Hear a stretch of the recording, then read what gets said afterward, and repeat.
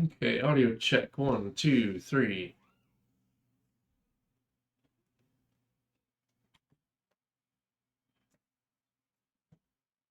Sounds good to me. Ladies and gentlemen, welcome to the stream of the Discourager of Hesitancy, where we are, well, normally we build a game from scratch with minimal dependencies, no game engine, but Friday is compiler day, so we are continuing with the Tokenizer Generator, doing everything the wrong way on purpose, because this is more for my entertainment than to try to produce something I'm going to sell. And for my own education. Education and amusement. I think they call that edutainment, except I do it for myself. So, today is Compiler's Day. We are building a compiler from scratch with no dependencies at all, and we are automating the testing. JTL, how's everything today? Today, everything is good. Everything is good. I don't know if I had like a breakthrough or what yesterday, but I realized that the game we're developing, like up until now, I've just been kind of having fun and grinding away on it. But yesterday I was like, you know what? I'm ready for this project to be done. I think the end is in sight. There's like light at the end of the tunnel, and I can see it. And at that point, it's like, oh, time to start thinking differently. Your brain changes gears, but you still got to finish the project. So it's like senioritis, but for a project. I don't know what that's called. Is there like a generalized term for that?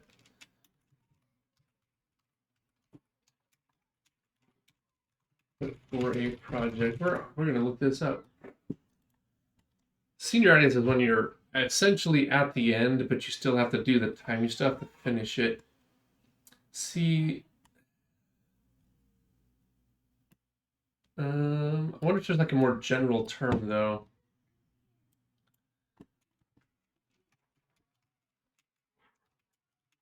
If there's not a term for it, we should invent one. Post-project depression. Jeez, what is people's problem? Okay, well, I'm not seeing a term for it. Anyways, I'm starting to get there. I'm like, you know what? This project's essentially done, which of course means you're not done, but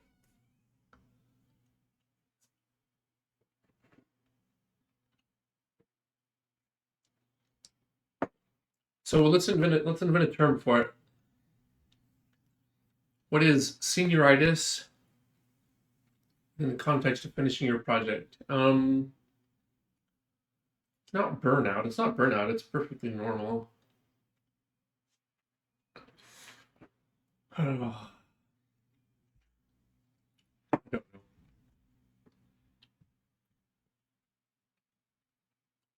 And how's everything for you over there, GTL?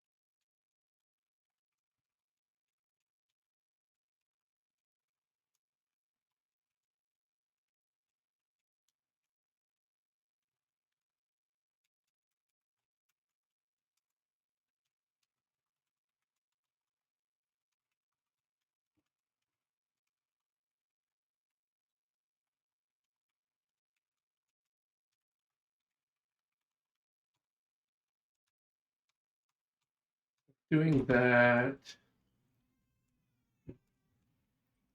I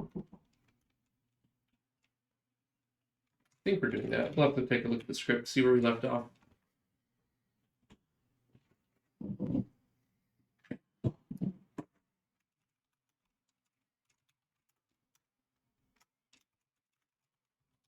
Prompt either find a word for or create a word for the feeling at the end of a project You are ready to be done. There are still things left to be done. Similar to, or a more general case of senioritis.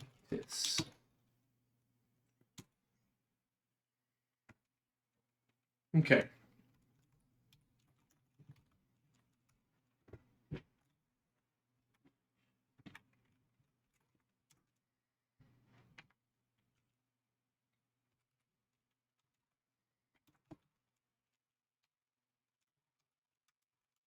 Test permutations not high.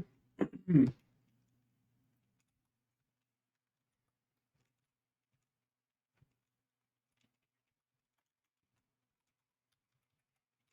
compile VV one time, then we compile and run a test.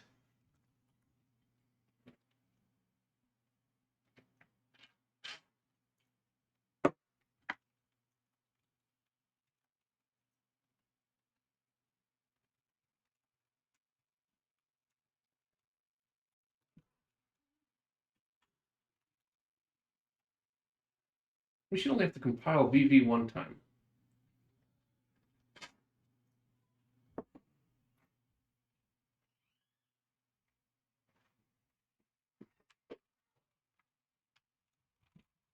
Right?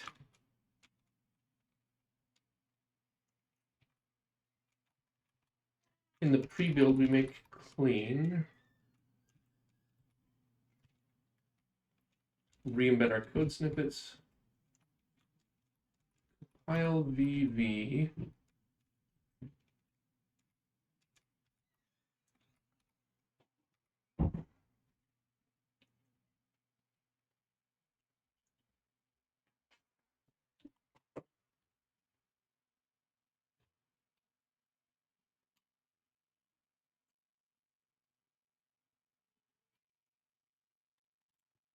Compile VV.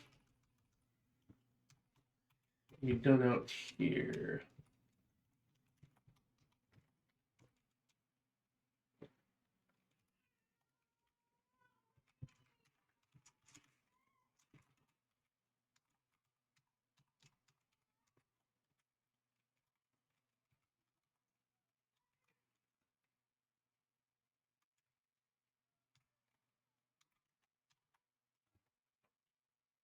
VV does not need the defines.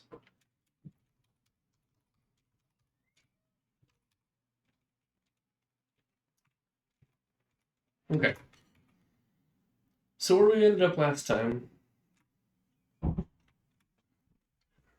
was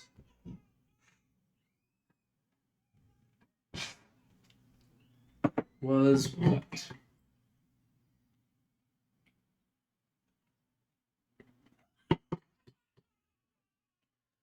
We're running through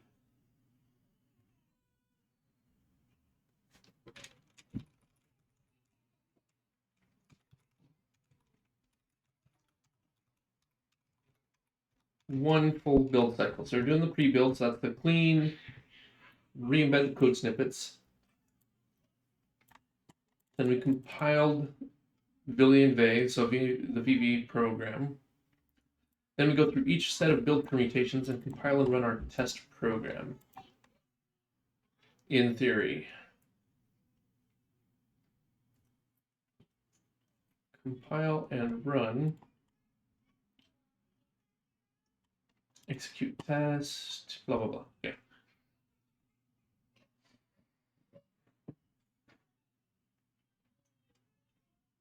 And what we were finding was, so let's see here, when we compile and run the test, we do this once for each encoding. And Latin 1 was breaking, and it turns out we technically will allow things in UTF-8 that we do not allow, should not allow. Therefore, is what was happening is we're generating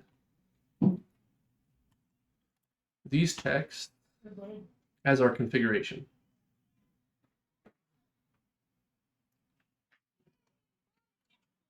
So here's our two configuration files. If it's Latin 1, we made sure to put in some Latin 1 characters.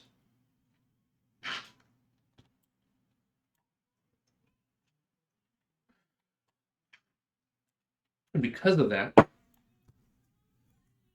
the thing that actually walks over the regular expression pattern doesn't understand Latin 1.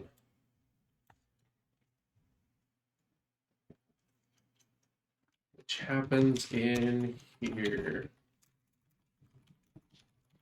Pattern to NFA converter. So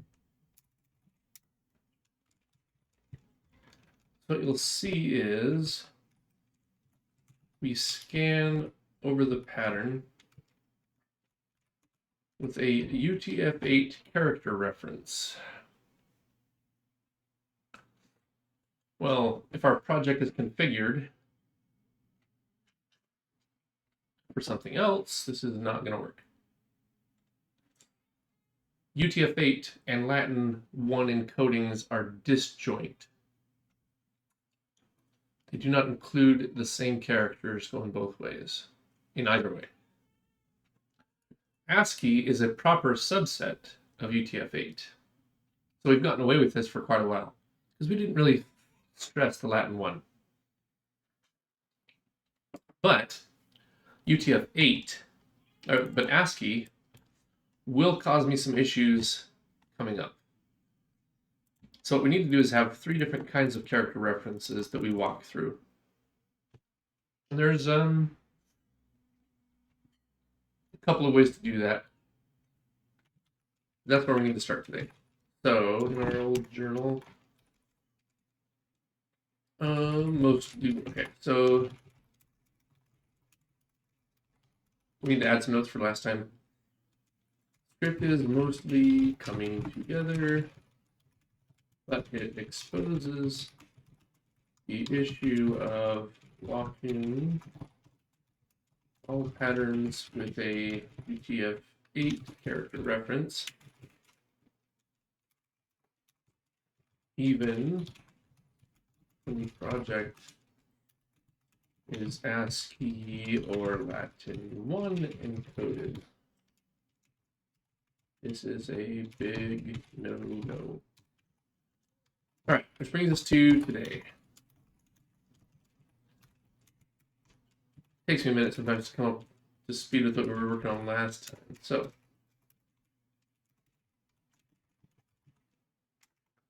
get some tasks, some notes. So our first task of the day is create Latin 1 and ASCII character references for use in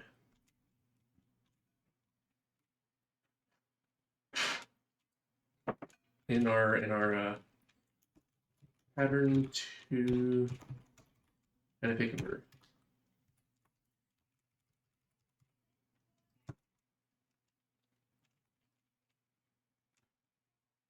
I don't remember what we were doing with read methods.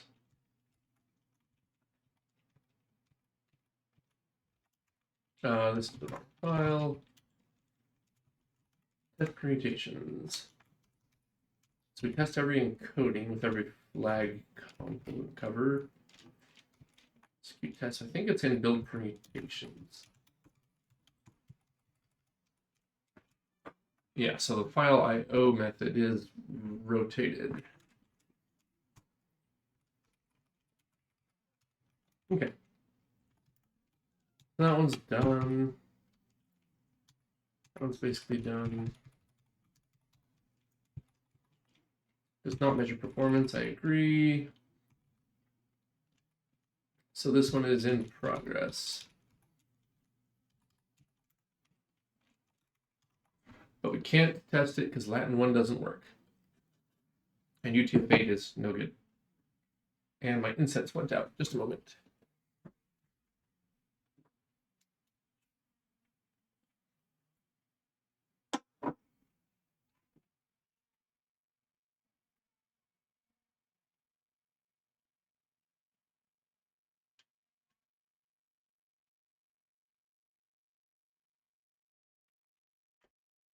I think it's a defective incense stick. It won't stay lit. Okay. So for each test compile, we can do that. We can verify the compile.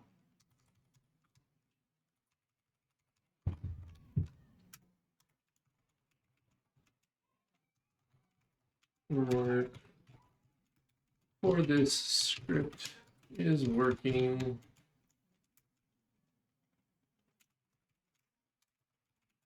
Still need to get through execution and output testing.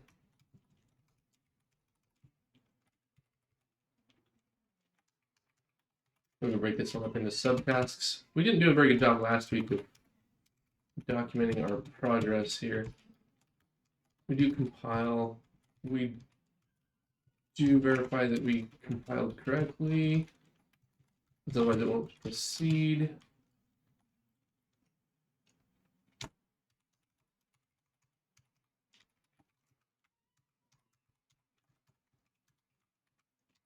Execute the test. Verify the execution was correct. So, like, look, checking the return value. Verify output, correct output. Okay.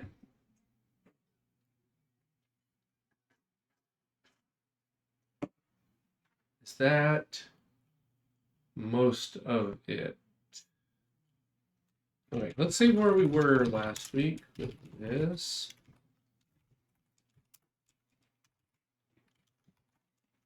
We were doing some weird testing with /_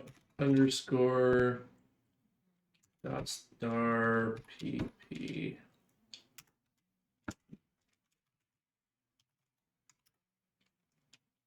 That did not work super good. Okay, fine. Underscore code snippets.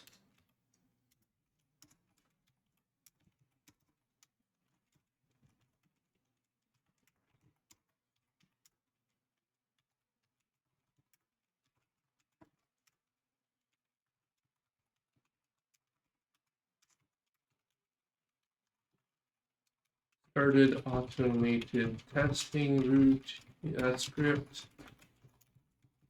Fixed some issues as we found them.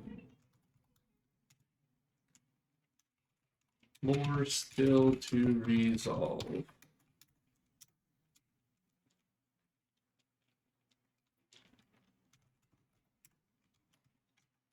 Oh, I can't hit that last test apparently. Okay, so journal. This is what we're working on today. I'd like to get everything building here in the next hour or two. Okay, so over here to pattern. Like I said, scan. The pattern is where we run into problems. This right here was where we were crashing last time. So let's look at YouTube character reference.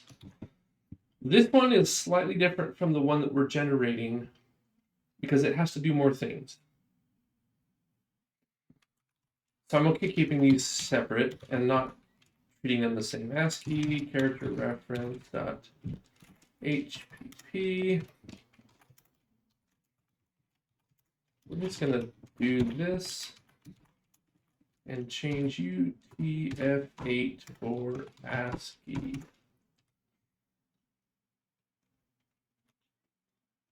And then we'll come through and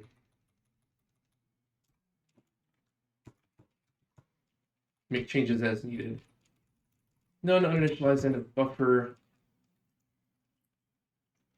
Invalid character. Those would be options for errors.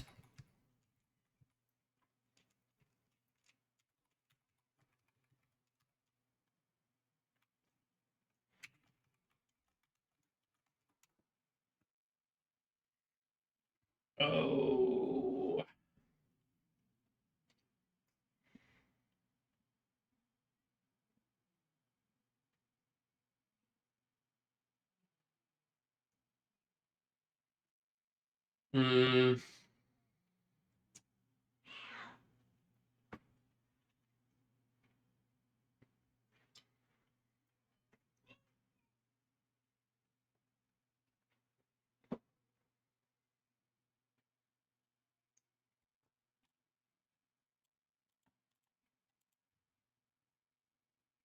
I was about to change the unit 32 everywhere.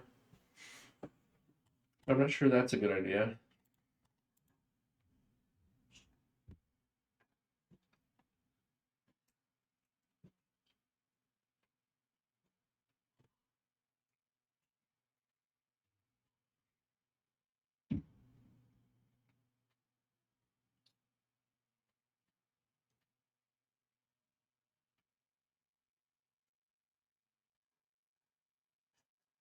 Okay. I'm already semi having regrets.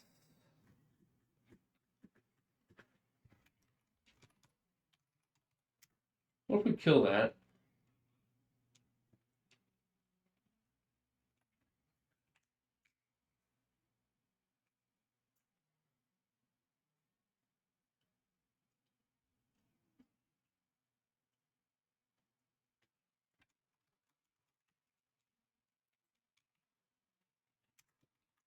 We can do this in a couple of ways. Let's go talk about it. Scratch buffer. 1.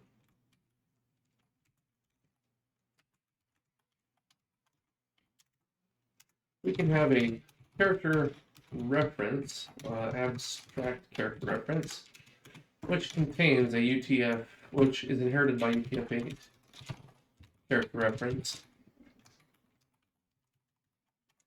ASCII, and a Latin 1 character reference. This would be the object-oriented way.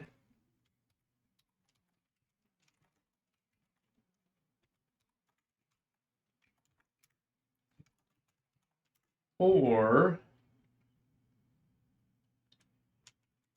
we could do it a different way where we have a character reference which contains encoding equals one of ASCII Latin 1 UTF-8. And then every function would just be a switch statement.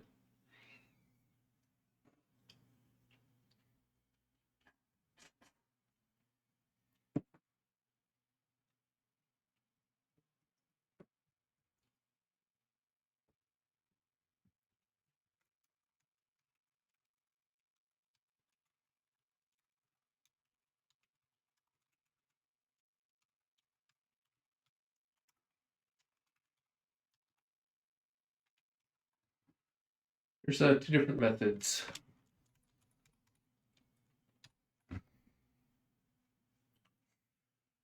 Because here's the problem, I think. Let's see here, what do we have here? Source UTF-8. Oh.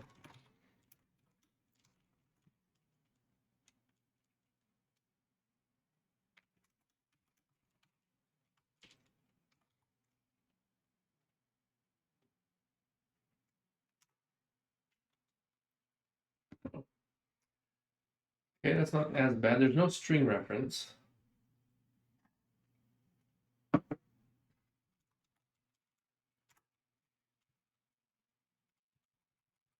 But this does all end up in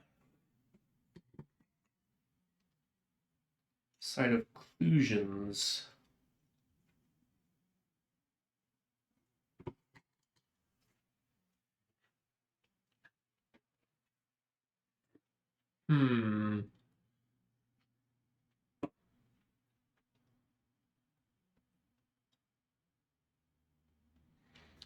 Right. My current thought is I'm leaning towards making this into a character reference and switching behavior based on the encoding. All right, here we go. Enum class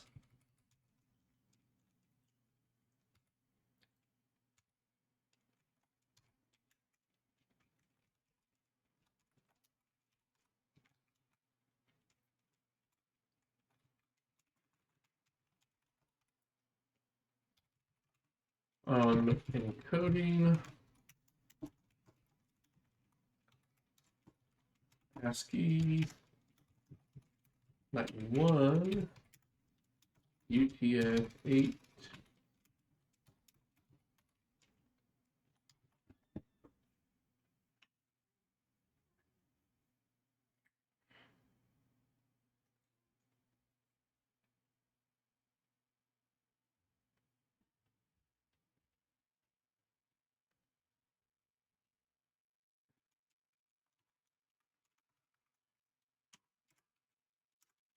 We remove all references to UTF-8, oops, in most of this world, except for this one.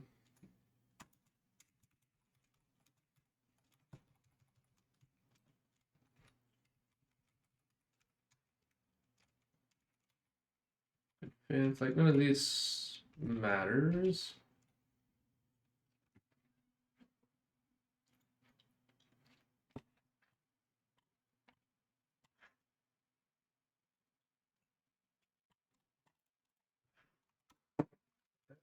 Static const char star encoding names.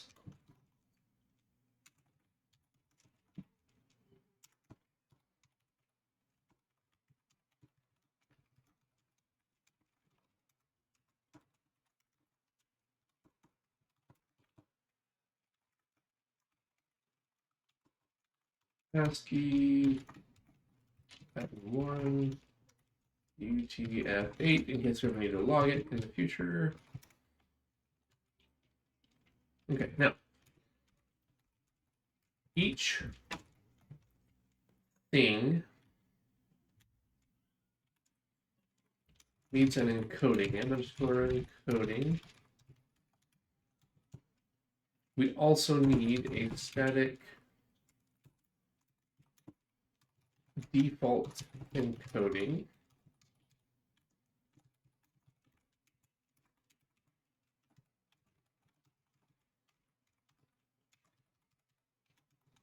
You'll see why in a minute. It's going to make our lives a little bit easier.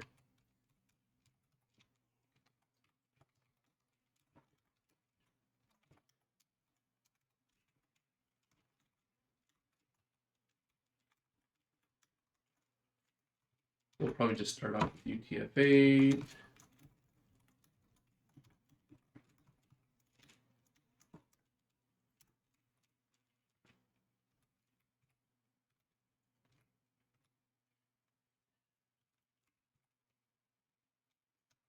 Okay, everything else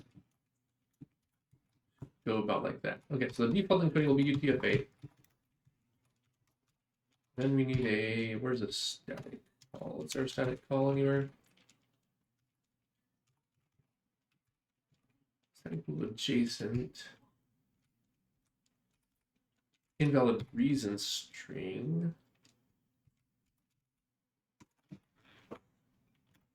Okay, so we need a static void set default encoding.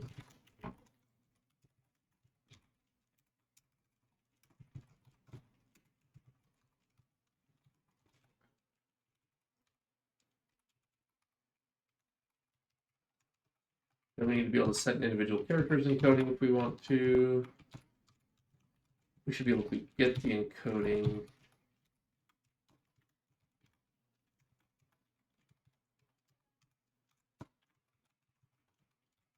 And let's char star encoding name. Okay, so let's start with this one.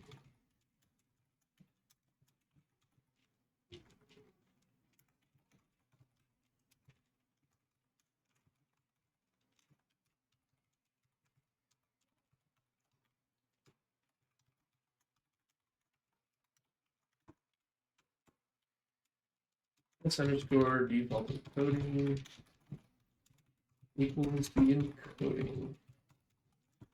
Now, when we construct a new character reference, our encoding is equal to the default encoding. That way we never have to do it more than one call if we don't want to. Assignment underscore encoding equals other dot underscore encoding. So that's just copied. Blah, blah, blah. Okay. That takes care of that piece. Go find the destructor.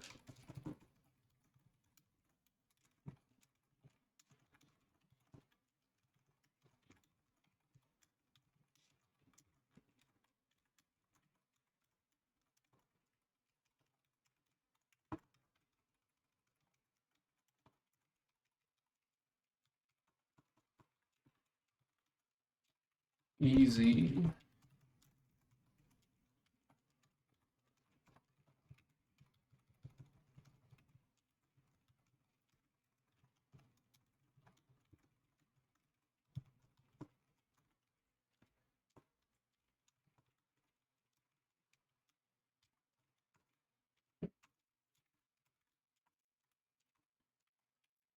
Just in case we want to log it later. Okay. All right. So assignment, easy. Equivalency testing, easy. We don't have to check anything else. The value will be treated the same way. So we're good all the way through there. Advance.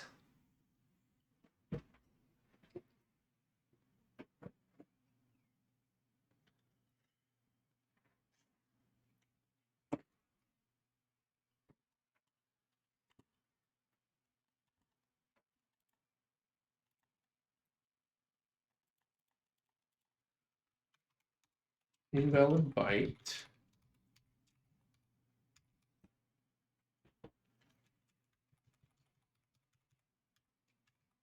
Okay.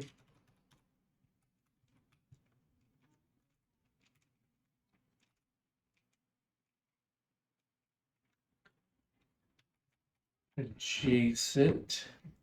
Okay, when we unpack and pack values, that's where it matters. Set override value.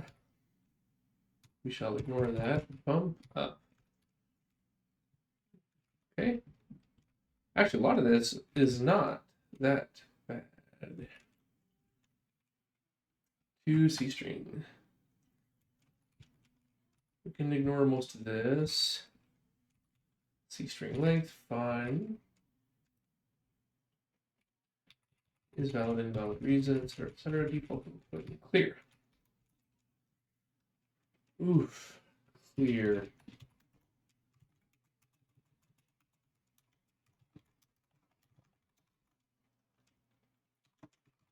We just reset to the default encoding, I guess, right? Update. Are we valid? Contents byte 0.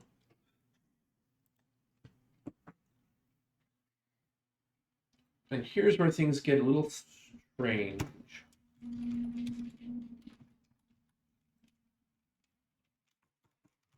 With our encoding.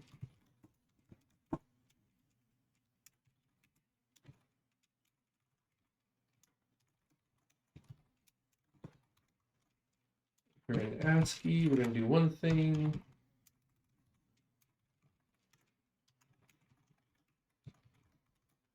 We're in Latin 1.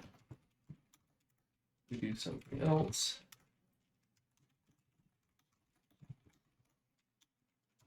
U UTF-8.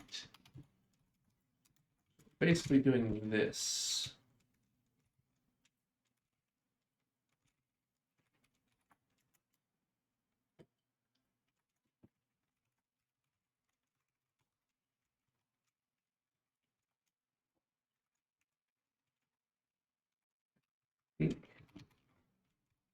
That is correct. We will go ahead and unify all of this stuff. So it's all the same. Okay. Latin 1. It's not too bad.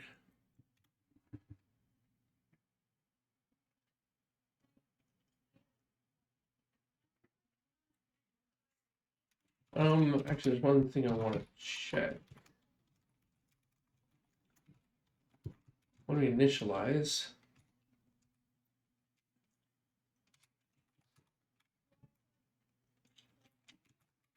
update, advance. So our byte size is just going to be 1, no matter what. Actually,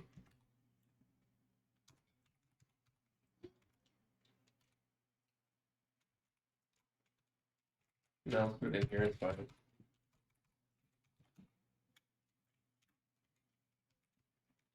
So we get our byte size, then we get our value, which will basically be this in either case. And the big difference is actually this. Interesting.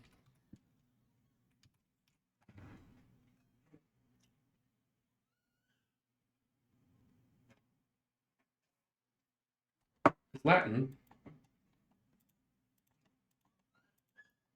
and ASCII, oops.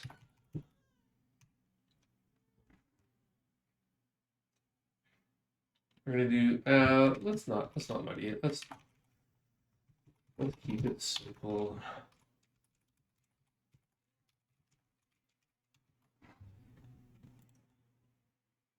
ASCII has to do a thing. It has to say if.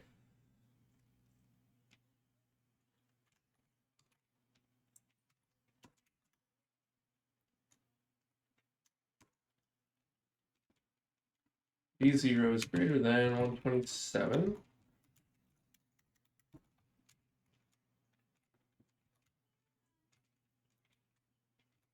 Then we get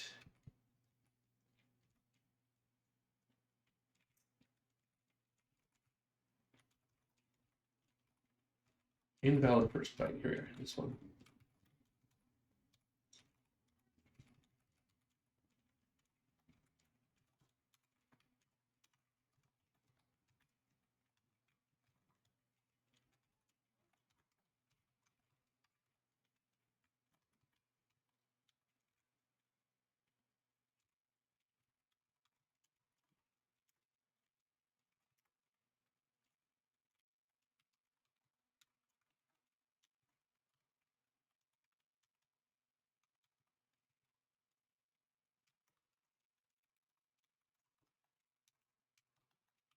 Okay.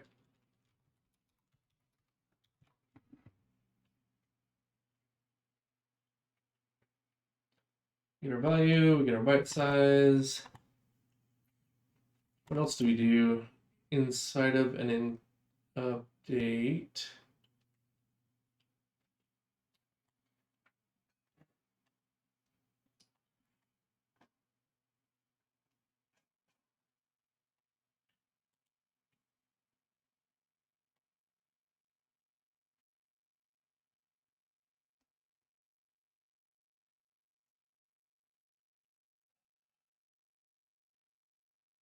Is that it?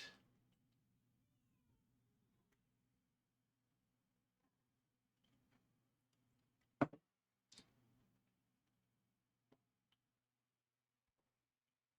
kind of feel like it is.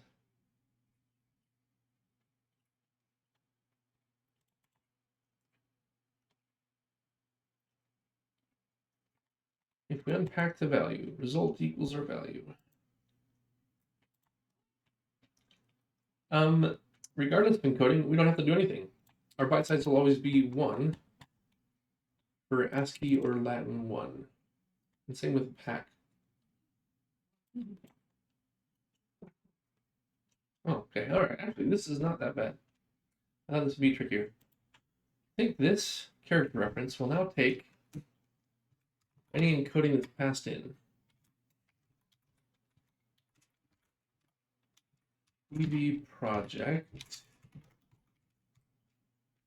has its own encoding, including error. How often does that show up? What got rid of error?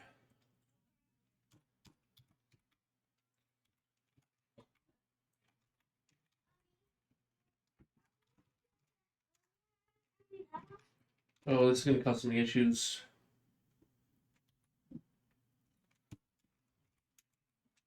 VVProject has a text buffer.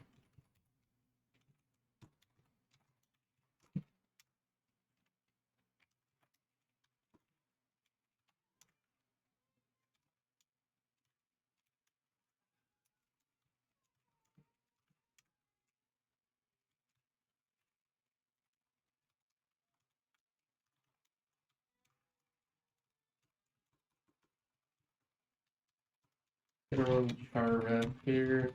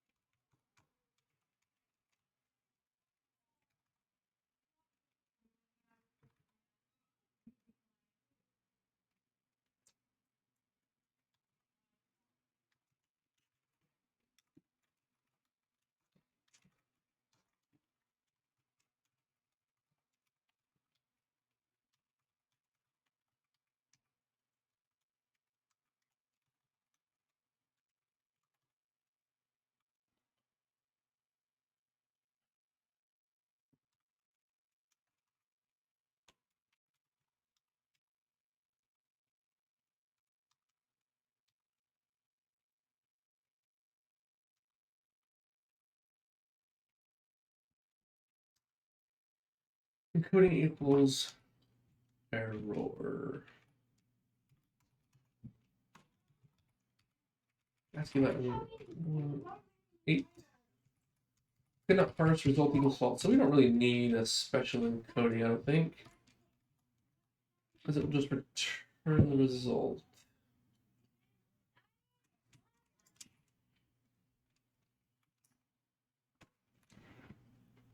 Read this file.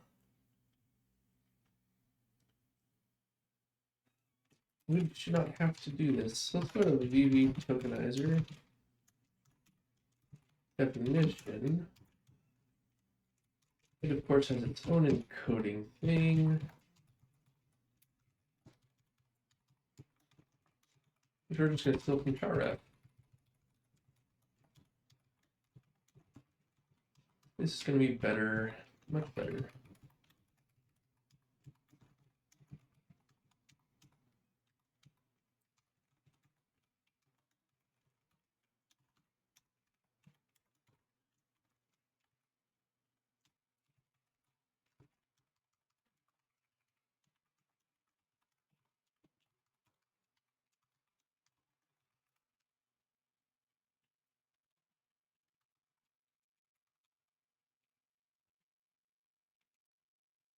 Oh my gosh, what did we do? We really created that many copies of this thing? We should just put it in the...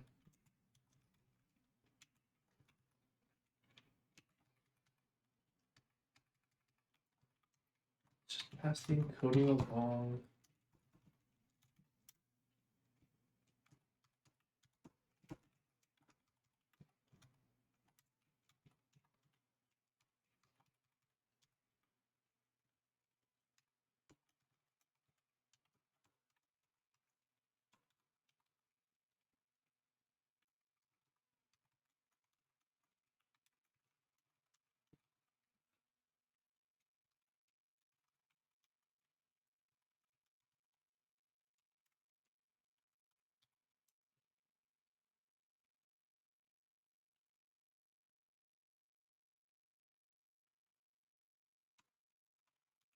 Static constructs our thing, encoding, and encoding.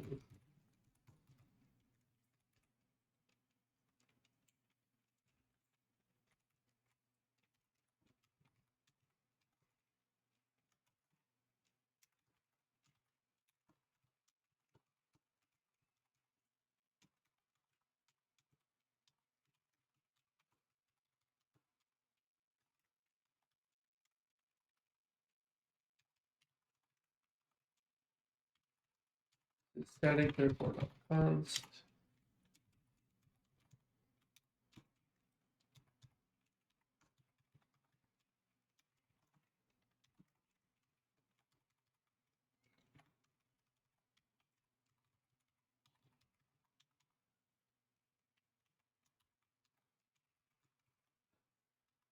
Okay, we're slowly undoing some rather silly encoding stuff.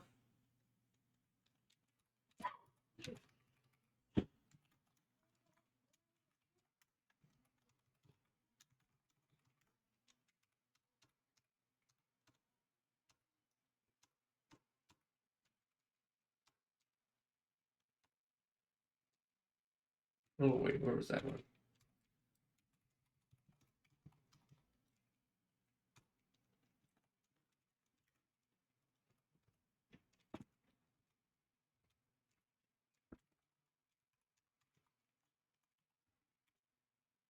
Okay. And then where we parse out our encoding,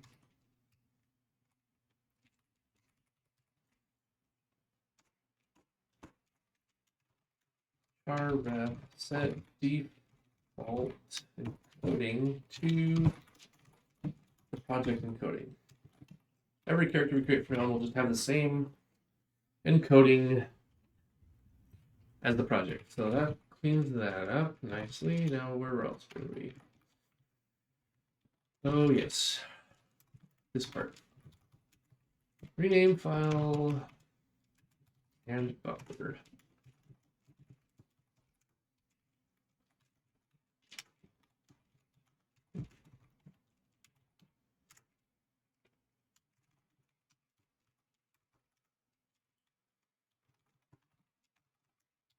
I need to update that in the make file.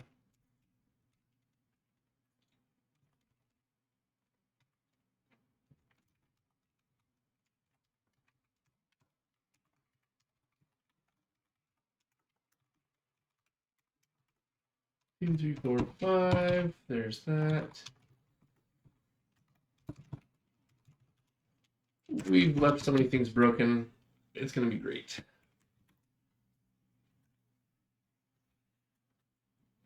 Yeah, tons of errors. We're going to work our way through these, letting the compiler guide us.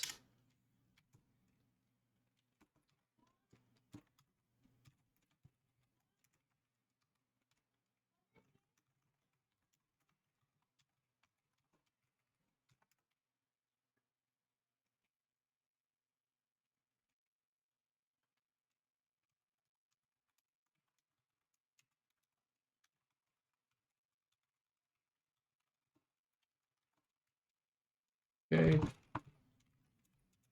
Okay, inclusion rules.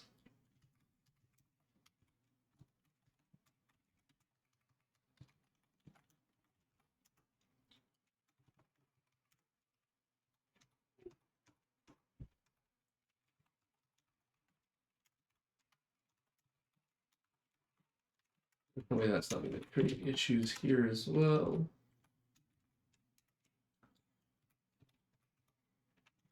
Okay. Let's just see where we're at now. Okay, inclusion sets are a big problem, which we kind of knew was going to happen because the inclusion rule was.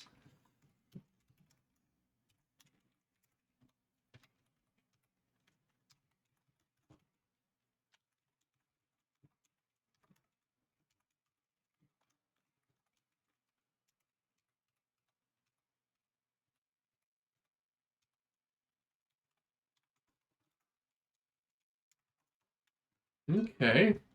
All right, we're getting there. Oops.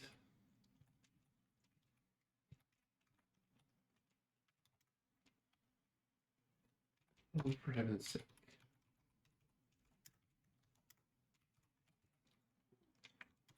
This one is static, so it can't be const. NFA needs this stuff.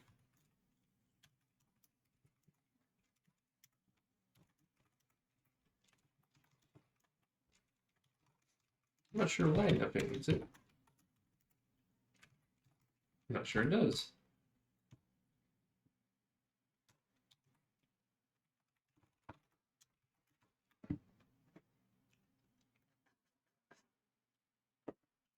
pattern to NFA converter was obviously going to be a problem. NFA state.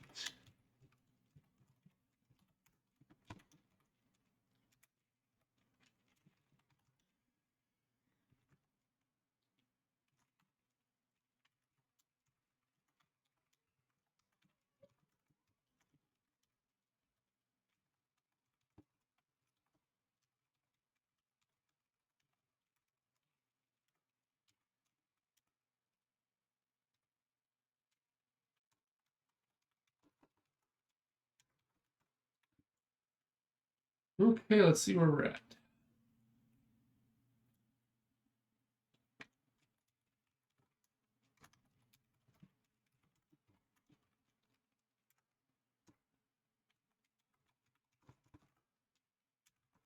Okay, super close now.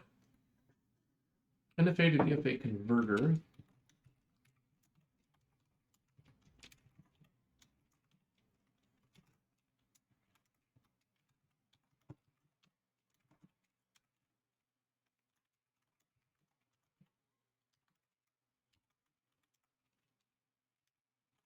Really? A little odd to me. Okay. VVProject.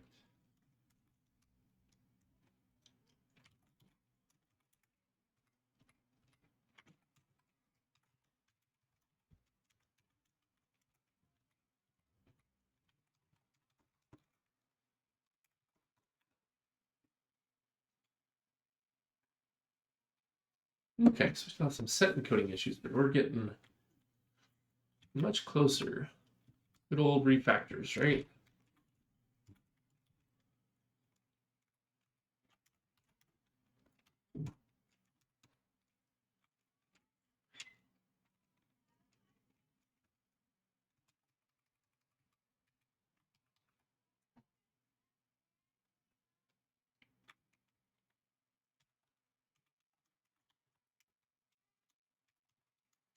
CharRef encoding name.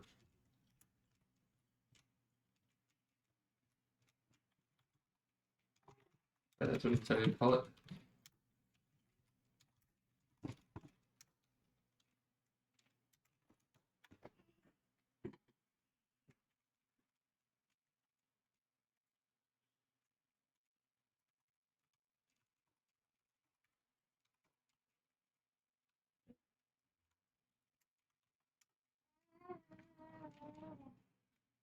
Oh yeah.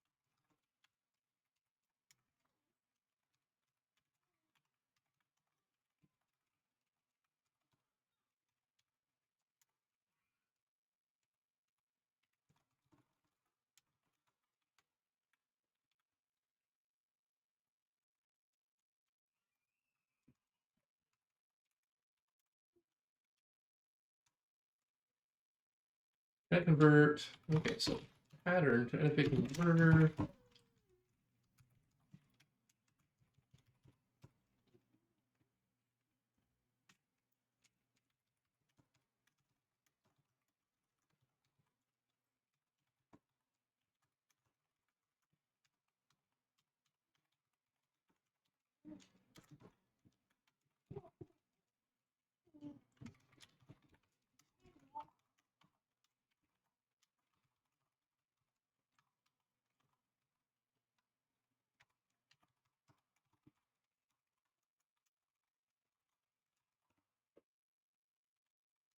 Oh wow, we've even done that part already. Cool.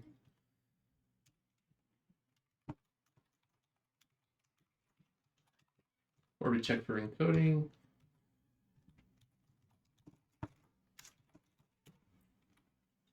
All right.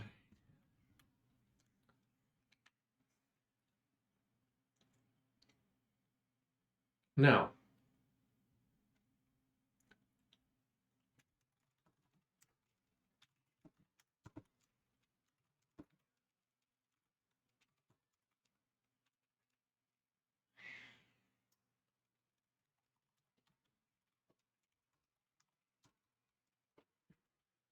we're just going to see what happens.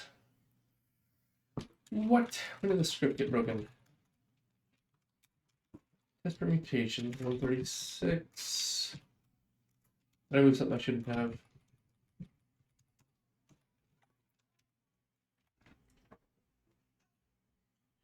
Defines.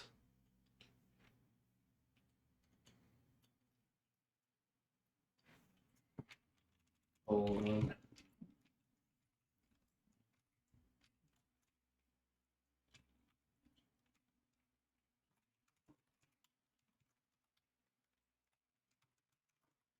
I don't think command compile object needs any actual defines. It doesn't.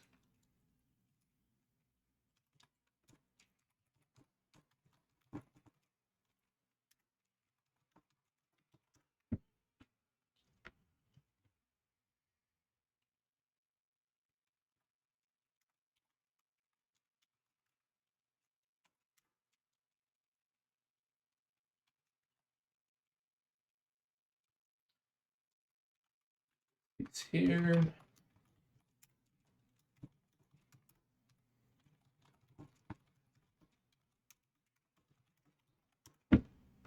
Okay. It's building things. Compile the VV. Generating a tokenizer using Latin 1. It is core dumping. So here is a question. Is it only because it's Latin 1 or is it because it's other things as well? So let's go back to test permutations.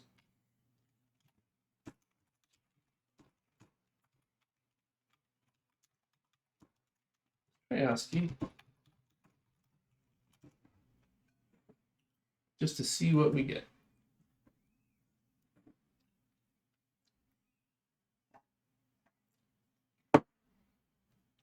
Well, that's core dumping as well.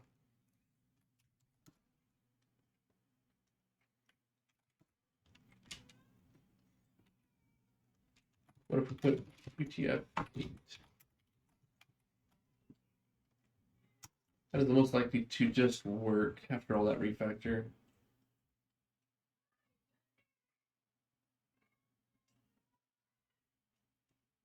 Oh. It did work. Okay.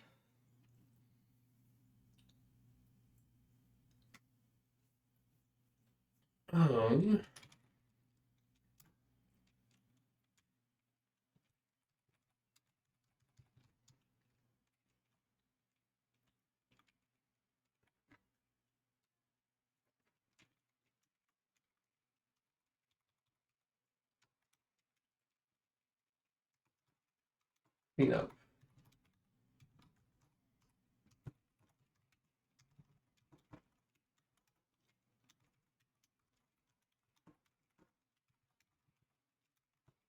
Meaning we have two files. We output temp VVP.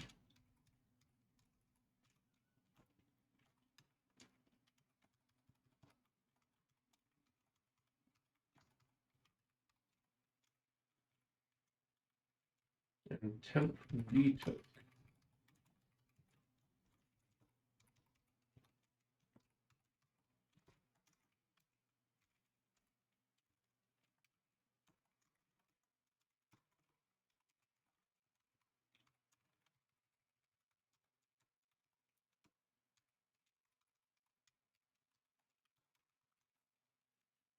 Clean up, we don't want to do anything just yet, but for ASCII in Latin 1, let's go see why we're crashing.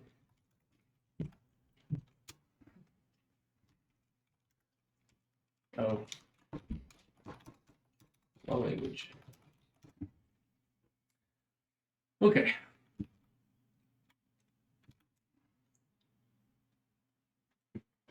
1 o'clock, most of the refactor is done. The tokenizer is going to generate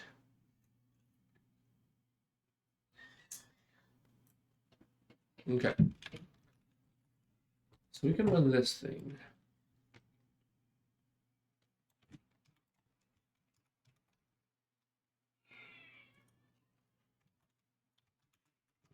In debugger.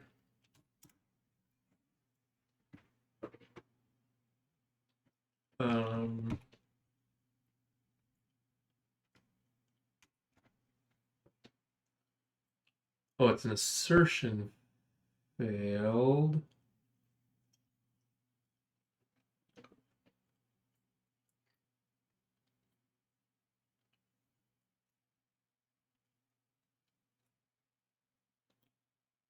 Oh, okay.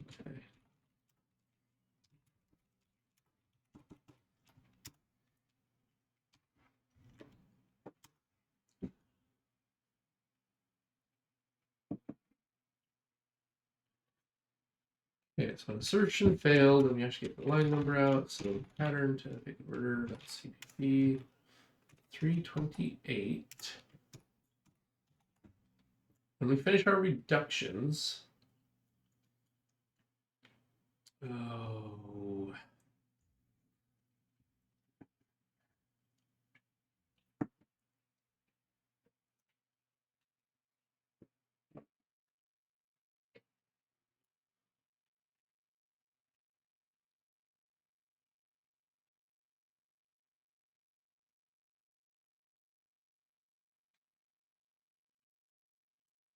end of all reductions, you should only have one thing at the top. Do I have a good way to print out fragments? Not really.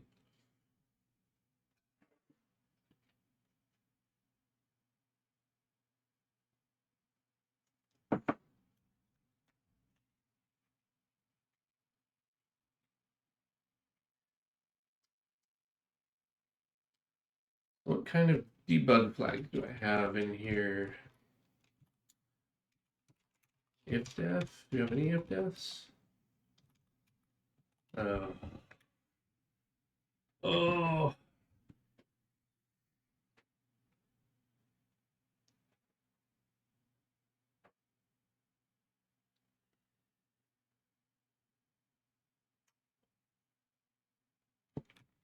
Okay, so that's with UTF-8. What if we go to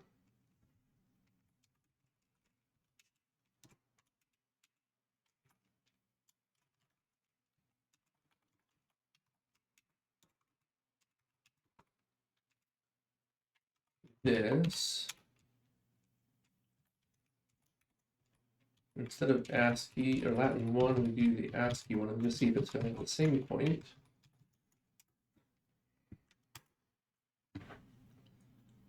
$328. Fragment size equals 1.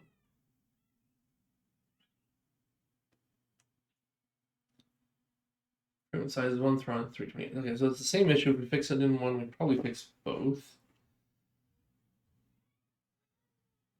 Right?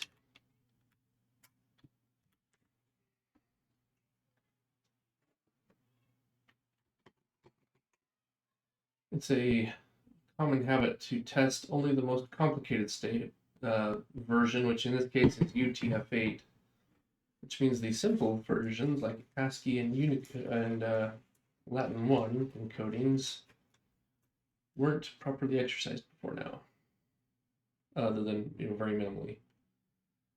Okay.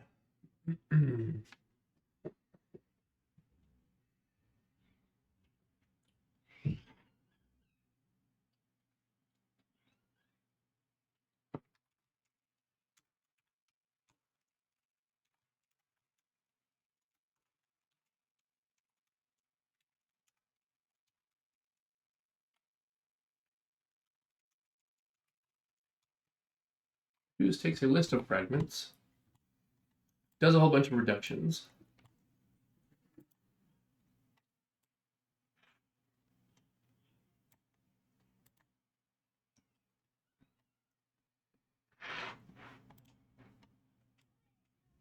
the end of all those reductions, which all technically succeeded, here's our assert. So we need to print down some fragments. That's what we need to do.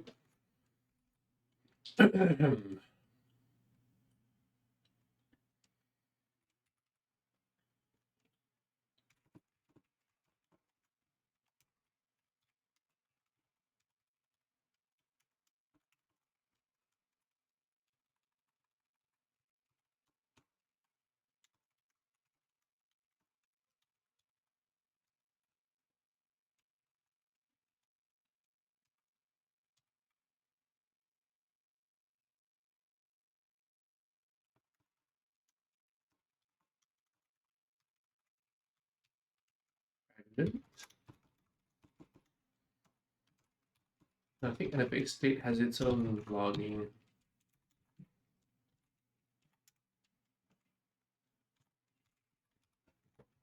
Yes.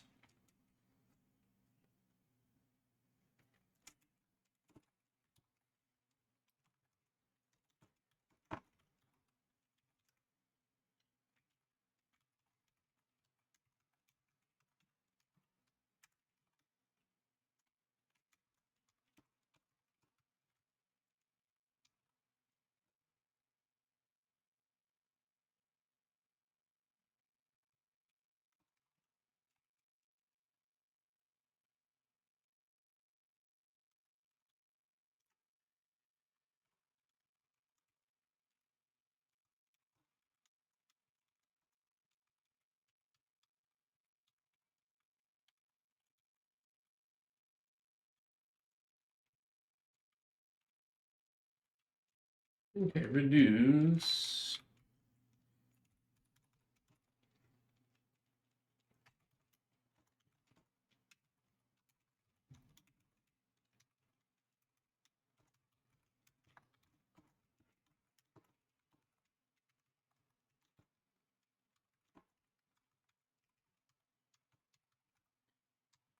That's it before we reduce. Here it is after we reduce. For the assertion.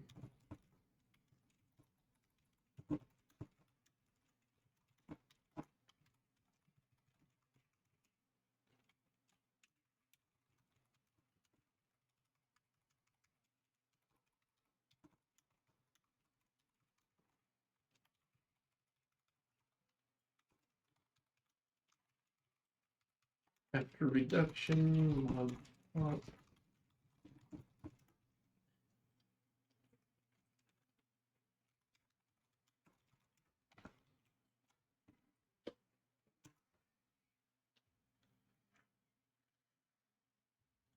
Let's just see how that goes. State. Oh, start state. Fine.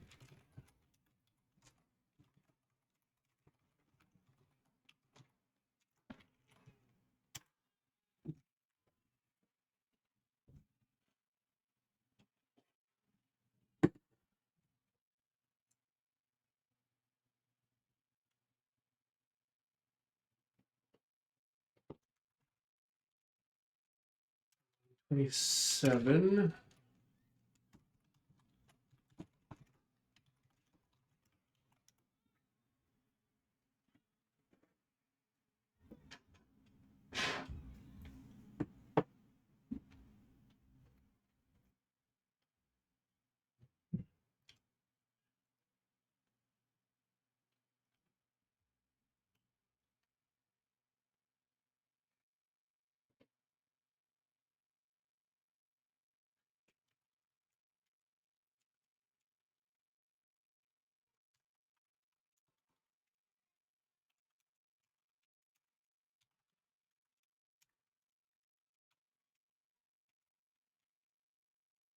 Oh, well, let's see here.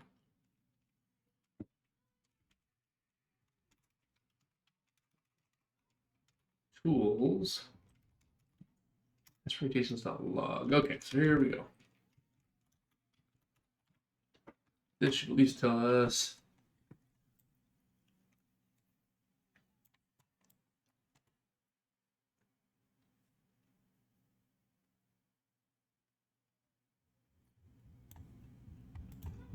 Oh, interesting.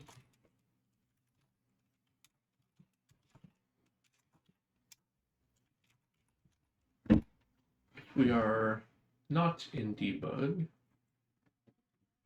We should be in debug mode, right? So we should log everything.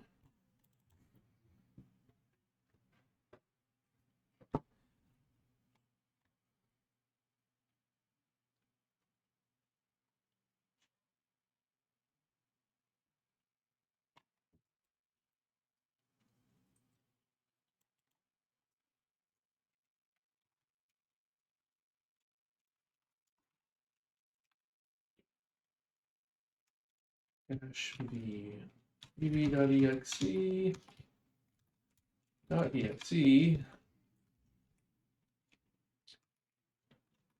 generate tokenizer dash v.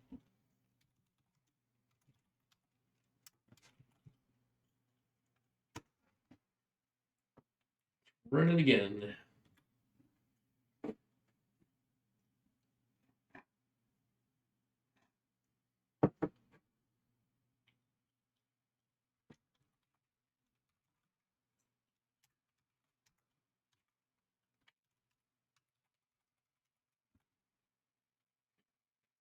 I understand it's not working at that point.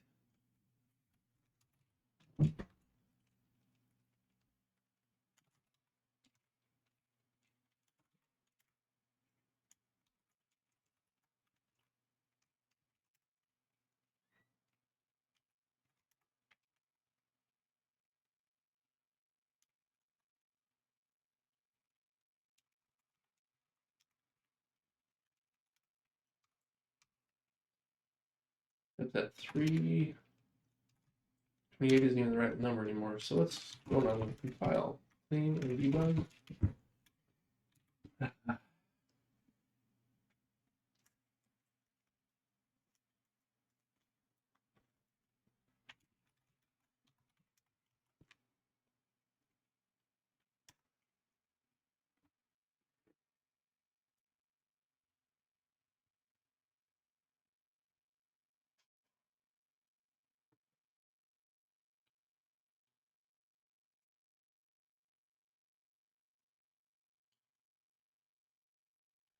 Before the reduction, after the reduction, we got nothing.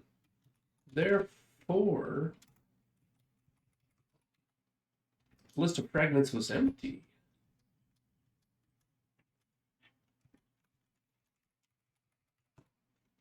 Oh, yeah.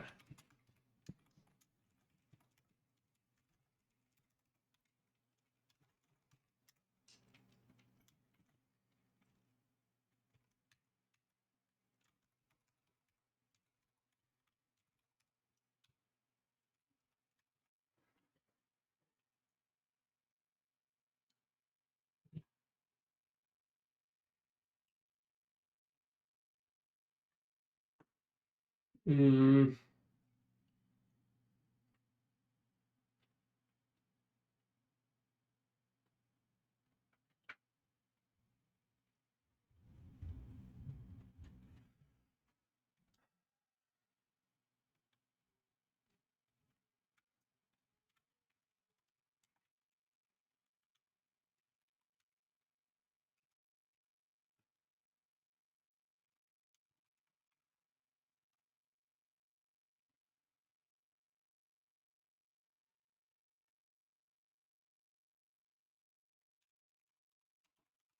Let's do this log push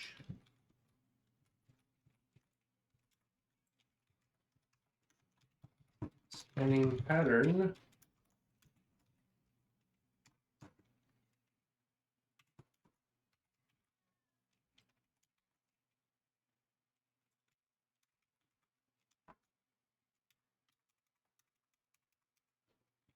Scanning pattern. I don't think my text buffer is null terminated.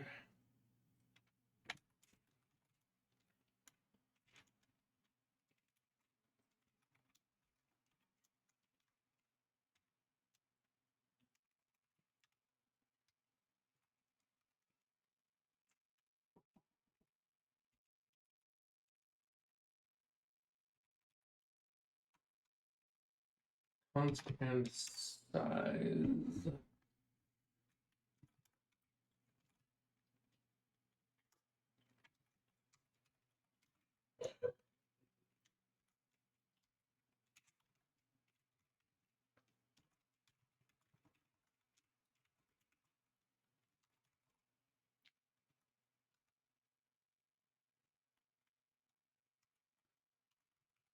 Put inside a context block. Temp equals new char array of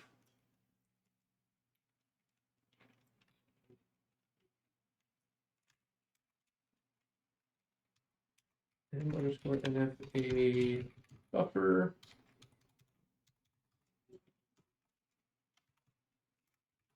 dot size +1.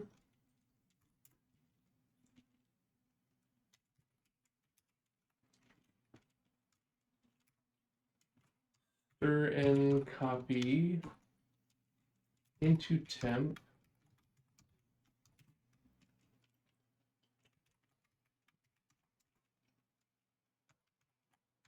m_nfa.2 buffer size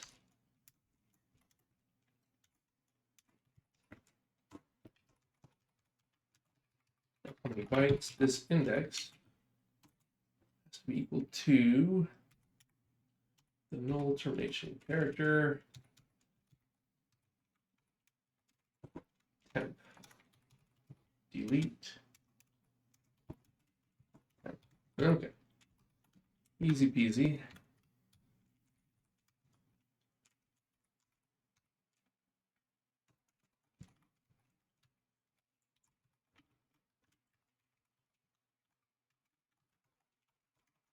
Okay, now we pop out there. I just want to see what strings we get.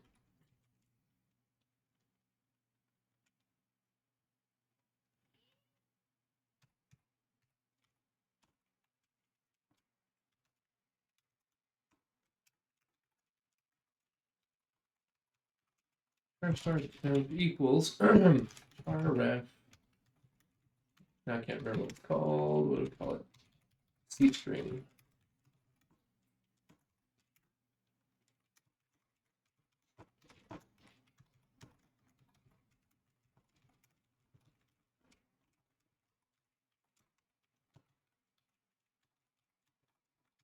At least it'll see every character go by.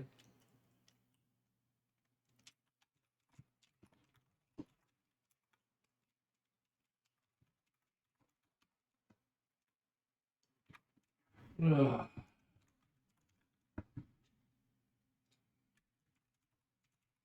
Blah, blah, blah.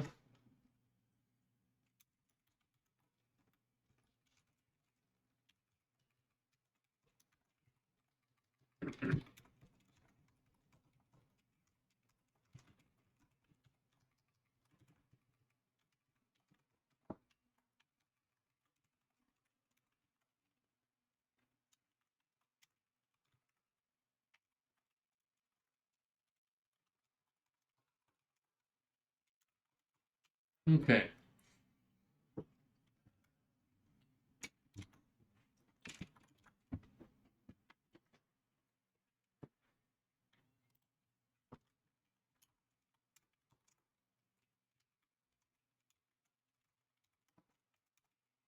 Contents.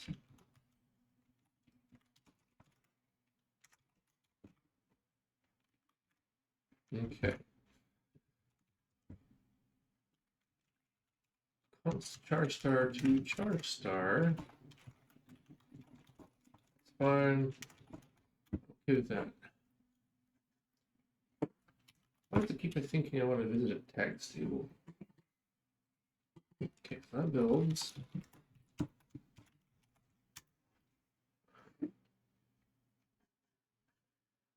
We should be able to see it iterate over some things.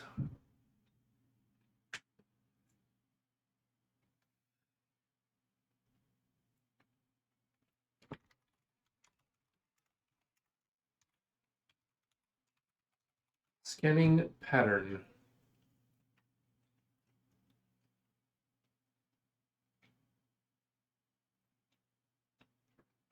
New line character.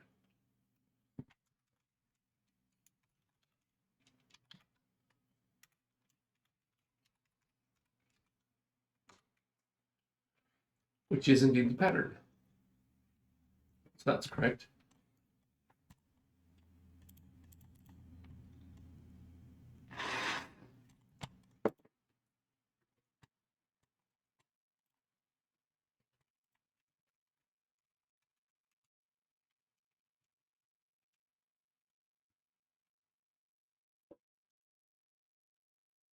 Okay, so did something terrible in CharRef in the initializer.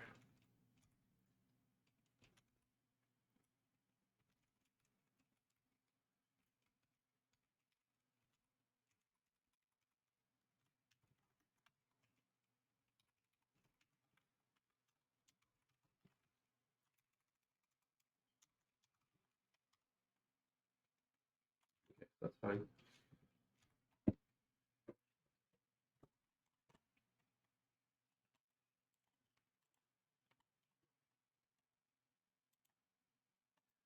And offset, character offset, update.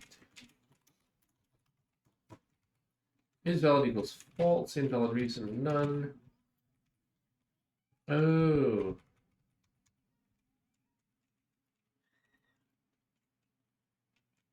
We set is valid true at some point in here. Right there. Which we never did.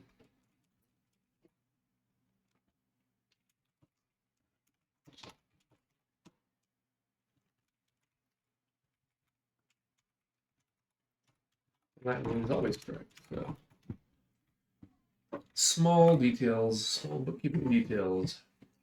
I keep track of all the details. I think we're closer than we have been. It does not also hurt at all.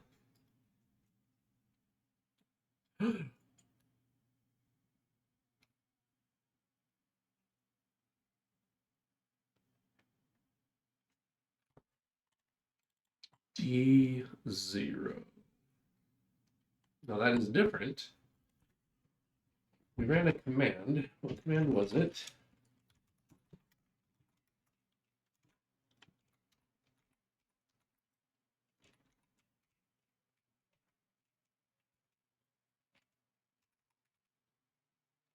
Right, tokenizer.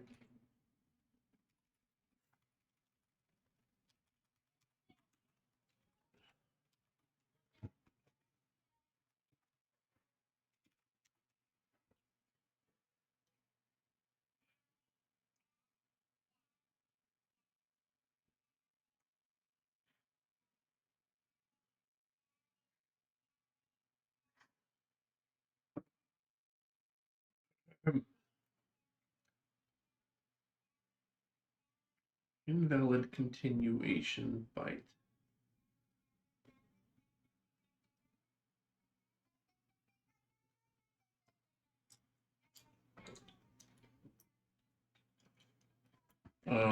Interesting.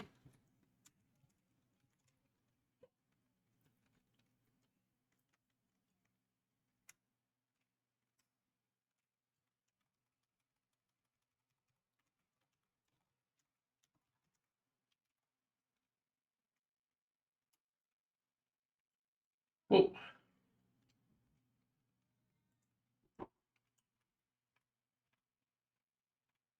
Whoa, yeah. Woohoo.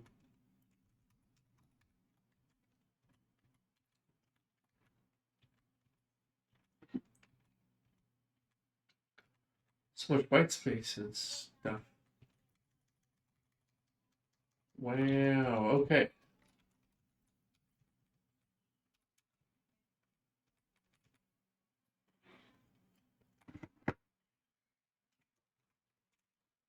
So I think these are working now.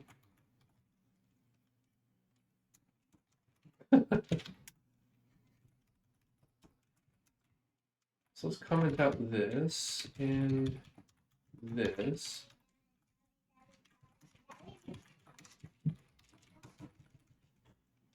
And this.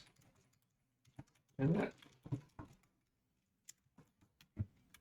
We'll run it with ASCII, then we'll try it again with Latin 1. Although Latin 1 may be a little bit interesting because we're decoding everything UTF-8 inside of our Python. That might not work out very well. Whoa, that's not right. Let's run this one.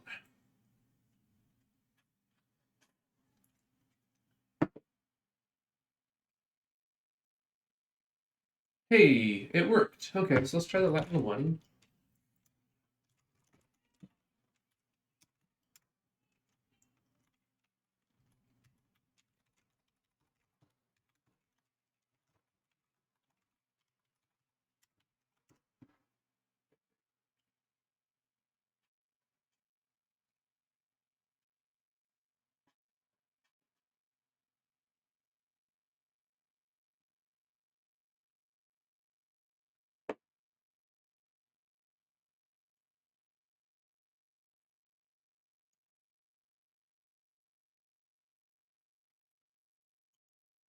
Sensibly it worked.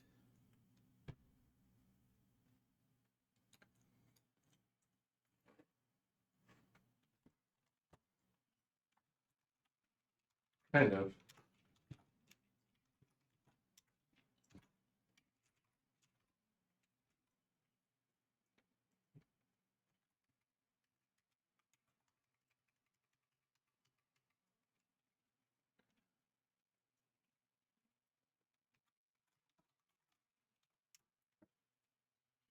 Unexpected character does not close an open inclusion exclusion, but only for the Latin 1.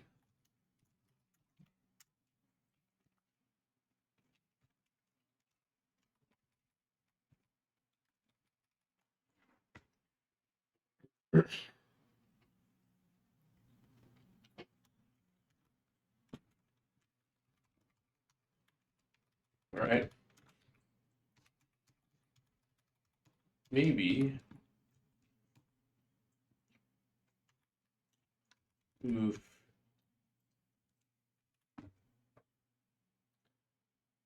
Ugh.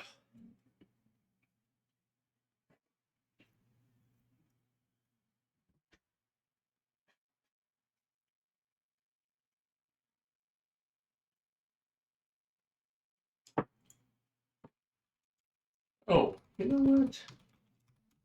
I'm telling you I want to encode it that way. Well, so it's probably taking these things.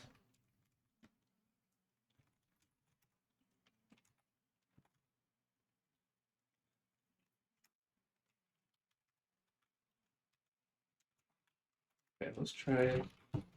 Let's just try something different. Let's do like this. We get these characters, shove them in here. Try that. Not that one. This one. Also, we should look at our VV test. Our temp v toke.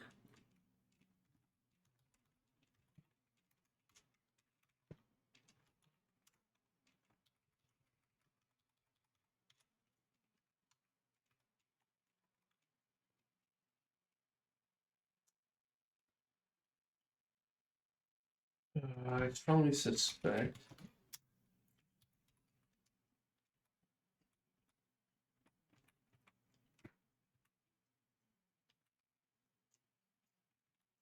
A1, B2, 2D, BF.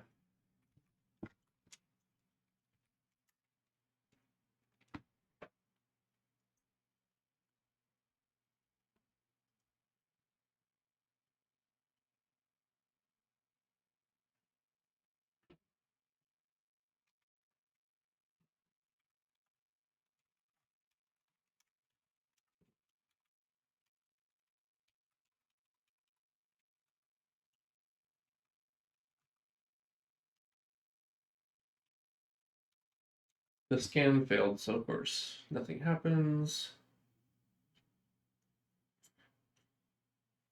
The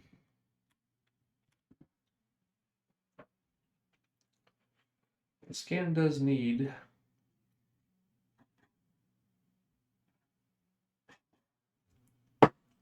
doesn't feel like it changed anything though.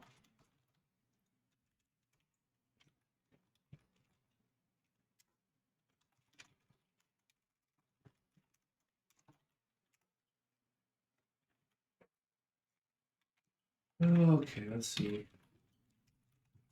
How to write Latin 1 encoded text to file.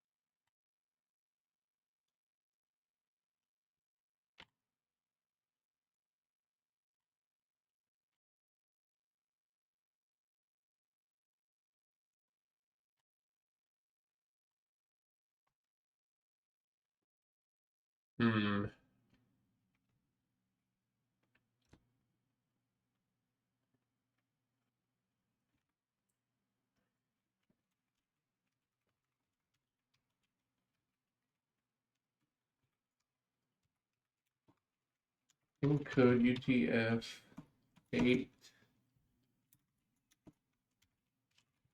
decode.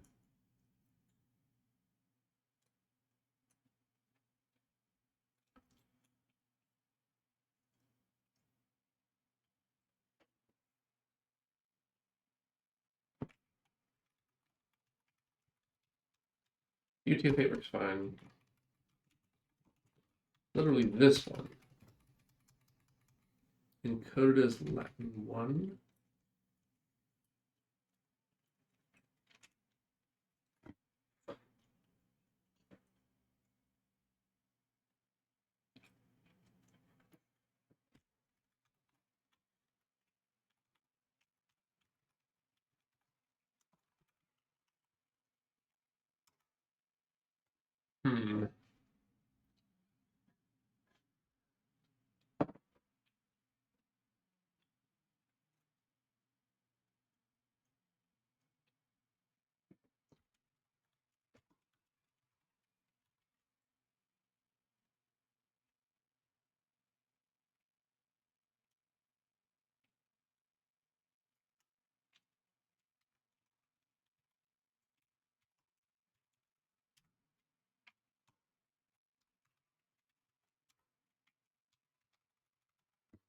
That looks okay.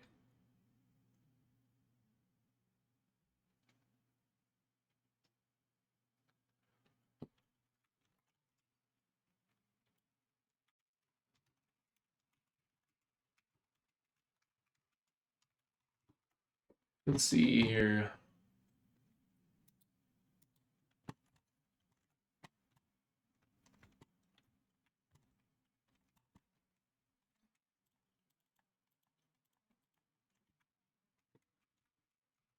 Buffer file.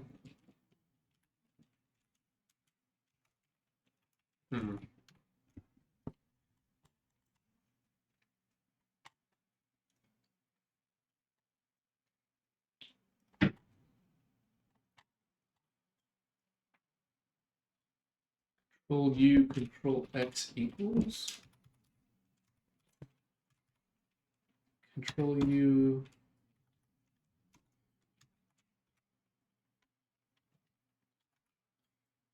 Position, what's it? 1/4 displayed as 1/4 code point. Char set Latin 1.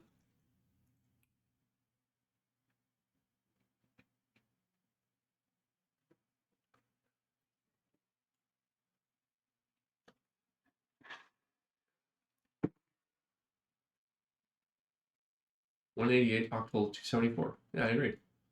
Okay. So it's encoded correctly in the file, actually.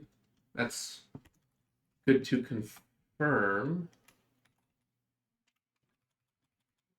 Control U x equals. This one is also Latin 1 encoded with a value I would expect. This one, 277 octal. Okay, so it is outputting the file correctly.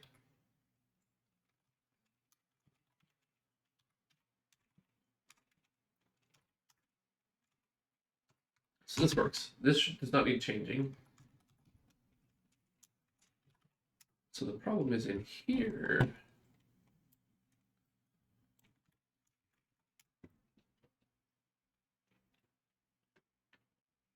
I don't need to escape character inclusion. I'm not escaping a character.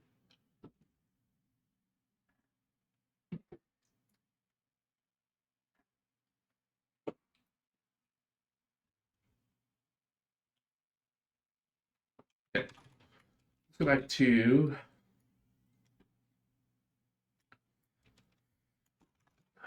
having an FA converter.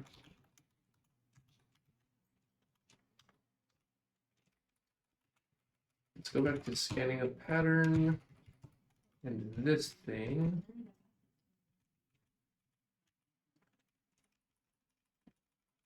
And that thing.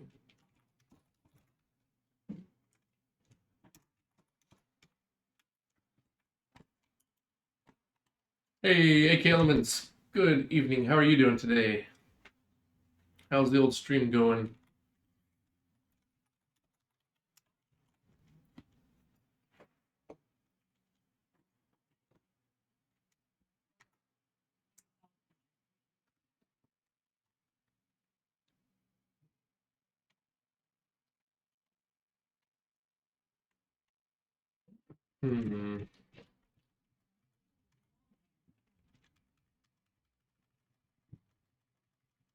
I don't think I agree with what this scan says it's doing.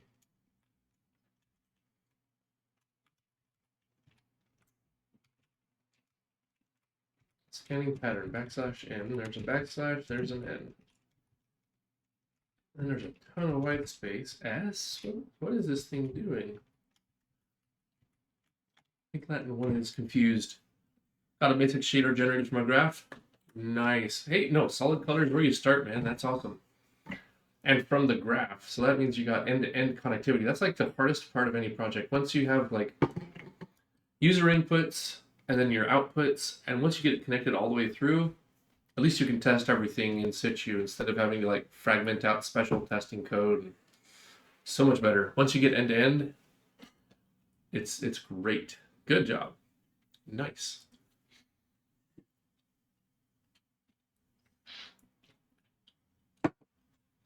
That is super cool.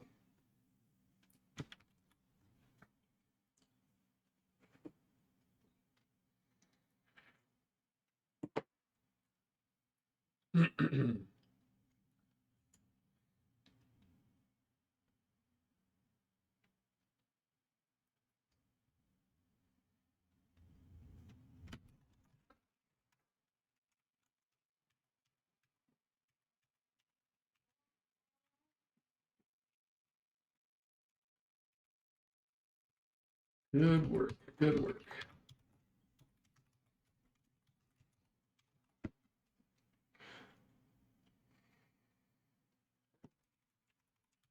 Let's go to our pop actually.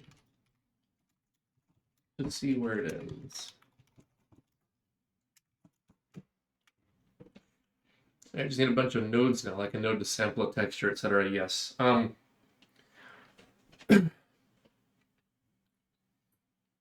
For me, like I've thought about doing node-based systems for other things, but what I end up with a problem with is there are so many different types, and type checking the nodes and everything is a little bit tricky. Like dumping a scalar inside of into a matrix or into a texture, or if they make the wrong connection. If you're gonna write your own node graph stuff, I believe you're using some libraries for your node graph, so maybe the typing is already checked, which would definitely save a lot of the work. Like that's 90% of the work is making sure that the inputs match the outputs when a connection is made.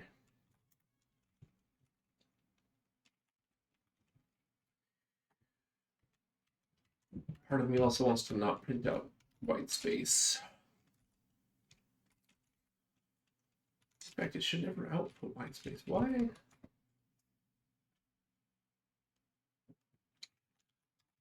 I bet I know. Hold on. It's not stopping. So we're at end of buffer.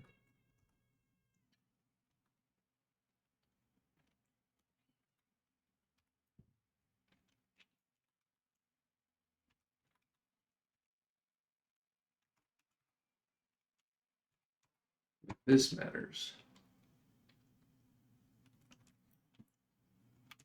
Actually, I think we do this. I'll bet that fixes that. I think I have a pretty clean solution to that. Everything types checks always, so you can't connect pins that are not matching. It's a lot of C++ template magic. Oh, yep.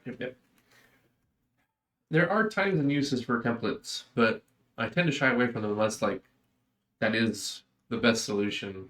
There's almost always a different solution that's just not quite as painful, but yeah. The type checking it can be brutal.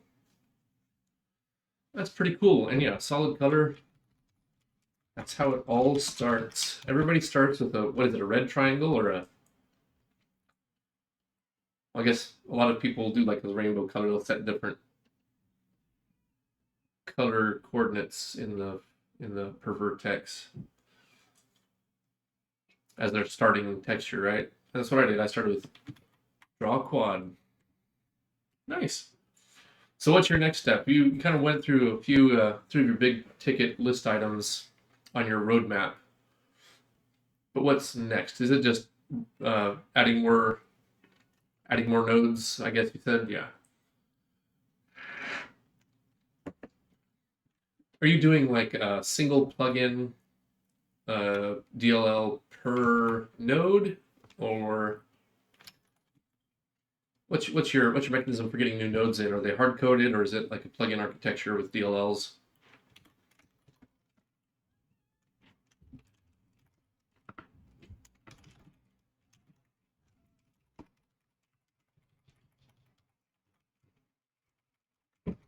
Okay, so that one is working. Always fun. I think that means we can now actually test all three encodings in a single test pass.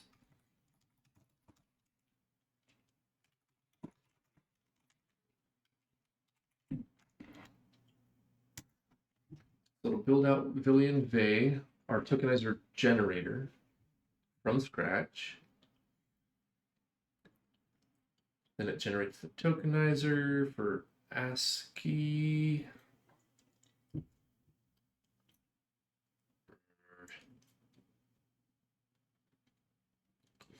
Means ASCII is still doing something unfortunate. Cleaning up a bit. Yeah, you always got to do a refactor step before I can submit a repro and then need to see what's next. Probably something less graphics related again. Maybe some editor features, yeah.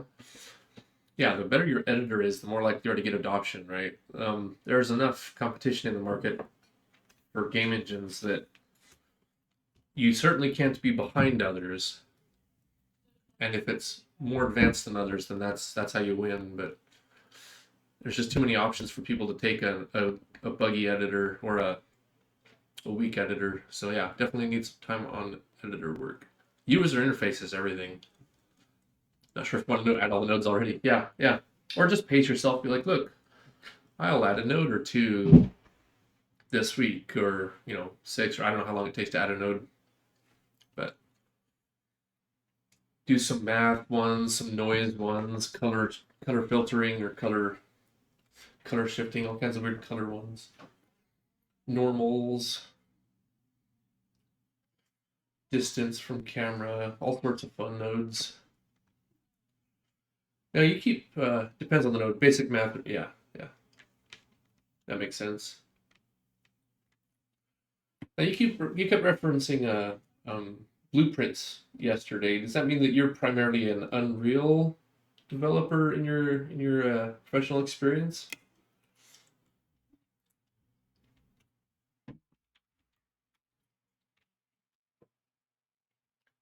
I tried Unreal once or twice and I kind of bounced off of it. It's just not really built for a solo dev, small game development kind of thing.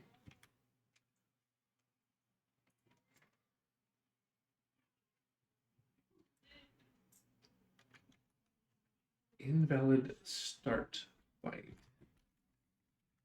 Okay. So for some reason, back to ASCII. ASCII should not be a problem. We're not doing anything special in ASCII.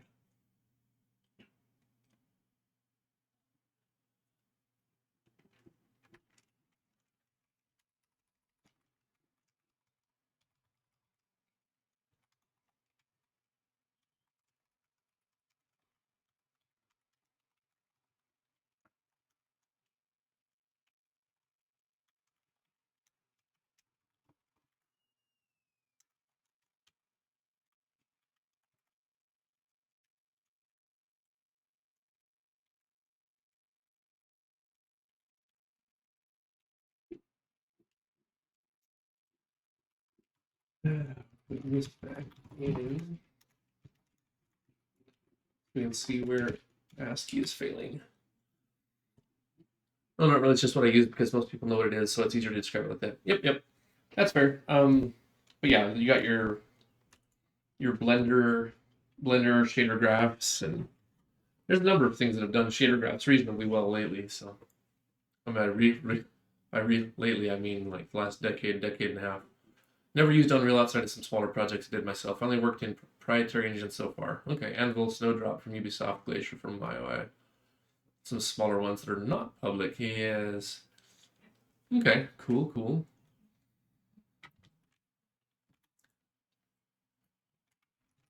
I think most of my game engine experience is with Unity. I've tried a couple of smaller ones, a couple of other ones, not big ones necessarily, but I'm not like a game engine aficionado. Use the tool that's right for the job.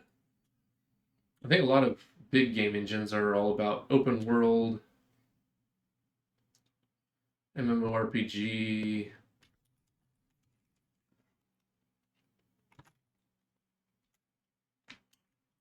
Oh, really? Put those letters B back in.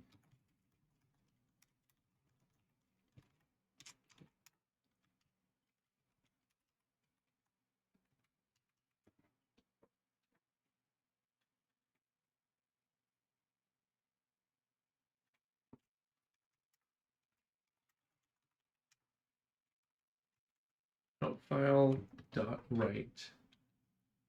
Bytes like object is required, not string. Oh, good heavens. All right, so if we just do this, bytes, for everything that's a write, that doesn't get the encode, that's a byte.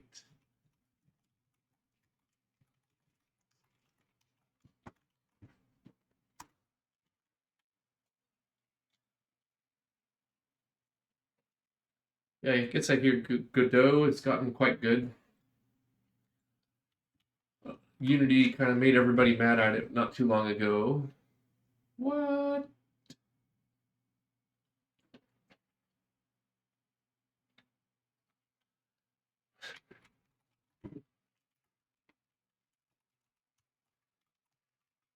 Wasn't it just telling me?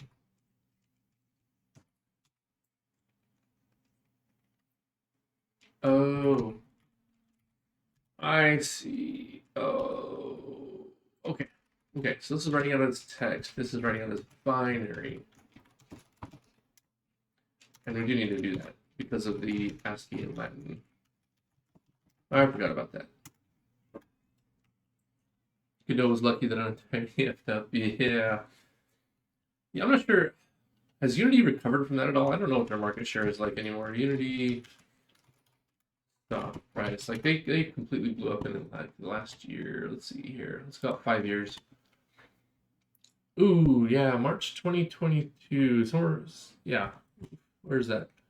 It kind of peaked, $200 a share, November 21.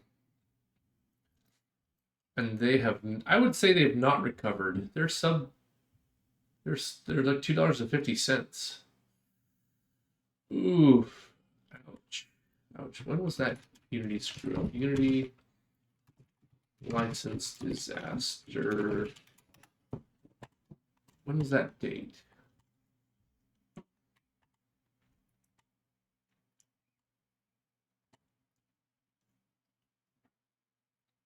$2023? They'd already lost quite a bit of market share, I guess, by 2023. So maybe, well, it did used to be over $30. Yeah, the fact they're now under $20, I don't think they're recovering very well. If only my engine was ready at that point already. It's all about timing, man. I mean, there's a, yeah, timing is everything. Oh, so ASCII worked all of a sudden. Okay, fine. I just want to make sure it works for every encoding in one test. Wow.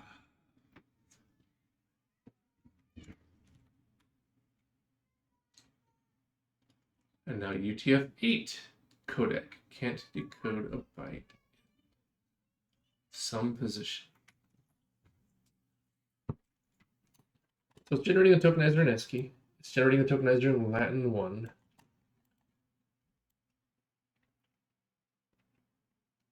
A1. It's in the output decoding, though. It has nothing to do with what's going on.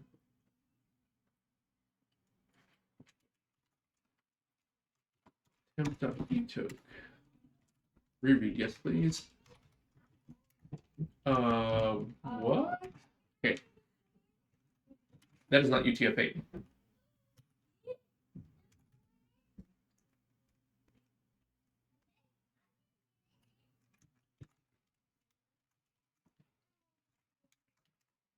I said, if encoding is UTF-8, we output this stuff. No, not this stuff.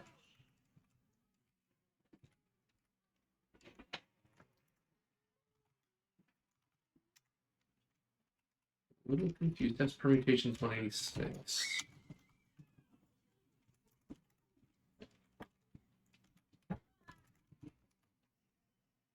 Execute command generate tokenizer. So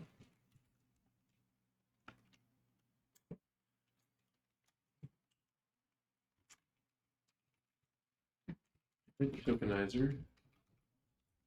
Yeah, we know what that command looks like.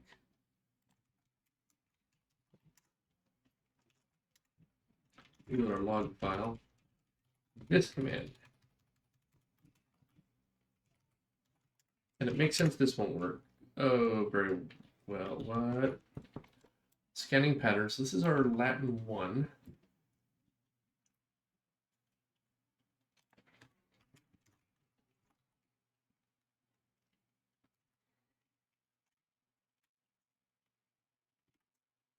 This is puzzling. Why can't it ever just work?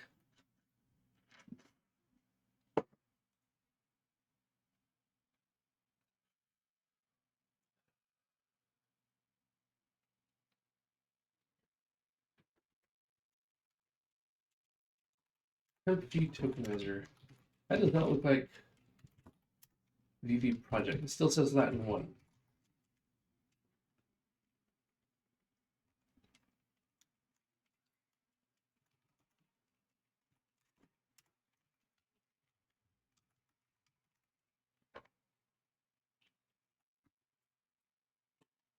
ASCII, Latin 1. Oh, so it is a Latin 1 issue. A1. Oh,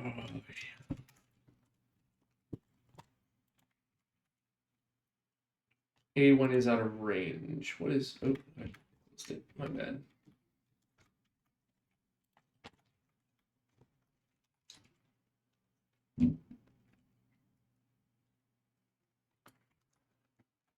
Okay, so Latin 1 is going to fail because it's outputting that character. I understand. Which means the only way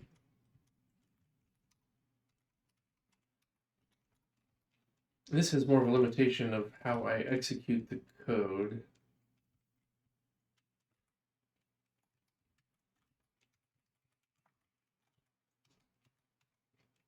Inside of the Python environment.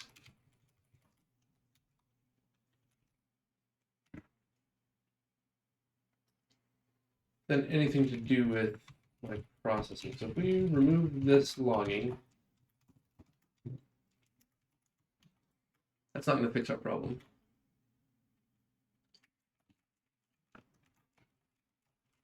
Python Latin 1 encoding. I can set the encoding inside of Python. Okay, so Latin -1. Kind of didn't want to get into that road, down that road though.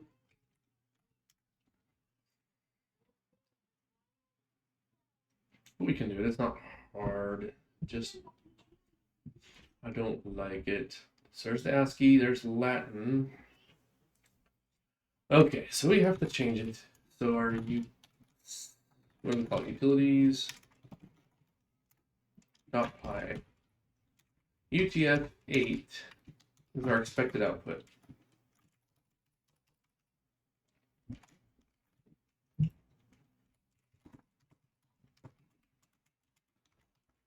UTF-8.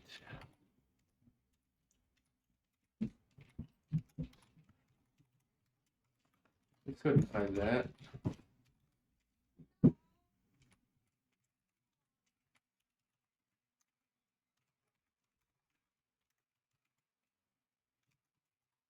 Set encoding. And what we have out of here in the permutations are these things.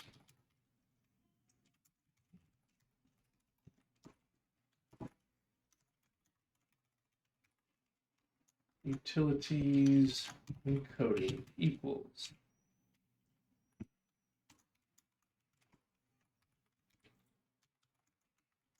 some mapping of what we expect to come in with what Python likes, which is Latin 1,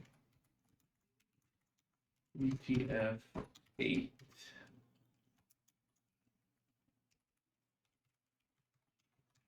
Probably something like that. ASCII.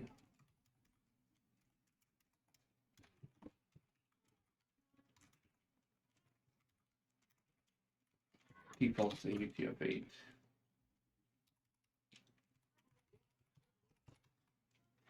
Okay, so when we test permutations,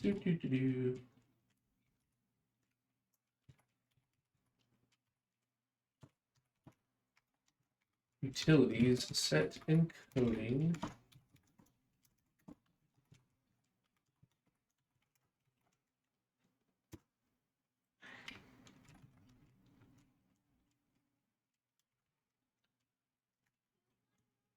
Oh, cool. Hold on. Wrong language. Okay, let's see how that goes.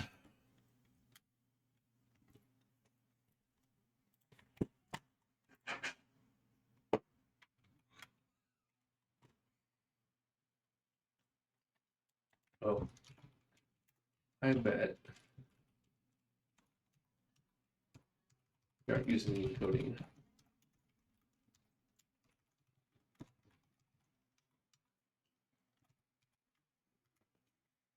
Oh, this decode.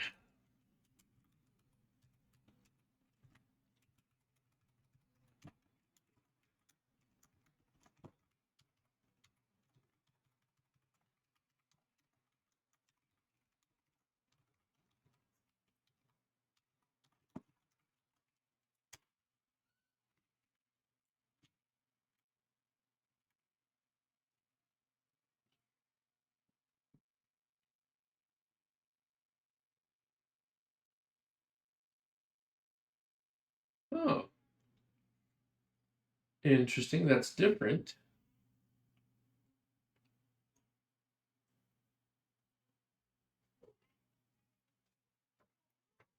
Now, in the lovely world of Python C++ interfaces with changing encodings,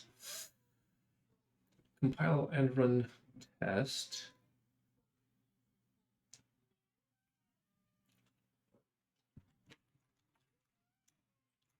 $243.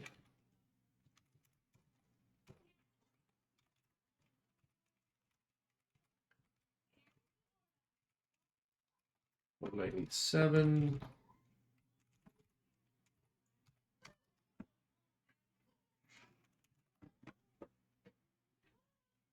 Don't think that should be a problem.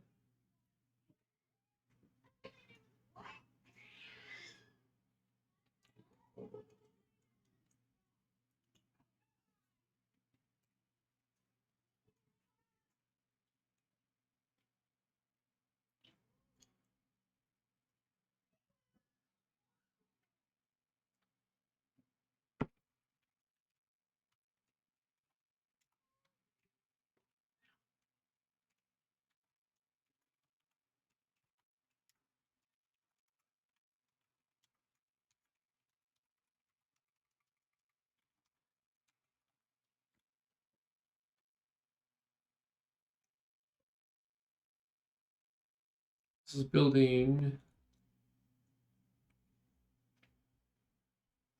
our VV test parser into an object file.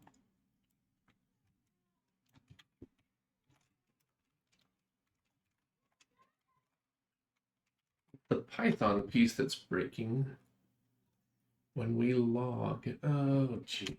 Okay. Oh.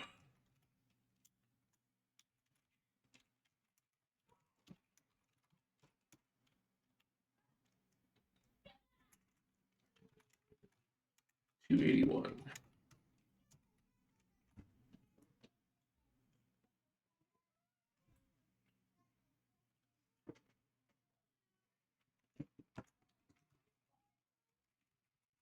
When we open the log file, write text. So we go write binary. Encoding.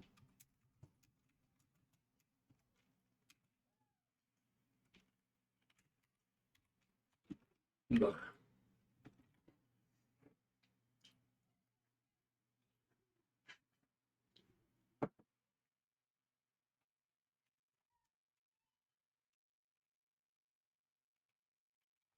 This is going to look exactly like utilities.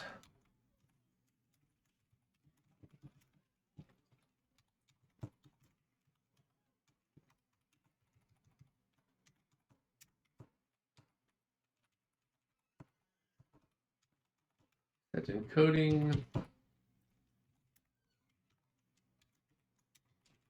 Right.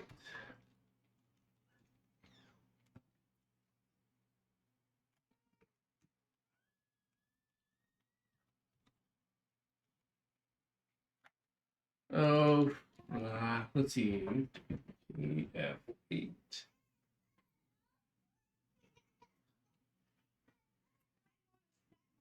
Yeah, this has a lot more right now to do with Python being silly.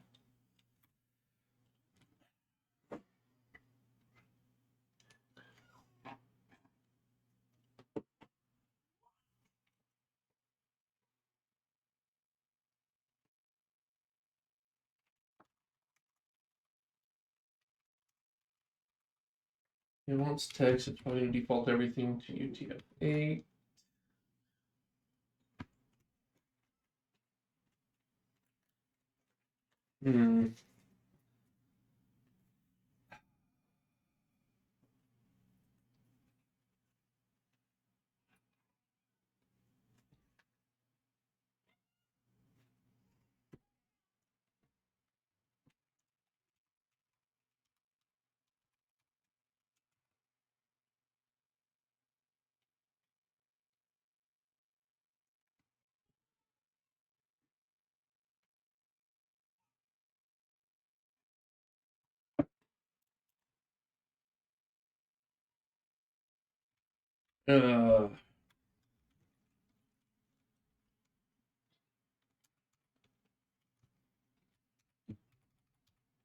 Set encoding, because the problem here is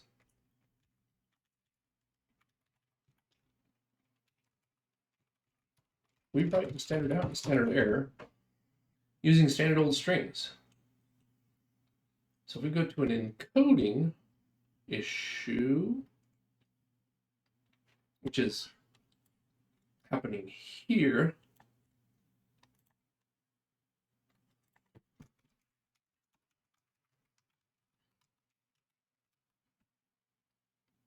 there's only one call to write, though.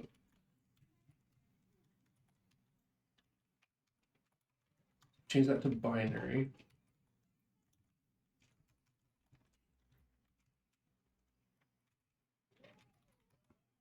Log file write, mess bytes. With the message, let's see, message. Take the bytes of our message dot encode. Let's see, where is it? Implementations dot encode into log encoding.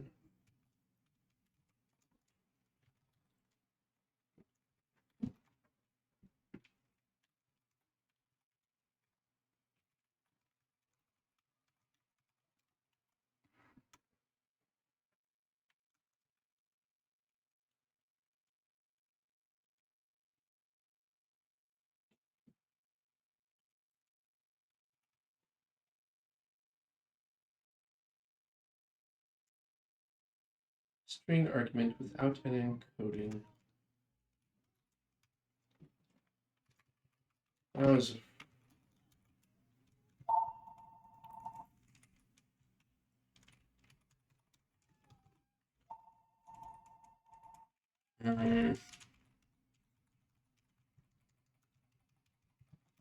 yeah, I don't like where this is going.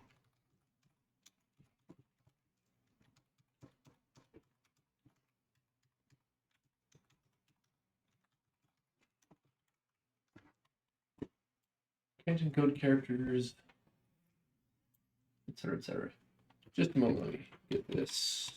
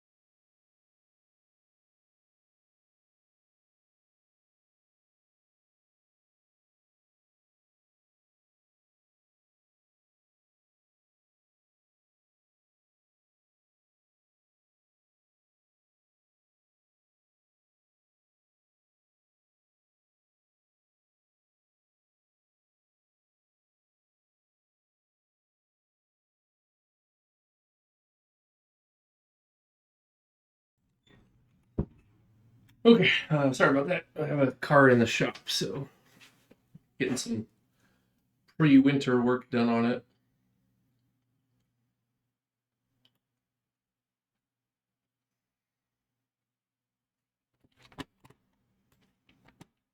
Char map encode, input self errors, encoding table, CP1252.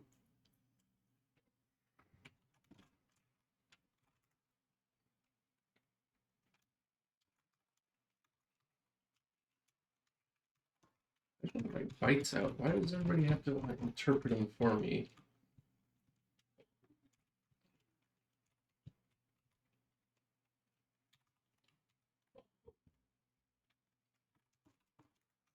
I doubt that's going to work. Wants a bytes object, which is required, not string.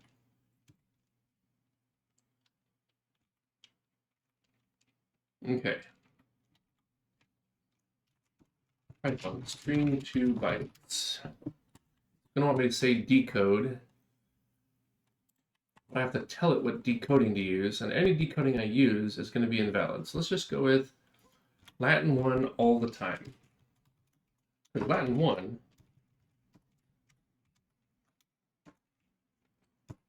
should not check the bytes at all.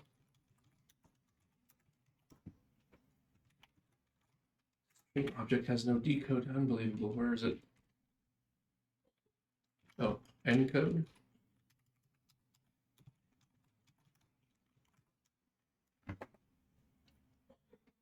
Going the wrong direction for my encodings. There's ASCII. There's Latin 1. There's UTF-8. Oh, finally, they all worked. Okay.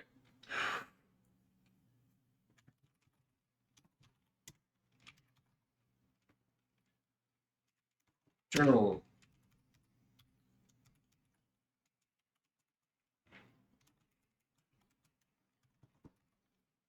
Compile.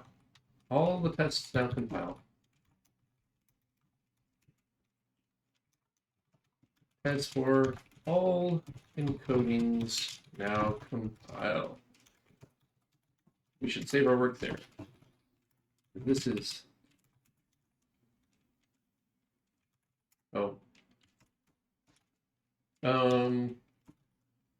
UTF-8 CharRef now is just a CharRef with an encoding inside of it.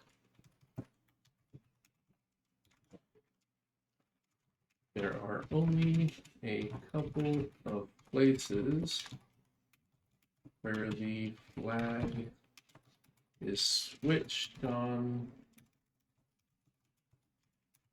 for different behaviors. Otherwise, it wasn't really much to change in general. There was some hanky around the Python encoding, decoding side of it.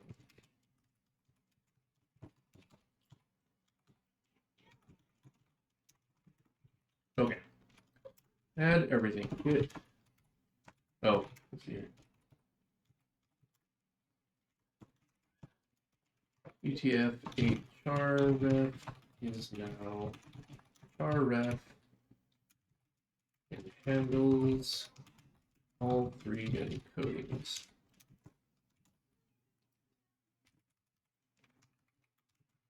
But not at the same time. There we go. I thought we added everything. There we go. Okay, so that's part one. Let's see here. Test. So I need to execute each of these tests.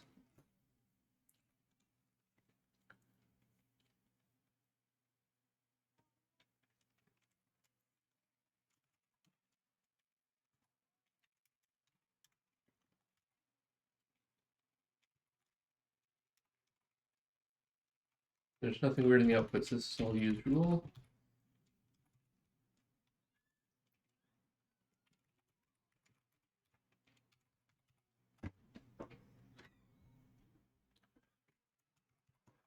Each of these three steps is per test. I also don't think I need to see this anymore.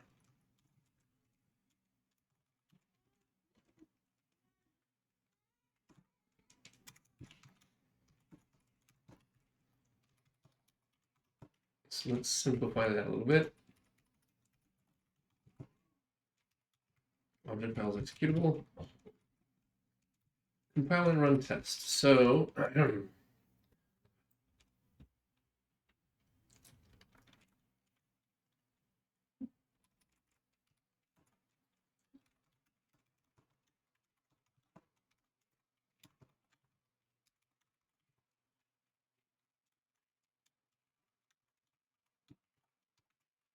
here's a list of all the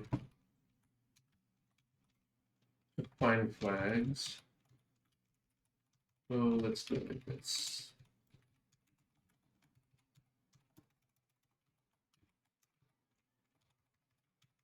Let's not take the dash D.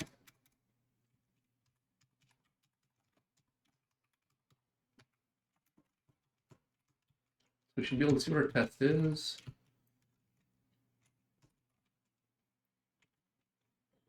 Generate the tokenizer, build the executable, execute the test, we'll execute the compile.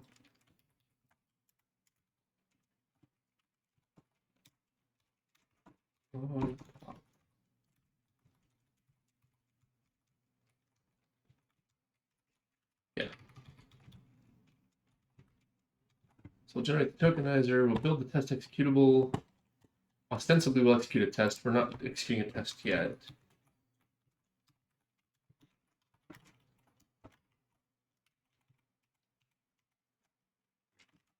I would like to know how long it takes to run all this.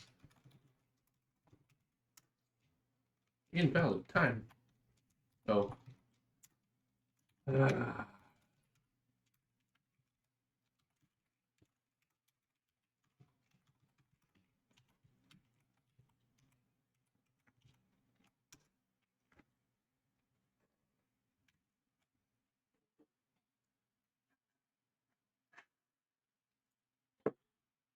Okay, so our test.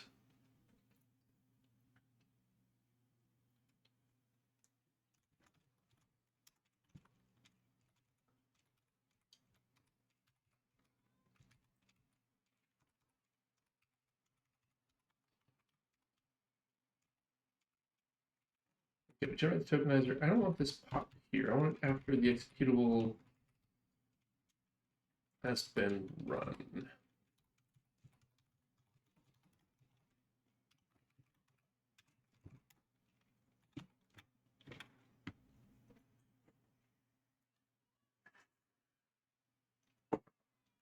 I think. Oh, it didn't run VV test.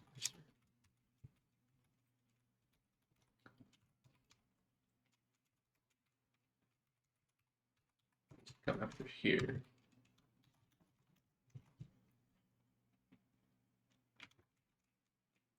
This whole thing takes 11 seconds for a single loop iteration.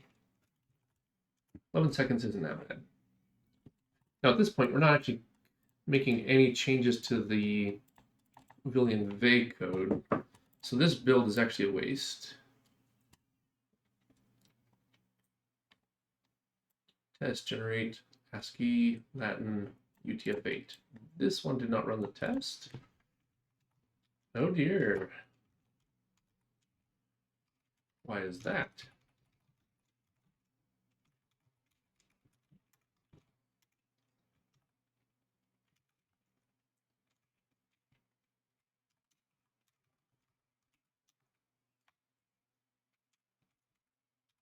It is outputting errors. Overflow in conversion.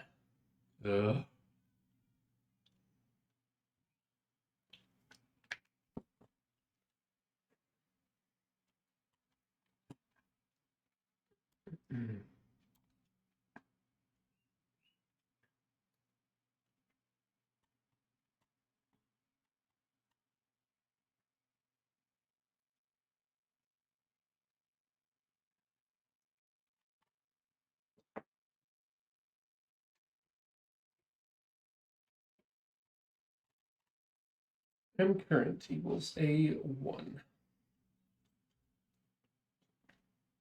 And overflow conversion from int to char.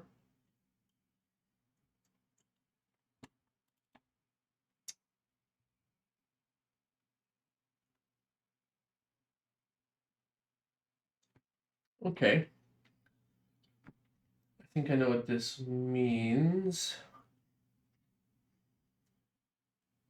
It doesn't mean I have to like it. Latin 1 is unsigned integers. Okay. However, this is at least different, and this is like the stuff we need to be testing and fixing anyways. So this isn't too bad. VV, assets, code snippets. Here we have character reference of type Latin 1, where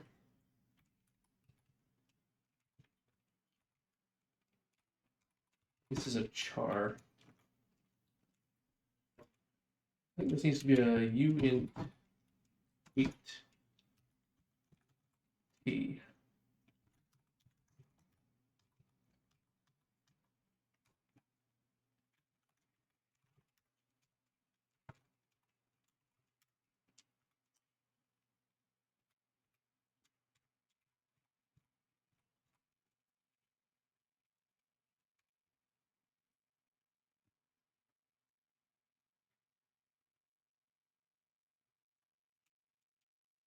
We can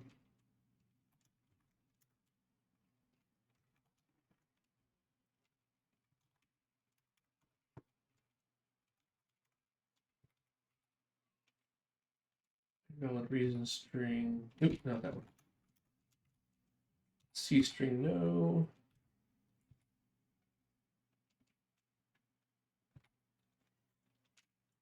Char value advance.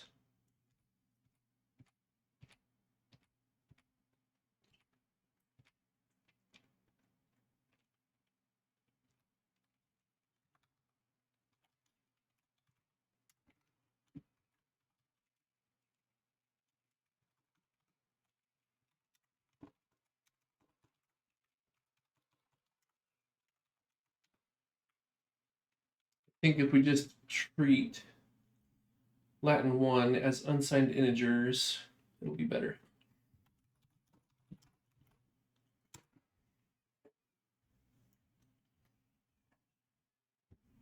Oh, the needs explanation, though.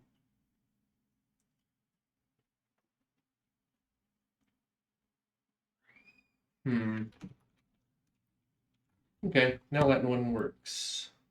So we're doing one test.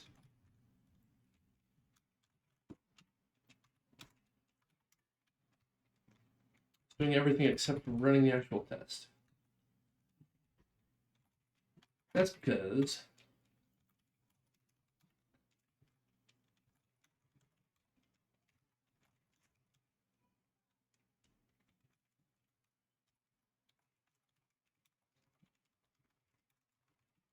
we're building test.cpp in here. Test.cpp is our compile.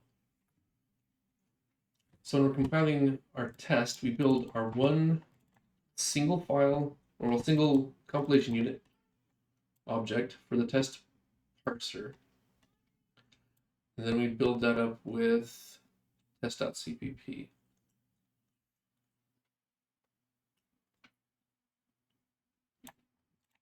-d test encoding. Oh, we are doing that. Good. And encoding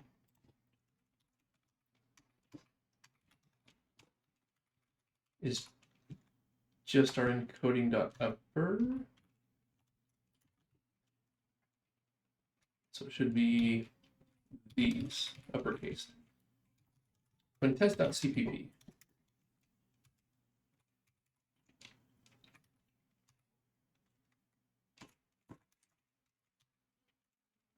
if we find test ASCII, else if we find test Latin 1, is it elif? I don't remember. Elif, there we go. UTF-8. Else we do like this.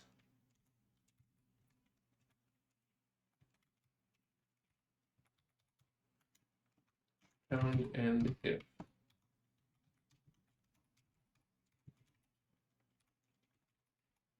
Okay, blah, blah, blah.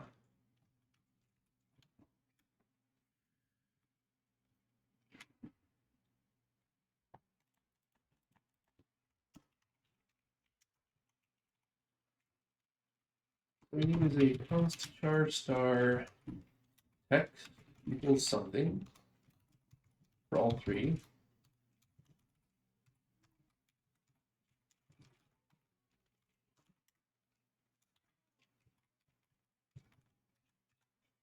Here where we output things. We want lines, white spaces, comments, integers, strings, tokenize. Like these are the core things to test.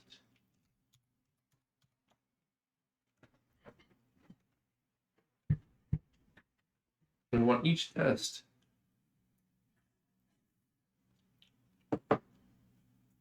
is actually kind of similar.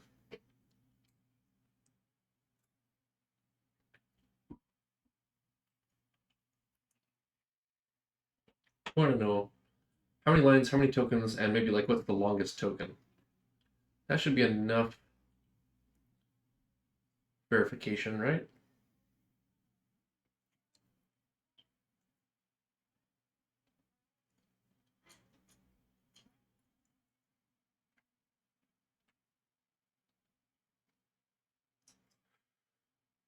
Okay, so we want hello world.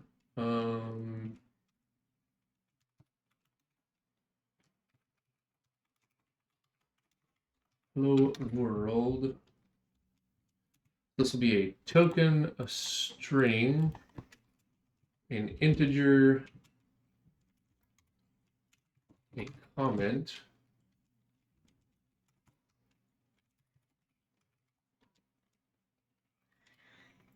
white space, and then line numbers.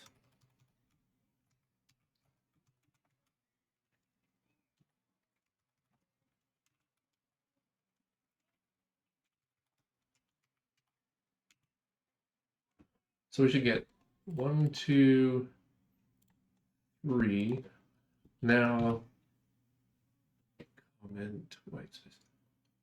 3, 4 tokens, 4 tokens. And then 1 for fun. ASCII. Okay, so Latin 1, where it differs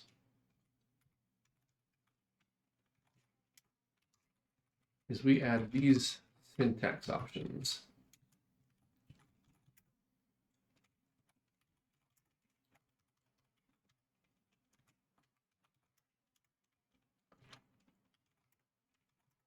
So that should be 1 more token.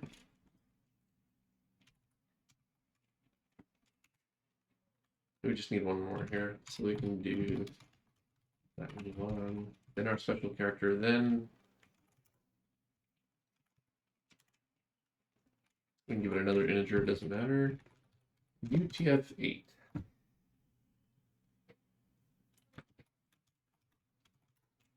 This token should be. Don't we have some text somewhere else? Let's see. Some Russian stuff. Oh, syntax comma. We'll put in a comma here. And then Latin 1 UTF-8.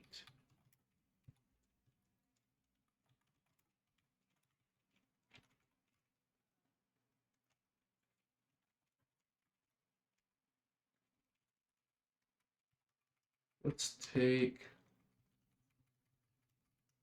Slon. We'll take Russian for elephant. Now our longest token should be 1, 2, 3, 4, 5, 6, 7 characters long. 5 per world and the quotes.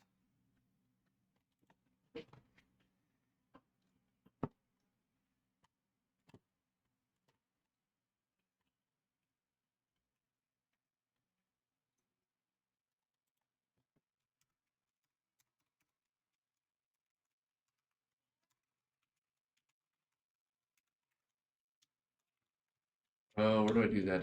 Test.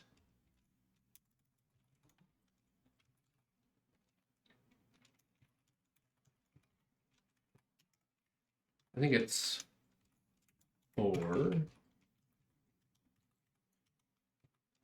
instead of a pound define. Yeah, so it's logical OR, which makes sense. If we're in any of these,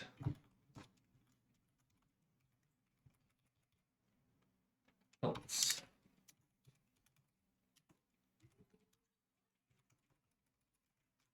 Okay. So if we're in any of these three, we set our text.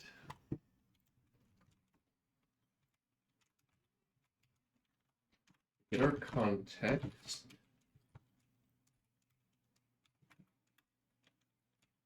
Gonna head out. Have a good night. You too. Catch you later.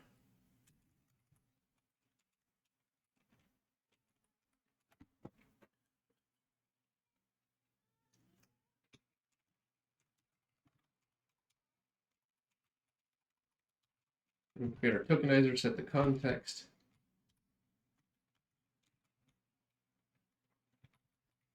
If we're lazy or if we're batch, we do things slightly differently.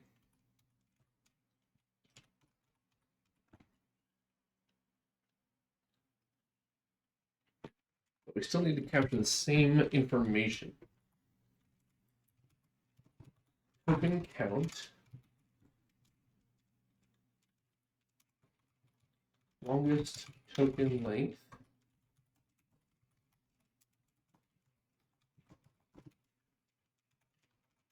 We should end every one of these with a new line.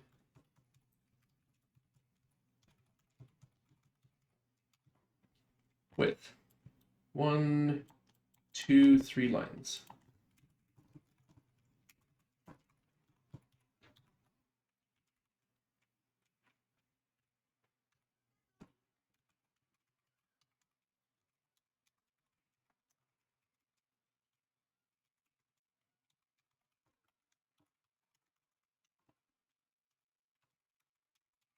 Token count. I don't remember how we define that, so we'll just take a look here. Assets, code snippets token should have a length or something.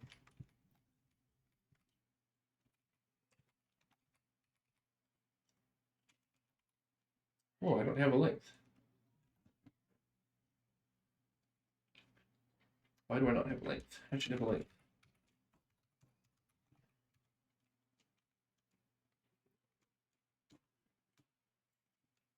Oh. Let's just get the seedster.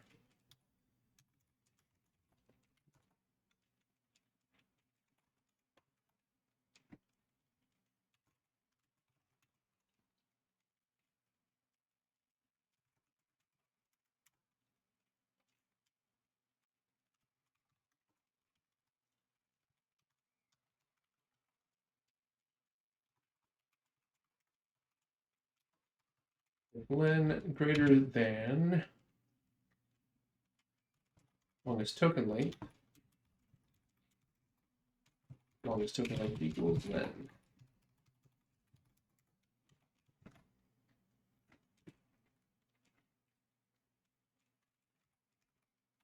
Line count comes at the end.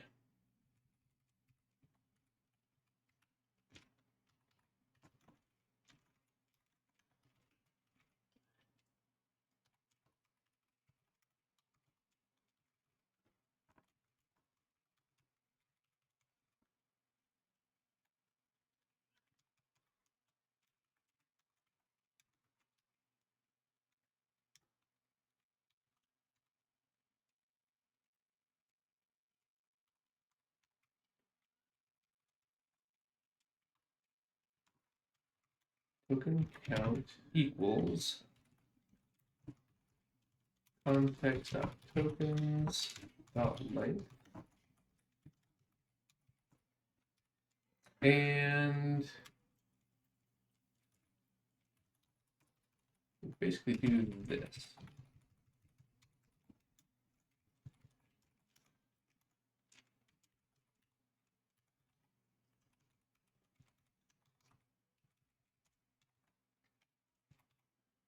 Once we've processed both of those. We should have a token count and a longest token length, and we just need to check the line count, which is this thing.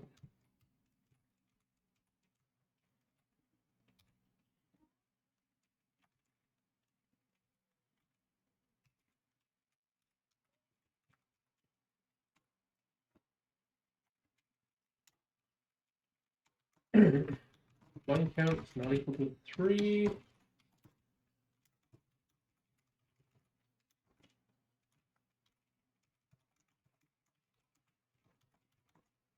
If token if token count not equal to some number, what do we say? 1, 2, 3, 4, 5. We should always get 5 tokens.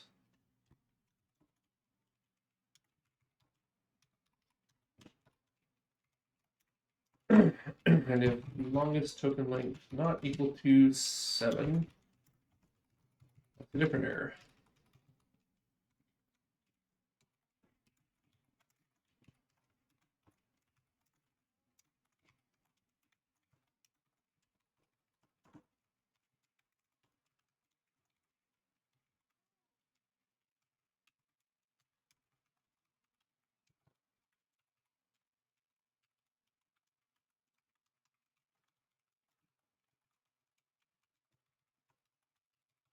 Okay. Now,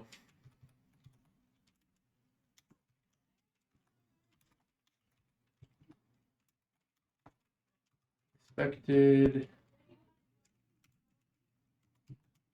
this many tokens dots this many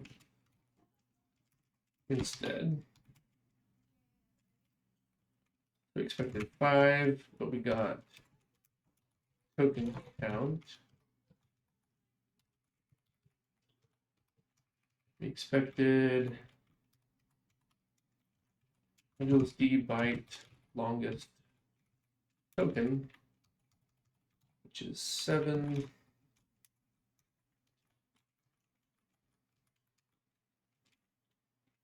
And that is this thing, longest length. Just 3 lines, not some other number.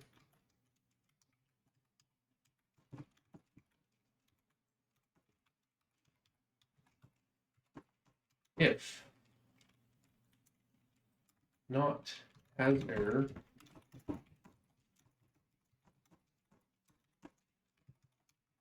pass.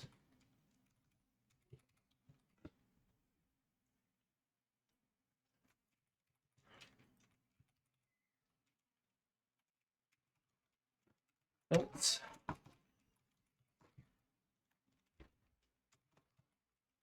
Return 1 instead of return 0. So that should fail. And then we can go find it in the logs. Well, what do you think? What are the chances we got this right?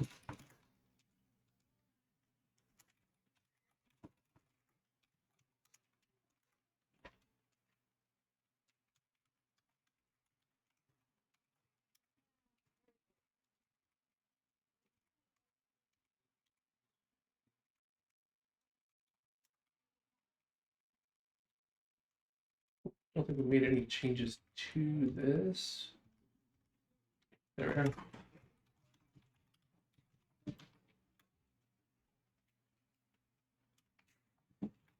All right. Let's run our test. Oh wait, let's see. We're not running a test. We need to do that. And test permutations pi. We need to run our test. So let's just run this. So we should build it with the flags. Make sure that it compiles the build the text executable stage. Okay.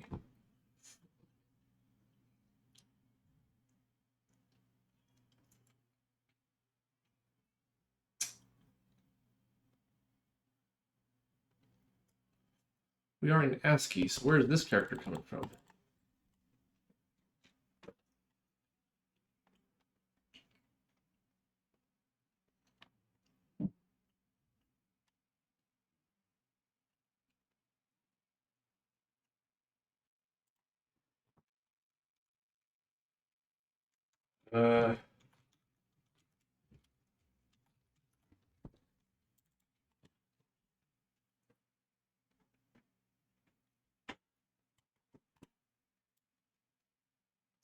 This command.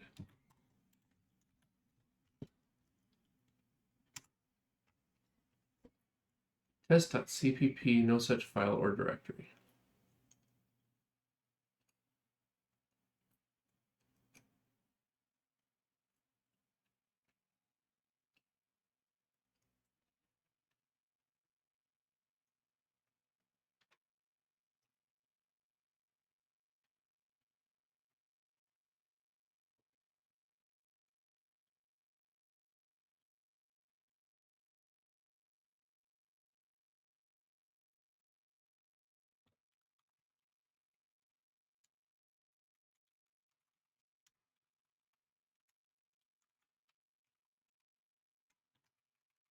We're in source when we do that.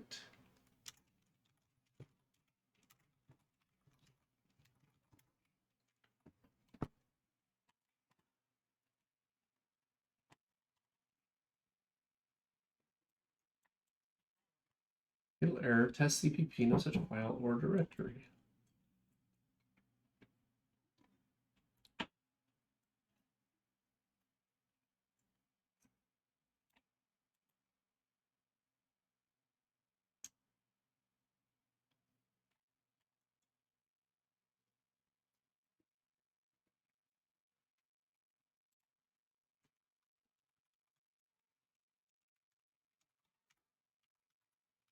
But it's being run in the right place. There's my run directory right there, source.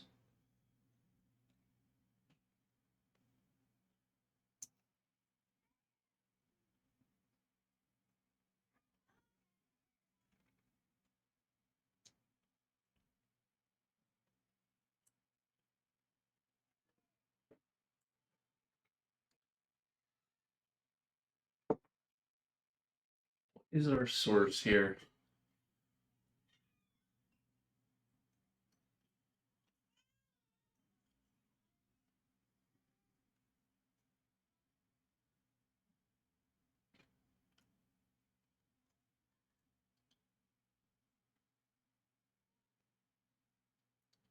Test.cpp.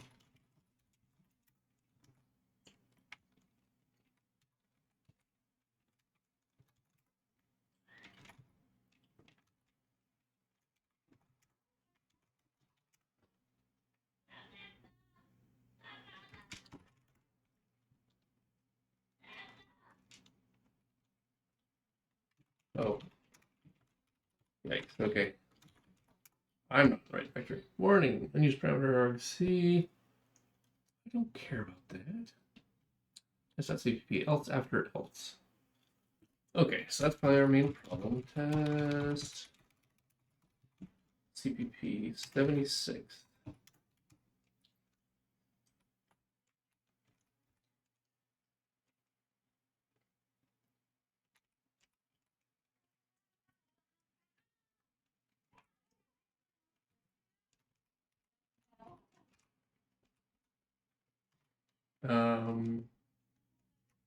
Oh, and if. There we go. How about that? This is it, or at least makes it better. Text was not declared. We should change the name of that, I guess.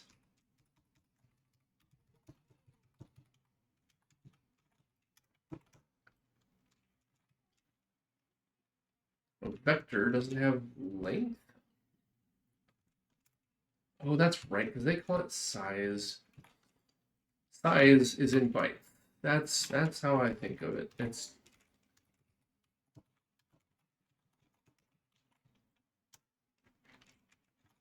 return 1. Almost there.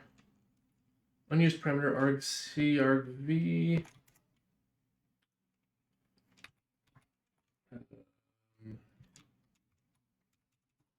Just suppress that. Void cast argc and argv. Now that should build. Okay.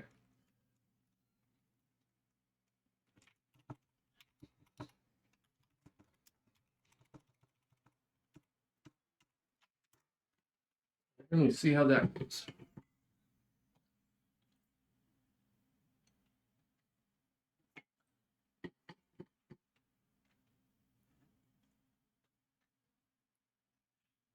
So it's building them, it's not running them. Now I have to do the run.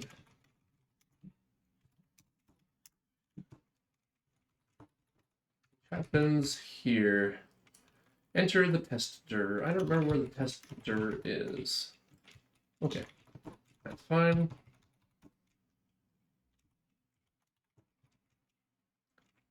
Test exe, is that a thing we can find? Test exe is the destination dir. What's destination directory?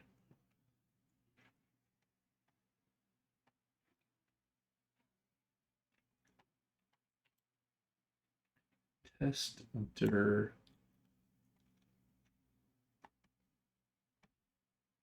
source dir. If I'm in the test dir, I want to run this one, which is the destination directory. Builds debug from source from tester. Okay, so we can just run that whole test exe, I think.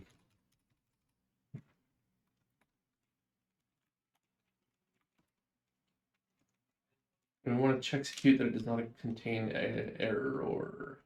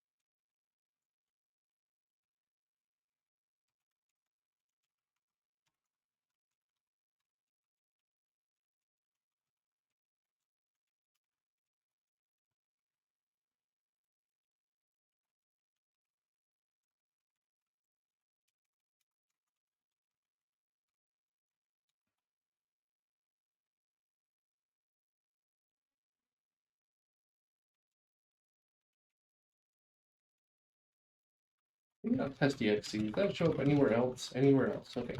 Let's do test command.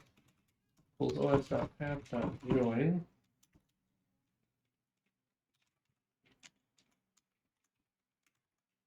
Source. No, just make this a command.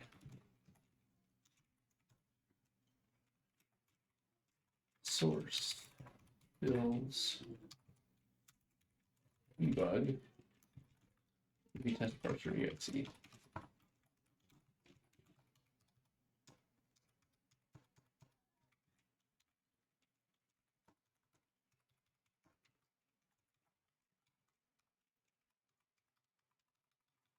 Test command.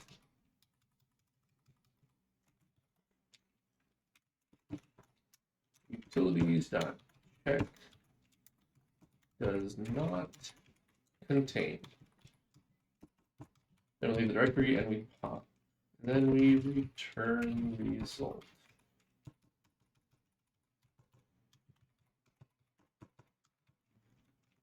Okay, in here.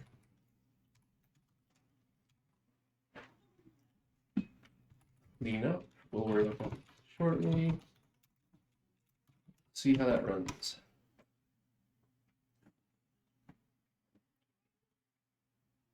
I can fake it to create errors if we want to.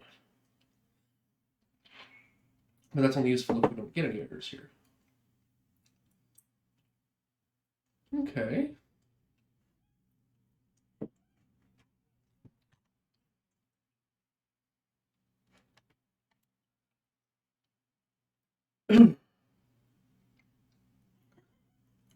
Error.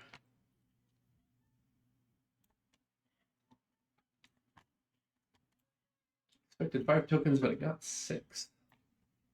That is interesting.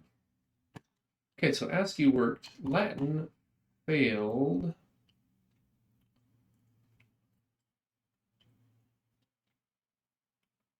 Don't know why.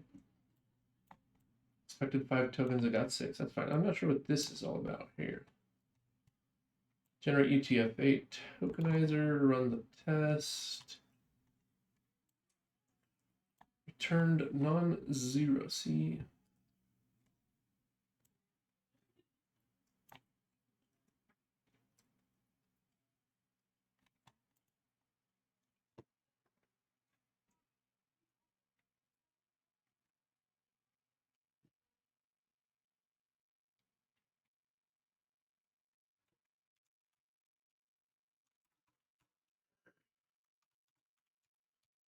If we take Latin 1 out of consideration for now and just see what that does. I'm starting to regret Latin 1 here. It's too much different from the other two to be very convenient.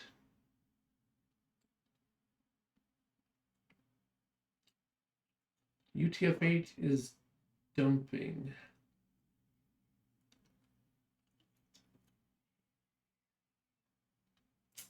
Huh.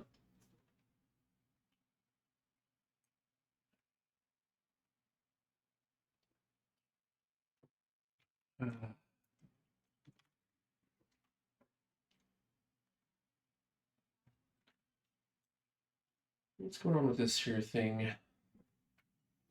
Part of the problem is we're trying to think down every code path simultaneously. We have 3 different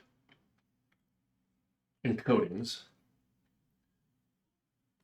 2 different process methods that we have to check differently. So we just do this one step at a time. Let's go figure out Latin 1.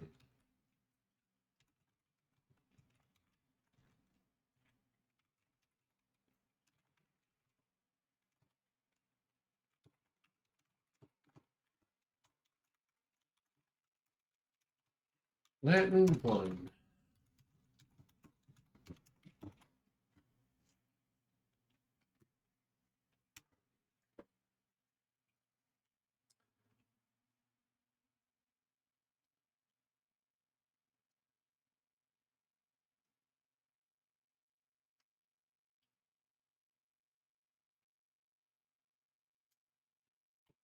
So if we run this ourselves,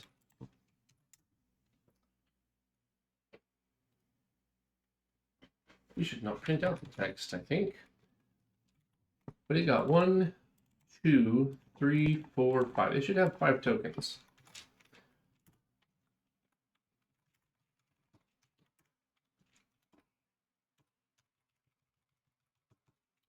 Why are we doing that at all? Not that one. This one. Should have a token, a string, an integer, token.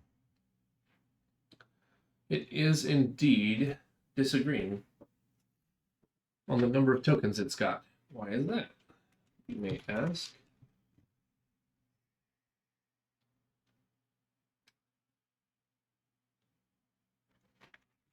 What if we print?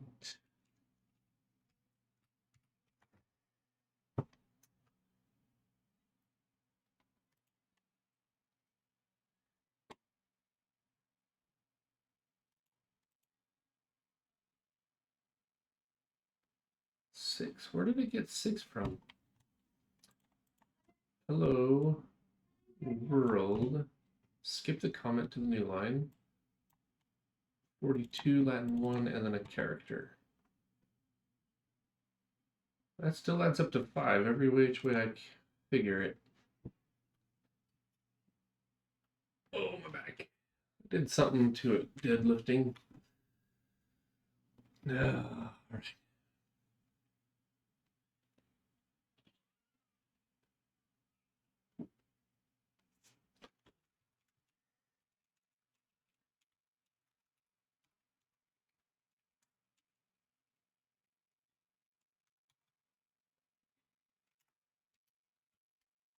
Process batch. Okay.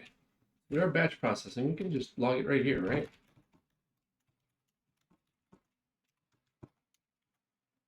Modulus S. M.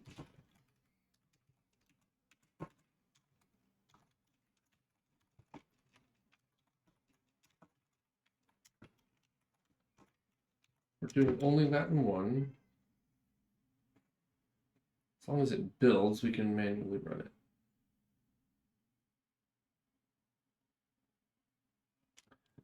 One, two, three, four, 5. Why did it say 6? Token count equals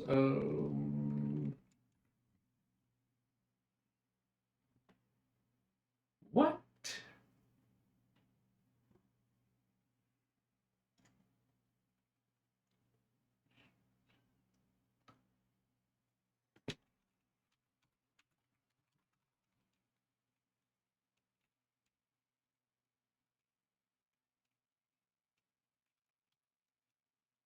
Batch processing here.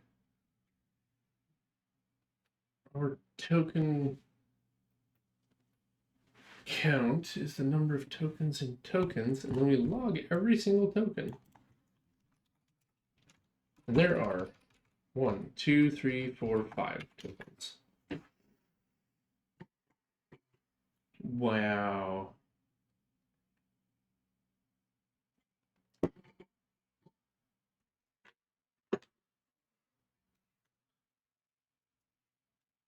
Am I missing something?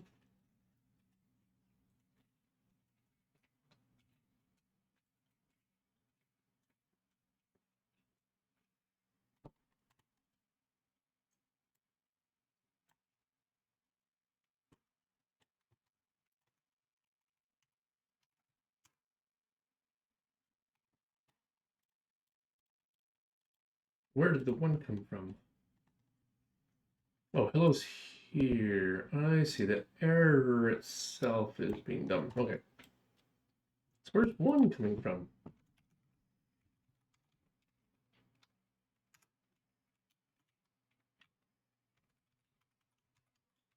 Oh.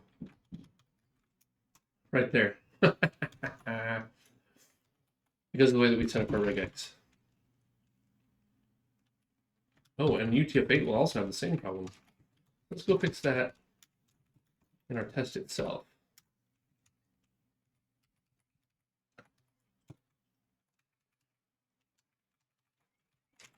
Or did it? I should fix that.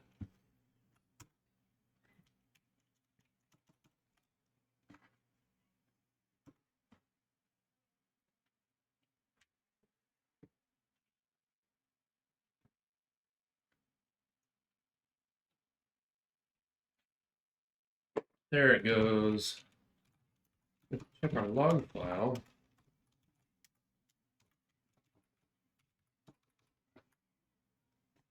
Passed.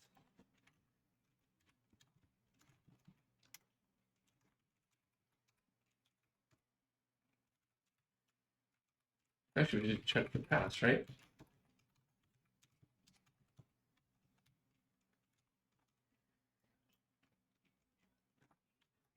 Okay, now Latin 1 works. Let's go check UTF-8.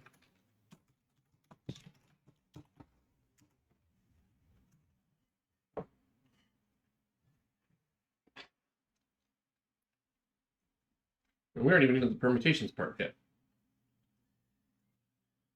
Oh, for Pete's sake.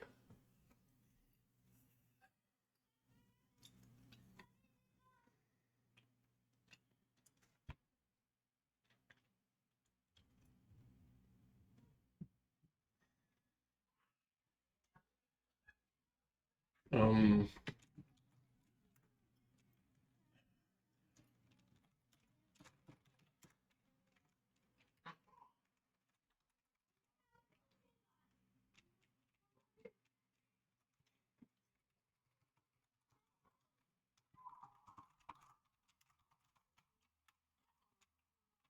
Back injury or too much chair time? No, I was doing deadlifts this morning. Tweaked my back. I think it's just muscle.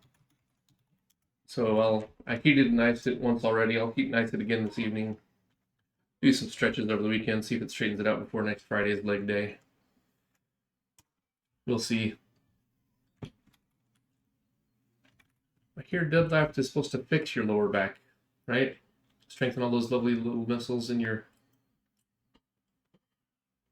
expected 7 back longest token, but got 8.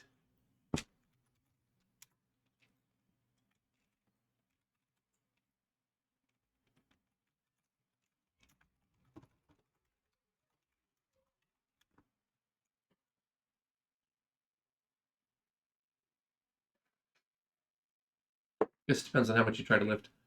Well, you know, I thought I was not lifting too much, but apparently I'm just not quite there yet. Dota 2 Attitude, welcome, welcome. Thank you for the follow. I have a personal trainer from Good Life for doing mobility for 2 months, which seems outrageous to me. You know, as a programmer, mobility is not something you usually work on, so it's probably actually good for you. What's he got you doing?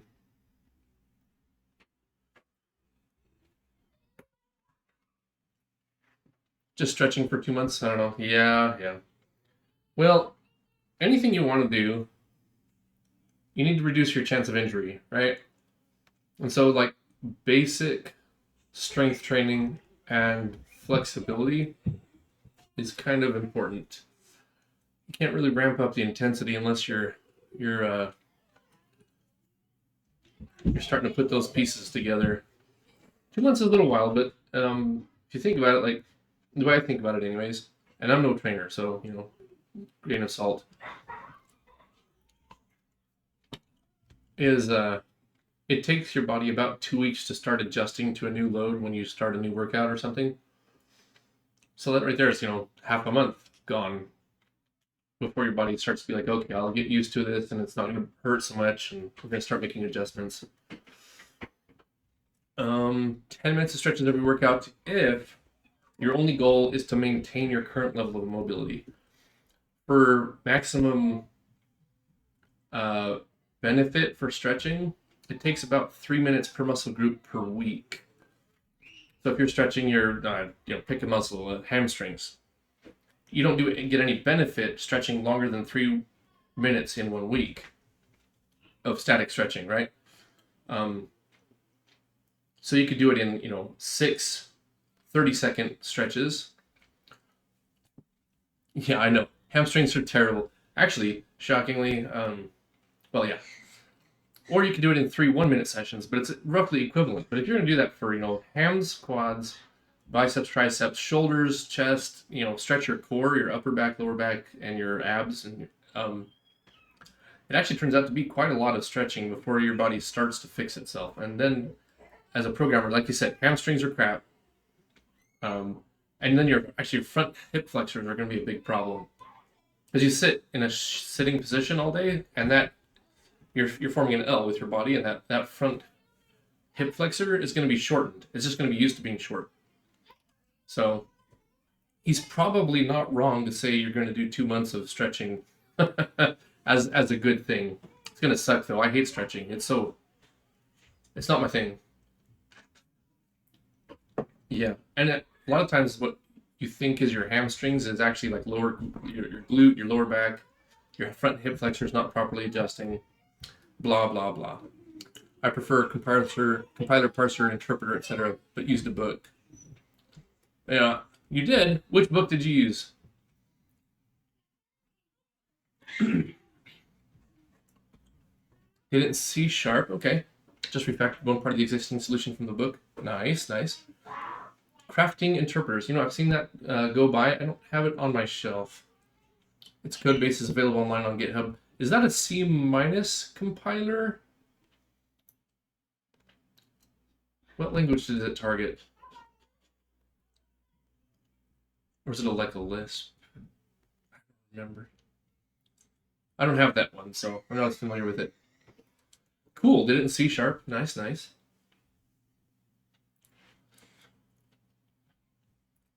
C#, I wrote it in... I think it's a custom programming language. Okay. I found a lot of like the college textbooks ended up being written by some guy that's not like a language he calls C-, which is fine to get started in. Okay. What backend is it targeting? Is it like a special VM that's associated with that book?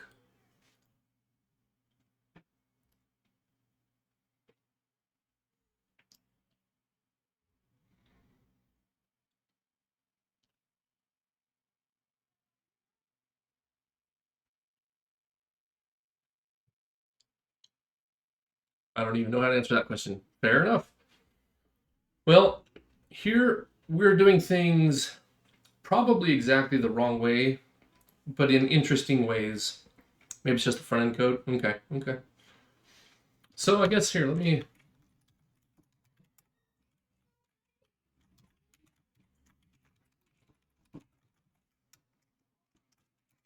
So you've got code goes into a tokenizer, which comes out as a token list, which goes into the parser, which kicks out an AST, which goes into the semantic analyzer, and out comes a decorated AST with basically more stuff attached to it. Doesn't matter, blah blah blah. And at that point, you're kind of talking about the back end, right? What are you outputting? You're outputting byte code, interpreted. At this point, assembly, or it's any number of things you can do here, right? Or maybe you're transpiling to C, transpile to C. So this is kind of where I'd say the back end starts, is right about here. Dun, dun, dun, dun. Right about here.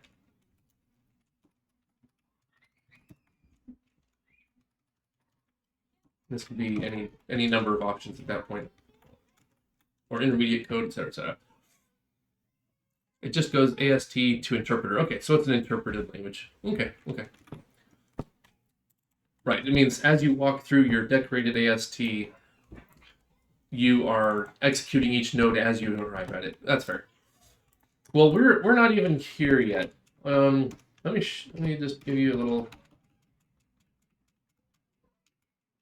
We are in what's called a tokenizer.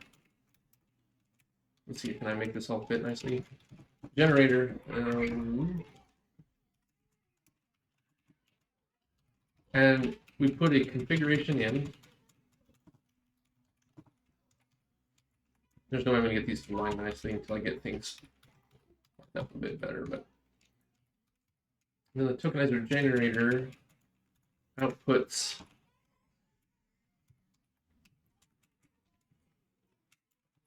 tokenizer code,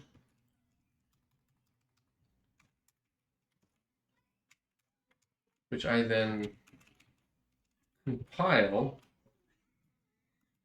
into the tokenizer, right? So we're here. Now, I'll tell you, this is probably not the right way for most people to do it, right? Writing a tokenizer is not rocket science. It's literally just an iterator loop over a bunch of characters. Depending on what character you hit, you go to a different function or state to parse it, right? If you hit the number 1, you're like, oh, this is a number. And then you go to numbers, and it assumes integer unless you hit a decimal point, then it jumps to float, right? But it's not rocket science. Anybody can write a tokenizer with moderate computer programming skills, right? We're spending a lot of time here, not because it's right, because I'm fascinated by the NFA, DFA way of looking at the world, and I'm just kind of having fun. So, my link here. I don't know if you want to visit the PR I made. It looks like 300 lines of code just to refactor using shortcuts. Sure. I'm always happy to look at someone else's projects, as long as you don't troll me. I don't want no rickrolling or naughty material. Yeah, feel free to link.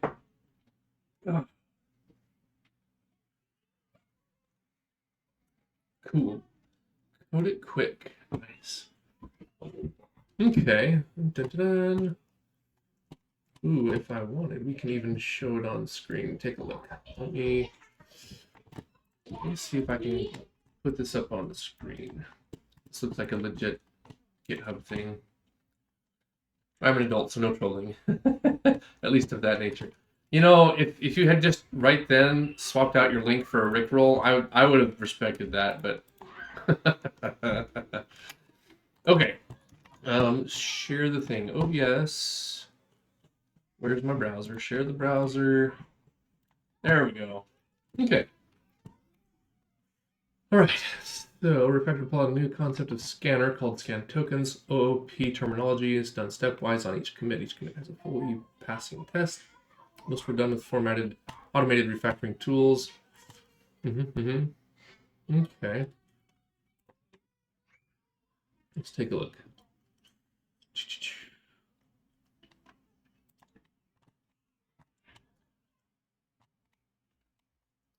Public class scan states or start current line. Scanner.java. Whoa, I think it said C#.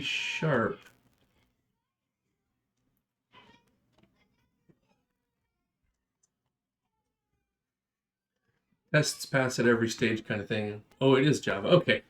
I thought I was smoking something. It was like a year ago I wrote it. Yeah, fair enough. Yes, exactly. So a tokenizer is not really that hard to write. Yeah, like you said, 300-ish lines of code to do some refactoring. Yeah. I like this stuff. This is fun. Yeah, and I do like bundling all of your scan state into a single object, struct, class. It doesn't matter what you call it. Mostly automated refactors. Okay. Well, nifty galifty. This is kind of cool. Attempt 1 failure. Okay. Success. Good. Cool. Go poke in a little bit. Look at your structure. Generate test languaging. AST printer. Okay. Locks. Parser. Scanner. Yep.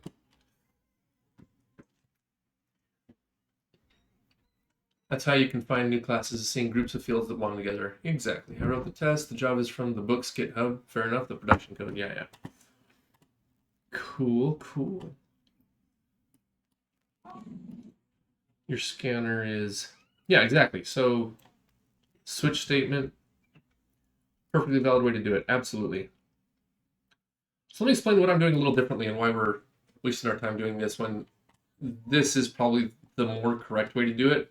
Write a very simple class, a few hundred lines of code. There's your tokenizer. Let me explain what we're doing differently.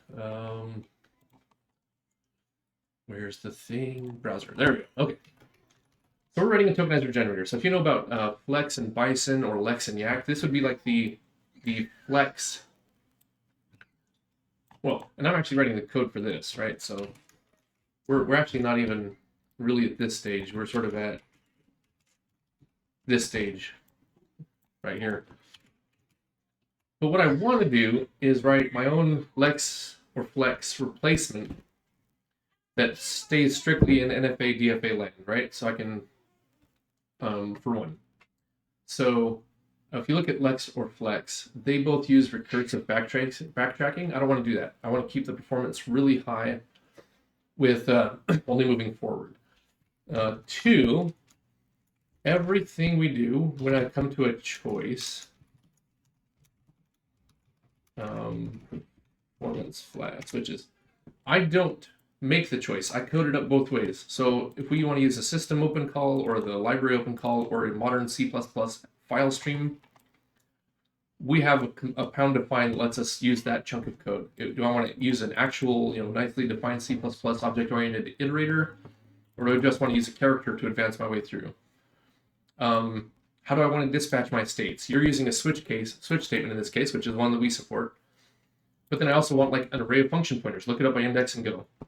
Here's one where I just set the function pointer itself, and we go.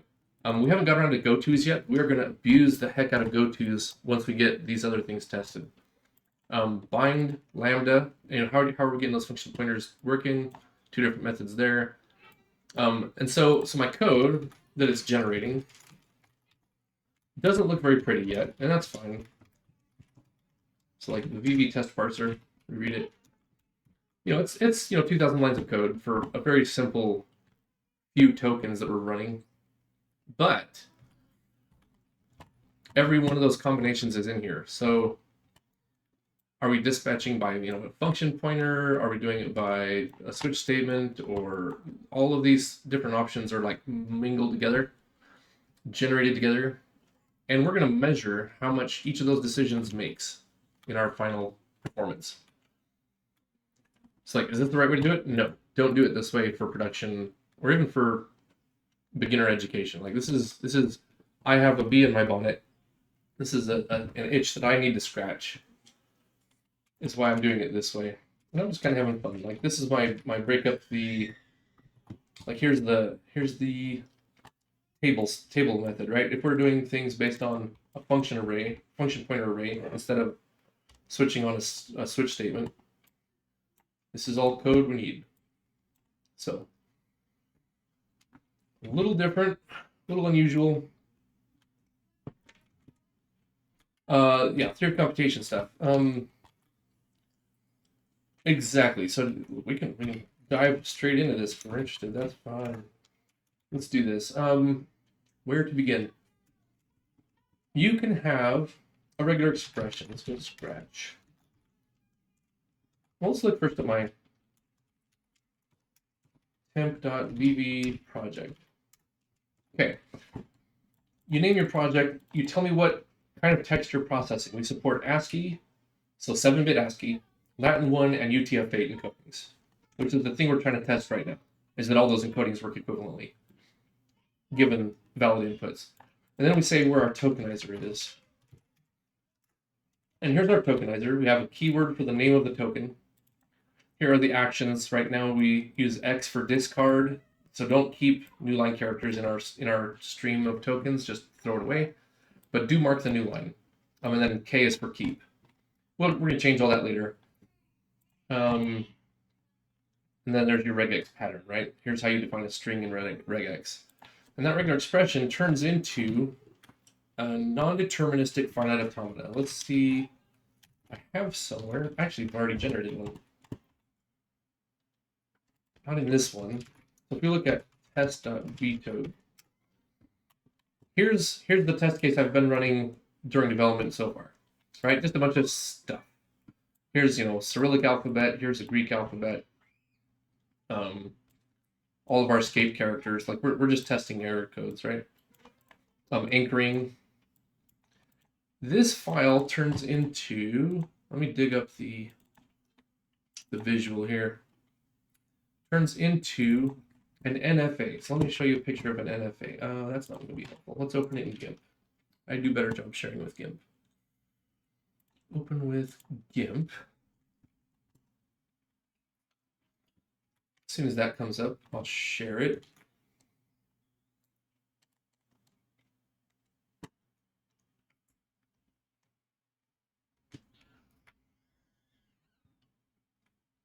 Okay, files up. Let's share GIMP. Dun, dun, dun, dun. Oh, GIMP is up. So here's the NFA, non-deterministic finite automata. And what you have is a start state, which is an OR. It's either something or one of these characters, or it's one of these two things, which is either Russian characters or a dollar sign, which is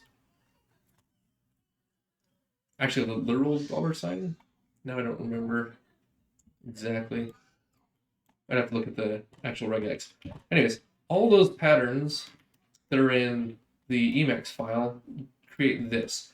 And the problem with an NFA is you don't know which branch to take, right? When we hit state 73, it's like, what do I do? Well, we try 45 and we try 46. Well, but to try 45, I have to try 41.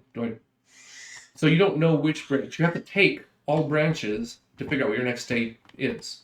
Does that make sense?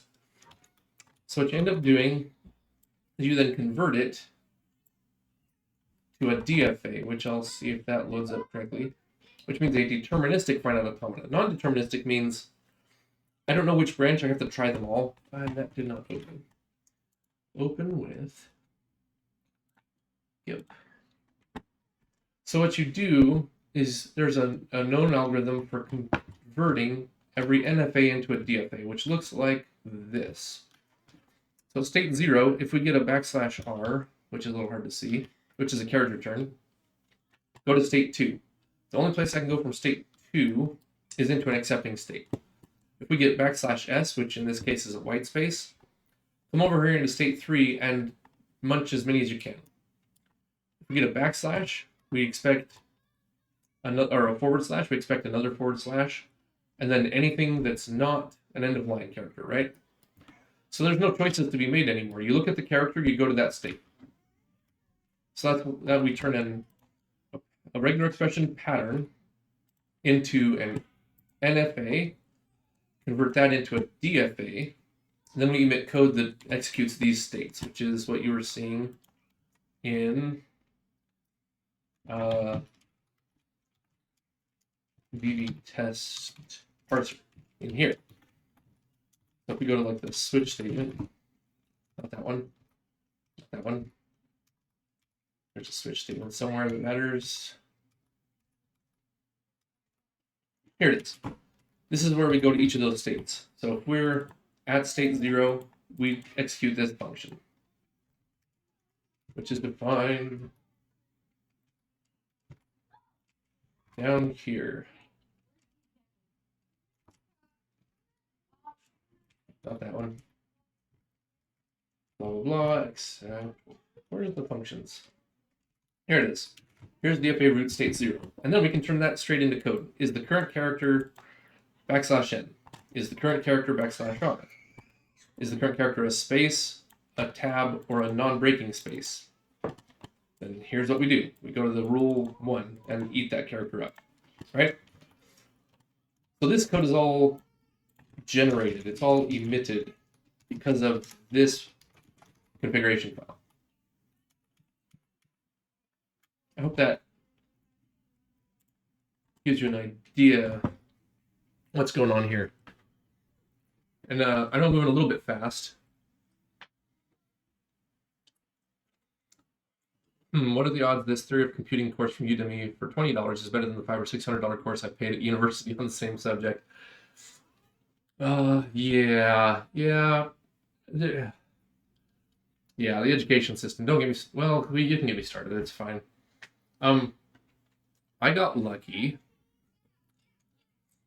Oh, no, I know for sure. Talking of NFAs and DFAs remind me of the course. The course where we talked about NFAs and DFAs was fine. It was okay. That teacher was not the worst one I had. My compiler teacher was actually very good. So I got lucky there. My analysis of algorithms teacher, crap. Absolute garbage. Operating systems programming teacher, crap. Systems programming, crap. Database teacher, crap. Like, ugh. Wasted so much money. But I did make sure to take every project-based class I could. Our theory of computing guy was by far the worst. He taught algorithms and operating systems. Yeah. So when I took analysis of algorithms, we got the professor that hadn't taught a course in 7 years and was the highest paid professor in the computer science department. Made me so sad.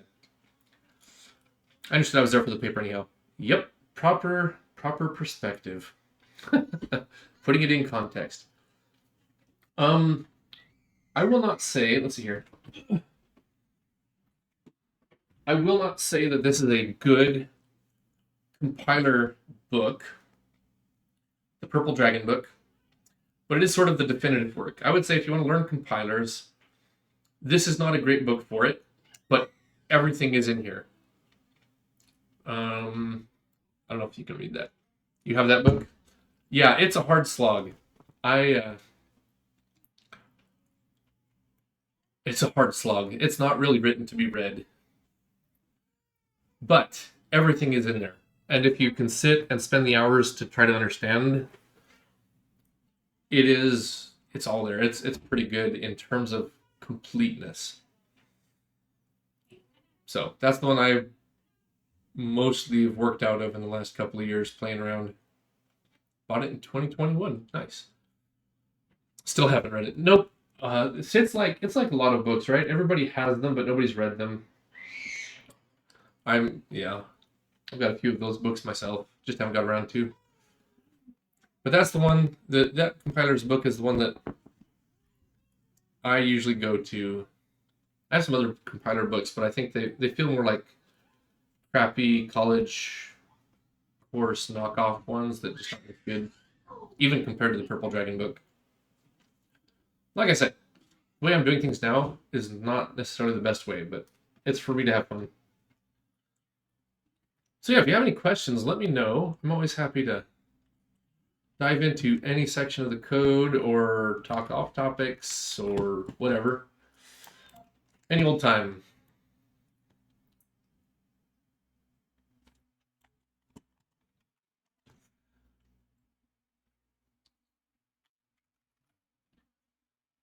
I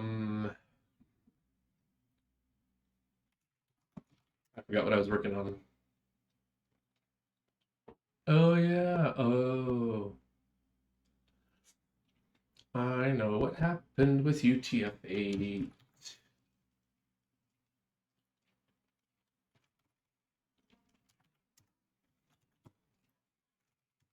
You see this? This is Russian for Sloan. It's for elephant.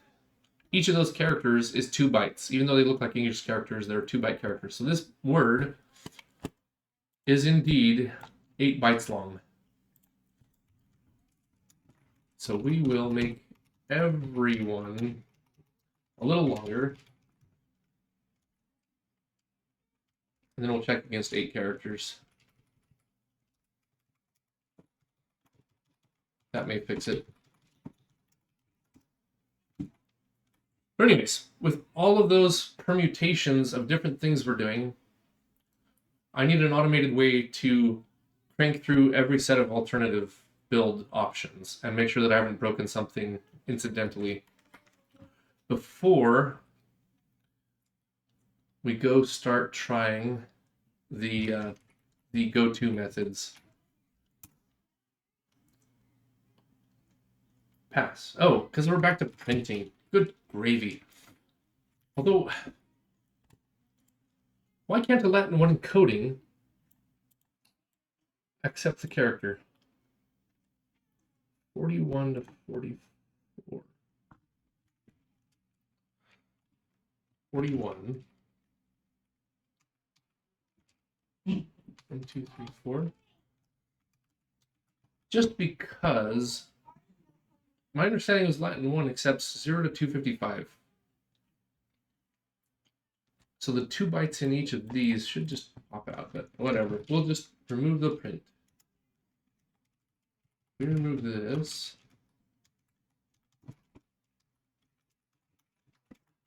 Run it again. Oops, not that one. Makes me realize if I did this project again, I'd probably take that Udemy DFA course. You don't even need that. Like, honestly, the best source I found, which text file did I put in? Pattern to NFA converter. This here. I'll put it in the old thingamajig. if it prints correctly. Boom, 2 links. I'm using Thompson's construction, and that is basically all I've done. And the regexp1.html example down there, it gives a pretty darn good explanation. I actually preferred that explanation over what's in the Purple Dragon book. It is, once I got through that second link, I understood enough that when I looked at the Purple Dragon book, I finally understood what it was trying to say rather poorly.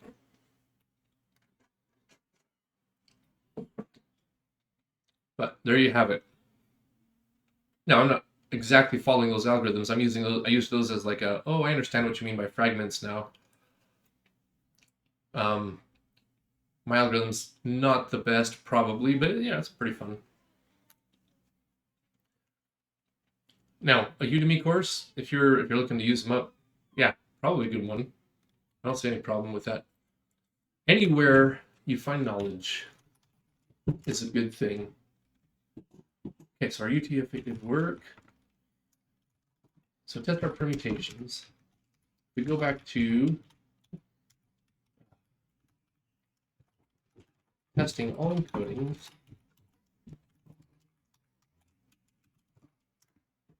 See how long that runs. I see. I got Pearl site for free. Tempted to use that. Nice. I think I paid for Udemy for the year or something crazy. Oh yeah.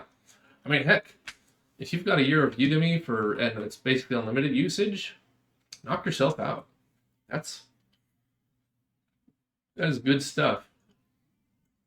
Okay. It worked for this set of build parameters. We're using the iterator.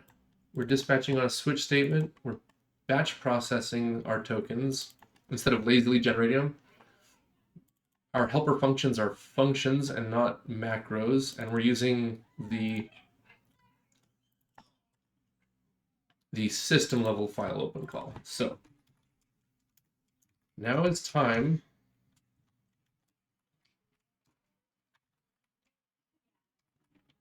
to run every permutation and see what happens. How bad have we broken? Actually, let's save our work here real quick. Execute, verify, execute, verify correct output.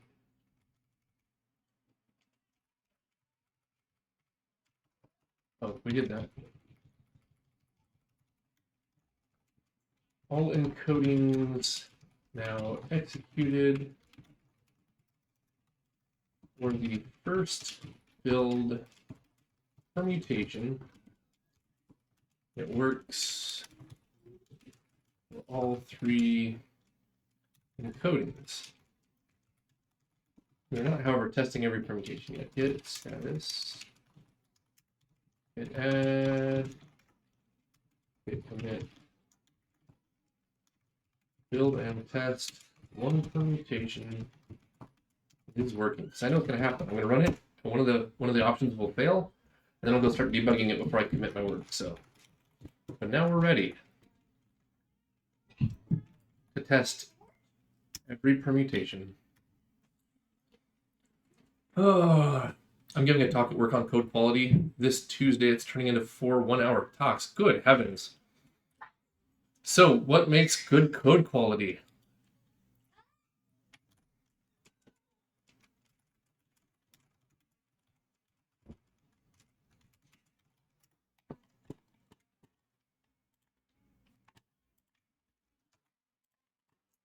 To be honest, it should have been 5. Yeah, well, the talk's all centered around testing. Okay. So unit testing, integration testing, what the difference is, why people who mock away too many things make things bad. Hey, there was just a big major computer crash because people didn't mock against live data. They mocked against their test, and they made their test match what they mocked. So next one is OOP, state management. Okay. Did that not update? Test permutations.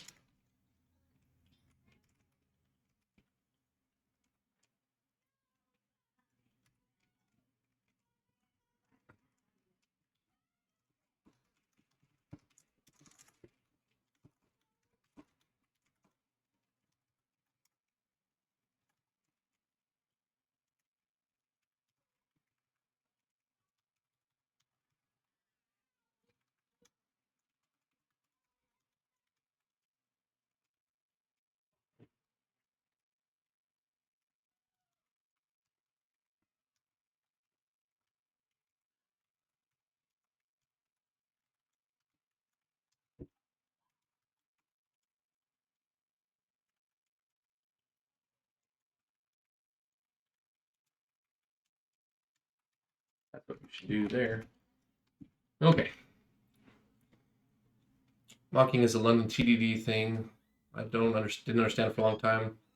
Now that I think I get it, finally I'm more okay with it, although I haven't tried that form of test-driven development yet. It's supposed to be supported by integration tests also, so I don't know.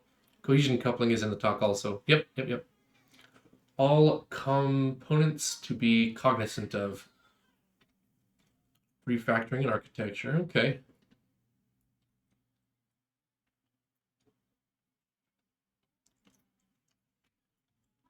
Oh, shoot.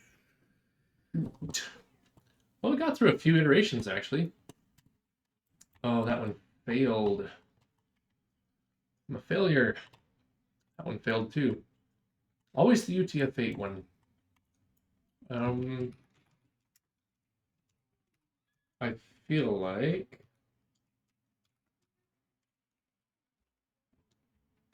I should see some of these going through.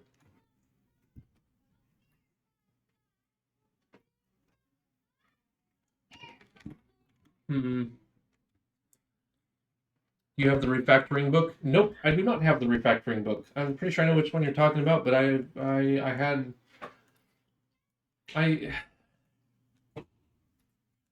believe refactoring is, well, maybe I back up. When you get, where to begin? Martin Fowler. Yeah, that sounds right. For me, what I think, what my personal philosophy is, if you want to build something well, you build it 3 times.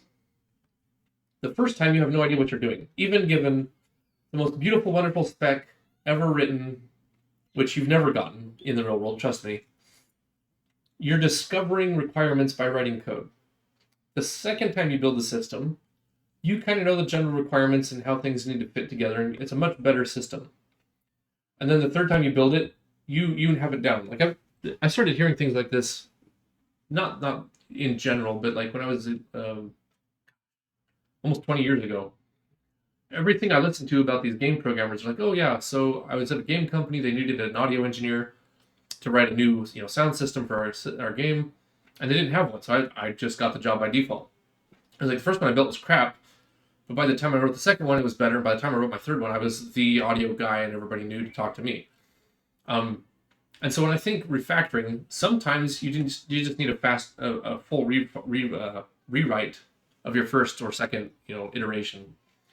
But certainly by your third time, or maybe into the second time, it can be a rewrite in terms of refactoring. So I think of refactoring as that. You're taking a poorly designed system and turning it into a slightly better designed system. And sometimes you do need to just strip it down to the studs and start over. But that's what I think usually is the purpose of refactoring. You've discovered finally what the requirements are, usually the hard way. Refactoring definition is no change in behavior for what it's worth. See, there are times when I decide that the behaviors I've implemented need to change. But that involves, involving all stakeholders, etc. Okay. If you mean no change in behavior, that's fine. When I think refactor, it's like I want the same. What do I mean when I mean say refactor? That's a good question. I've never actually defined it for myself. I haven't thought that deeply about it. All I know is I write code, and at some point I'm like, I need to go change that. So yeah, fair enough.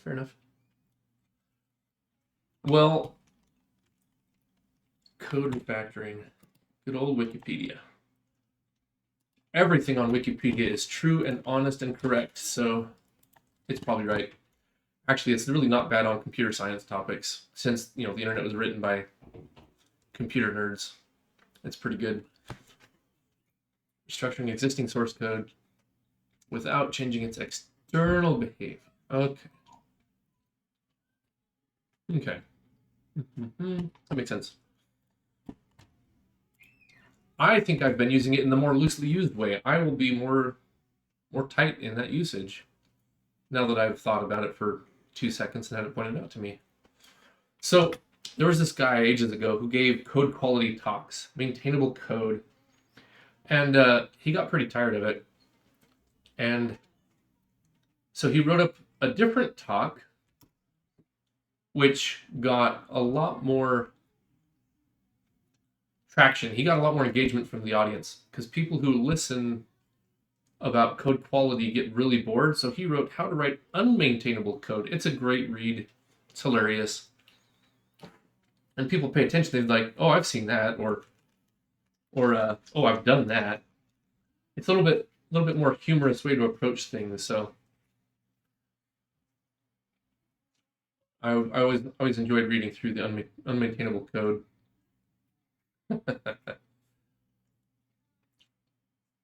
Well, and yeah, to be fair, like there are so many topics in programming computer science. Like, how do you keep track of them all? There's too many, and not all of them are even good, or maybe they're good within a certain context, but nobody talks about what that context is. Like solid programming or clean code principles.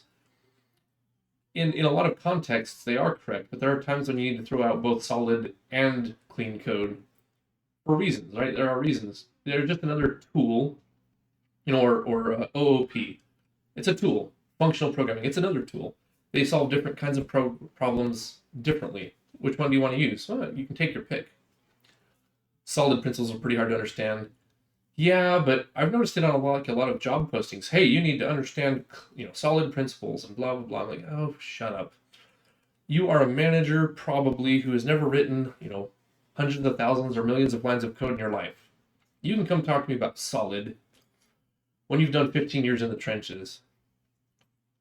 Design patterns are hard as heck too. Yes and no again. It's like a lot of them are just another tool. It's a way of talking about a bunch of ideas quickly and efficiently. But what happens is in things like Java, you end up with a delegate factory of watchers. It's like, holy smokes, would you knock it off? Would you just write some code that does the thing instead of forcing every problem into one of the 6 design patterns that you still know off the top of your head? And some of them are even bad. It's like, why would you? And again, depending on language, maybe a singleton. I hate singletons. Almost every language really wants you to use their version of a singleton, and every one of them fails the ideas. I saw Need for Mediator recently. Sure, exactly. Singletons are kind of everywhere. Again, depending on language support, but there's always caveats that make it so that the singleton concept that you think of when you think singleton is kind of broken in these cases. It is, and it's because it's simple. But then you can use one of your design patterns, and nobody's going to say anything because it's a design pattern. But if you look at game engine developers, I think a lot of them are Liskov substitution is hard. Yeah, and again, single responsibility isn't that bad most of the time. But database repositories in .NET are typically add singleton since you want to maintain a connection pool with the DB. Yeah, SRP is easy. Well, and like I said, generally correct. But again, not always. It's just another tool, a way of looking at your code. It's not a hard and fast rule. Interface segregation says everything should have an interface. My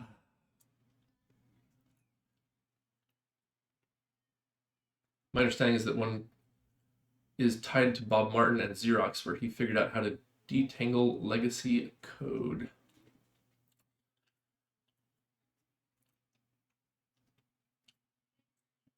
Singleton with DI is much better. Is not bad. Only the one with static is bad. Yeah, Xerox. Well, and here's the thing: Xerox PARC, the home of so much innovation, was never a company to make profit at all. Anyways, it was a research area. You weren't allowed to use those ideas. The reason that Macintosh and Windows both took off is they directly stole straight off of Xerox. Like all of the modern UI components and ideas were basically designed it Xerox, and they weren't allowed to productize it. Pipes and filters used in middleware authentication. Yeah. Different, but again, different tools for different types of problems. If you're writing a render engine, that's completely different from a lot of heavy networking types of applications.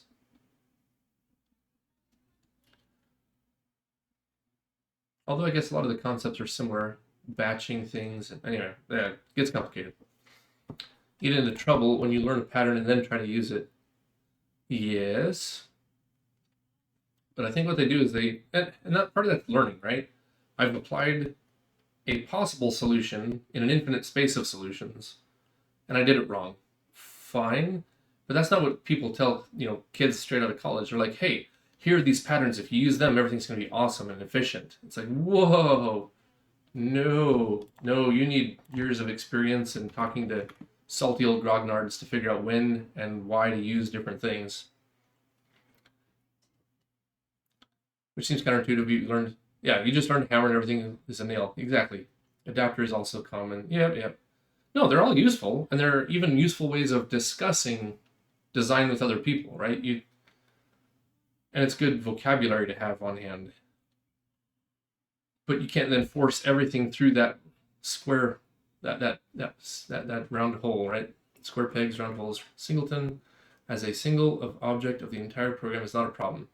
The singleton implementation with static is a problem because it's hard to substitute out for something else for testing or changes, which with dependency injectors, it solves those problems. I've actually started switching away from even like a pure static class. Like I don't like singletons much. I'll use them if I have to, but I was for a long time using just pure static classes. And I even started moving away from that and just using namespace in C++. I'm like, here's a namespace. It's full of all the stuff I need. It's already automatically static. I don't have to worry about anything. And it maintains all the state in a single place. There's no way to create a copy. There's no weird games I have to play. Just a namespace. You have an init function or to initialize it into different states. You have a cleanup function for when you're done with it in that state. If you want to test multiple different versions of states, you just call the init and cleanup functions inside that namespace, and it's good to go. I only know of the one pattern. I realize there's probably a lot of that type of pattern though. The one I know uses static. It depends a little bit on language.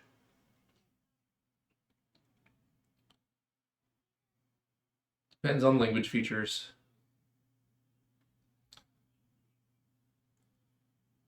In most cases, singleton, I need to deal with our OS API. Yeah. Yep.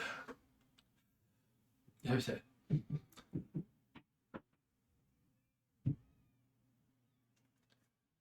Did you guys see the Casey Muratori rant about clean code? Clean code, poor performance. That's always a good one. Clean code, bad performance. Then he went on with old Bob. Where's the thing? Clean code, horrible performance. Oh, that's the interview. Not the interview. I don't want the interview. I want the original. There it is. I think a lot of people think patterns there's 8 or whatever. Yeah, I know.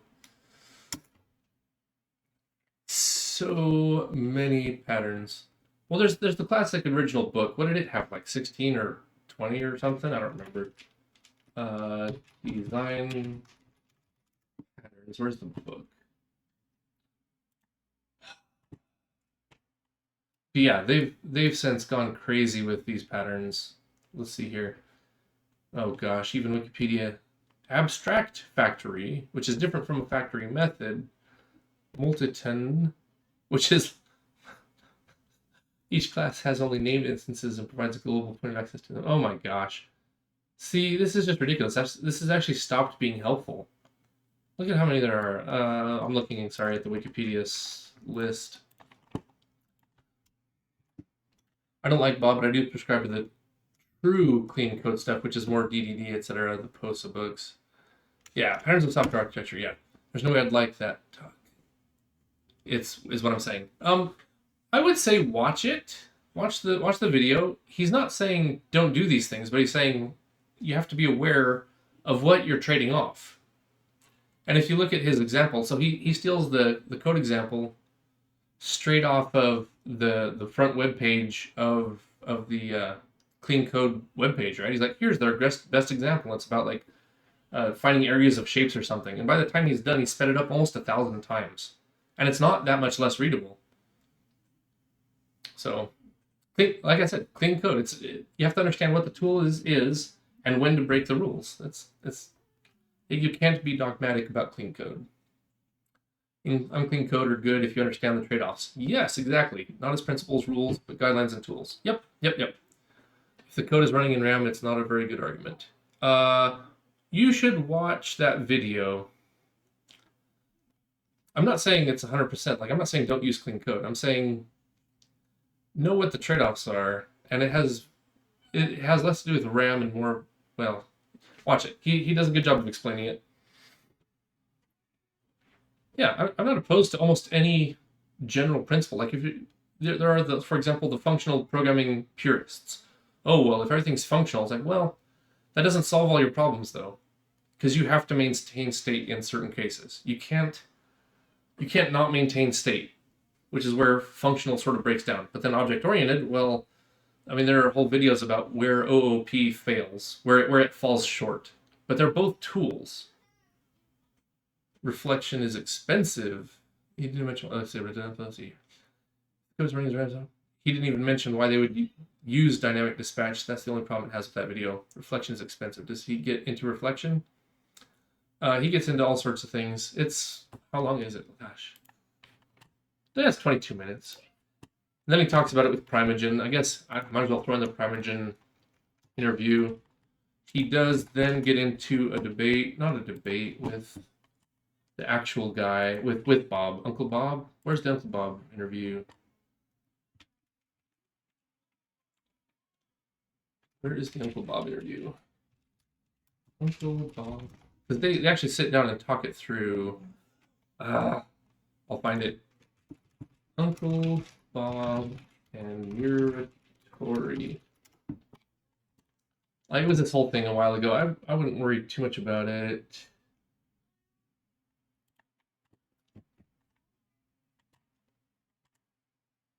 Oh, that's just Ginger Bill. Whatever. Anyway. I find Prime is all over the place. Sometimes I totally agree, other times I do not. His Theo versus Prime talk on testing was kind of fun, though. Yeah. I don't know. Again, I don't think anybody has all the answers. Computer science is such a young field. I mean, it's only been around for, what, 70 years-ish? If a closed set of type, then sure, do switch case. If it's an open set, then dynamic dispatch is necessary. Yeah. Well, it's not even switch case. Like, do you know what the performance performance trade-offs of using a switch versus like an array lookup? How many people know? I've built a couple of different virtual machines for myself, and for a while I was dispatching opcodes with a switch statement, but as soon as I replaced it with an array of function pointers and it's just an array index, it was faster than the switch case by quite a lot. Let's see here. The Lichess guy streaming is kind of cool. He does pretty good testing, but relies on types a ton, so he's limited resource-wise with what he's doing. Is ultra cool. Yeah. No, just understand that any guideline can be broken when needed. It's nothing hard and fast and dogmatic. They're all outlines and guides, and there's always a trade-off. What's the trade-off? How much does it cost you? That's all I'm saying. Clean is generally not bad. Solid is generally not bad. But you have to know why and when. It actually reminds me a bit of like old school like martial arts, right? They're like, here, do this form 1,000 times. Like, okay, but why? Until you find someone who's done in the cage combat who can tell you why, you're just going through the motions and following the dogma, passing down the dogma until you get punched in the face enough to realize, oh, maybe this is a grab instead of a punch. I don't know. Well, I do know what I'm talking about. A lot of the weird karate punches where one hand comes back and the one's coming forward, it's because you're supposed to grab them and pull them into your punch, right? It's a pull, it's a closer, a clinch. But that's not what you learn in karate classes. Most of the time, the teacher's just, here's how it looks. Boom, boom. Why? I don't know. Anyway, trying to find how much time an array lookup takes. Found a Stack Overflow where it took 0 nanoseconds. It depends. Like if you're write your own register-based virtual machine and dispatch the functions in different ways. Use a switch statement, like a small 8-register virtual machine with 1 kilobyte of program memory. Not a big deal. You don't even need that many operations, like maybe a load, a store, add, subtract, some simple arithmetic. And then write yourself a little bytecode, and then crank through those opcodes as fast as you can using switch, using array dispatch, and find out which one's faster on your setup. I'm just curious. Like I did it in C++. I don't know if Java optimizes things differently. The Java is a whole separate fun thing.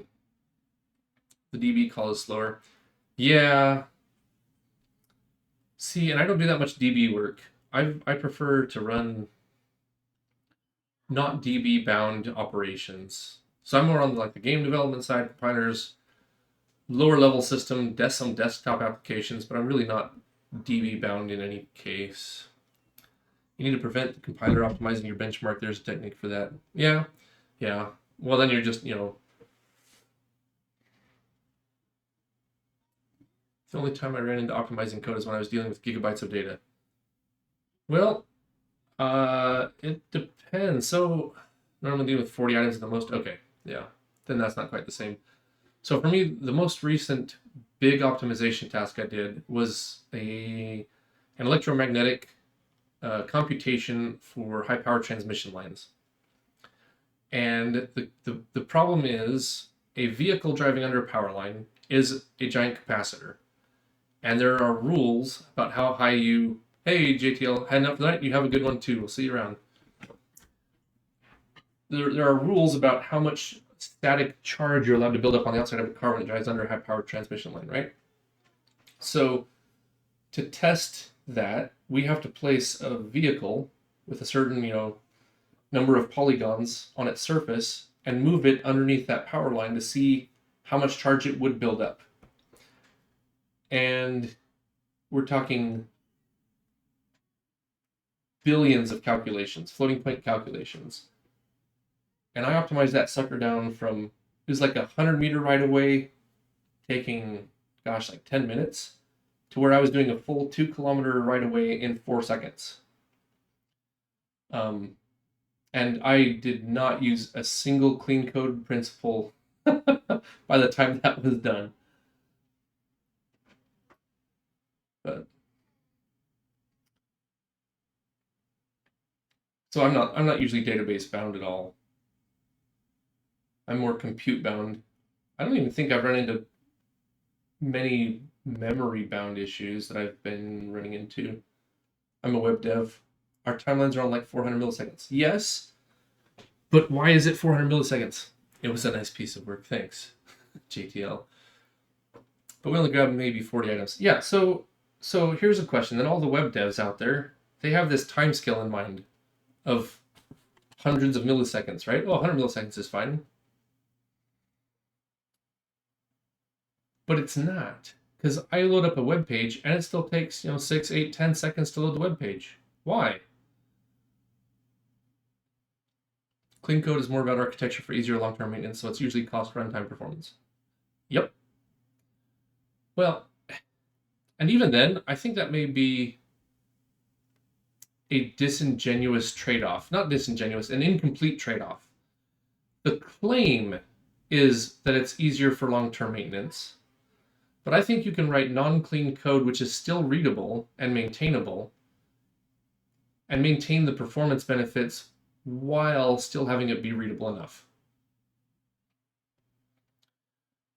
Not always. Obviously, there are trade-offs you make that are just atrocious, but I think there's too much of a willingness to jump into the let's abandon performance for programmer time when nobody's even measured programmer time.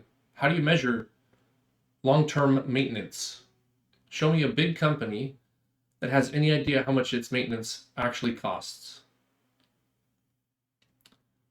Bob Martin's clean code is hogwash.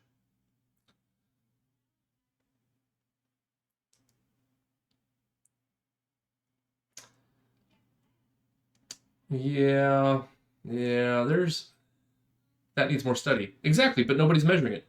Who's measuring it? How do you make a claim that it's more efficient to do things this way if you have never measured it compared to anything else? How do you measure how clean your code is? Are you 90% clean? 75% clean?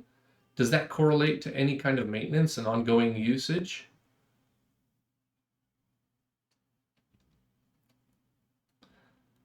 Well, but the idea is in the long term, right? You have a large code base and somebody says there's a bug. What is your time to find and fix and deploy? Right? Cycle complexity is a measure. It helps. I mean, there's a whole bunch of measurements. I don't have any of the tabs up, but yeah, there's a lot of different measurements, but none of them are being correlated with clean code principles. Absence of evidence is not evidence of absence. Yes, that's correct. But claims are being made without evidence, and there's no way to debunk an evidenceless claim or to affirm it.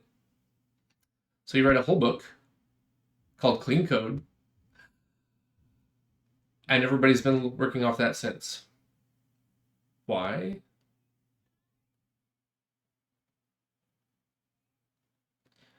I feel like it seems like I'm defending clean code. I don't agree with Bob Martin. I also don't like that book. Yeah, fair enough. No, I'm not saying you do. I'm just saying one of my problems with it is there's no metrics. There's no metrics, no correlations with any real world measurement. And I don't even know how you would start gathering that. Every bug is different. Every code base is different. And again, I don't even know how you measure clean code. What's a unit of cleanness? I don't know. 1 bob. That doesn't mean the opposite claim is true. I never made the claim that the opposite claim is true. There are better books like the refactoring book. Yeah. Which I've not read. But that's more due to lack of time. Yeah. Or DDD by Eric Evans or Von Vernon's book on the same topic. Okay. Yep. Yeah, fun times. Fun times. It's part one. It's one part interesting being in a field that's so new and unformalized that this is where we are, where there are no good. What's a law of software? An actual law, one that we can point to and say this is always true. Not very many. One thing I like about Rust is that it's mathematically proven is safe for at least for its safe subset. Okay. Oh, Rust. I have my problems with Rust. It may be safer, but at what cost? And the things that it disables me from doing are things that I can do trivially in almost any other language. Number of bugs, amount of money spent on manual testing. Oh, anyway, you were talking about how to measure maintenance cost. Number of bugs, amount of money spent on manual testing. Number of major outages, also the DORA metrics. Yeah. But who's compiling that data and correlating it with anything, clean or solid? I'm not saying clean code, like any of those frameworks for clean code or maintainable code. None of that I can see is being correlated into an actual study. Or let's see, collated into a study which correlates anything. So if you're going to make a trade-off, right? Let's say runtime performance versus code maintainability. Well, who's measuring that? Let's see here, number of major outages. Non-legacy code would work where legacy is defined as code without tests. Okay.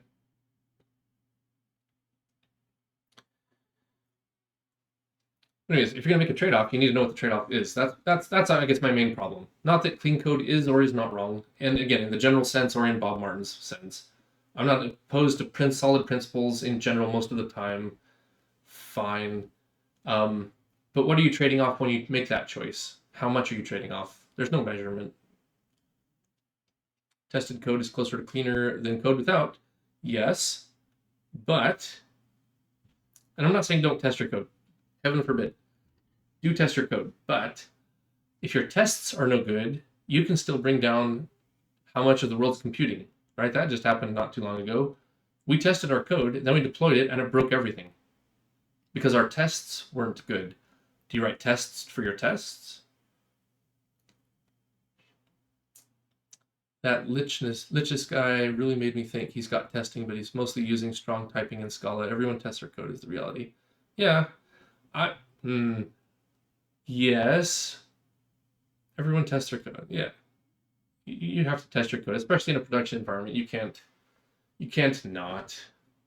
Tests for tests. You shouldn't have control statements in your tests as a result of that question.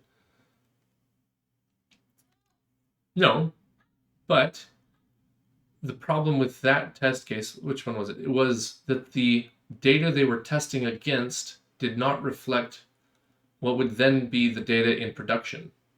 So did they test their test data that they were testing against? Right? Oh, the test passed. Yeah, the test passed. How many times have you heard that?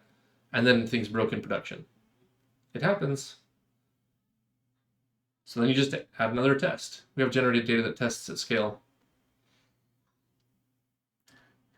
I think tests are just for detecting regression. Yes, it helps. It helps greatly for maintainability, but not a formal way to prove bug-free code. Yeah, you can't prove bug-free code, obviously. That's I think a given. Does anybody disagree with that? You do your best to put real data into tests. That's just bad testing. Yeah, tests just detect regression. Yeah, exactly. I mean, unless, yeah. You can't prove bug-free code. There's more formal correctness methods also. Yeah, but I don't think anybody writes code that can even use that formal correctness very often. Maybe in a very simple application, you could. Like, get this thing, get that thing, add them together, send it back. There might be some testing frameworks that can handle some very simple things, but I can't think of a good testing framework that would be much more, that would be useful in a real world situation. I know a guy who works for one of those stock apps, and he was looking into correctness methods. Yeah, those guys can't afford to screw up. That is money out the door if you mess up.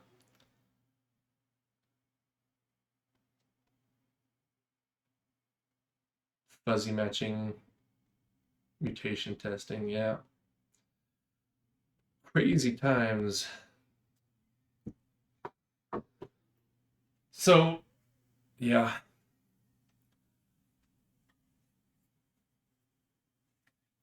Where was I? What was I even doing? We are failing tests. In UTF-8, this ASCII one failed. Oh, ASCII code can't decode a weird character. Let's start with the first one. As far as everyone tests, if you don't test at all, then the developer manually tests and your customers become your testers. Yep, exactly. Which is, the state of modern AAA gaming. Hey, we're going to release this game. Okay. And now everybody gets to find all the day one errors. I'm not plugging fail. Pass. Utilities here. See, there's the pass. Did I reload this file? Fail, there it is. Okay, so if we're running which combination? This one.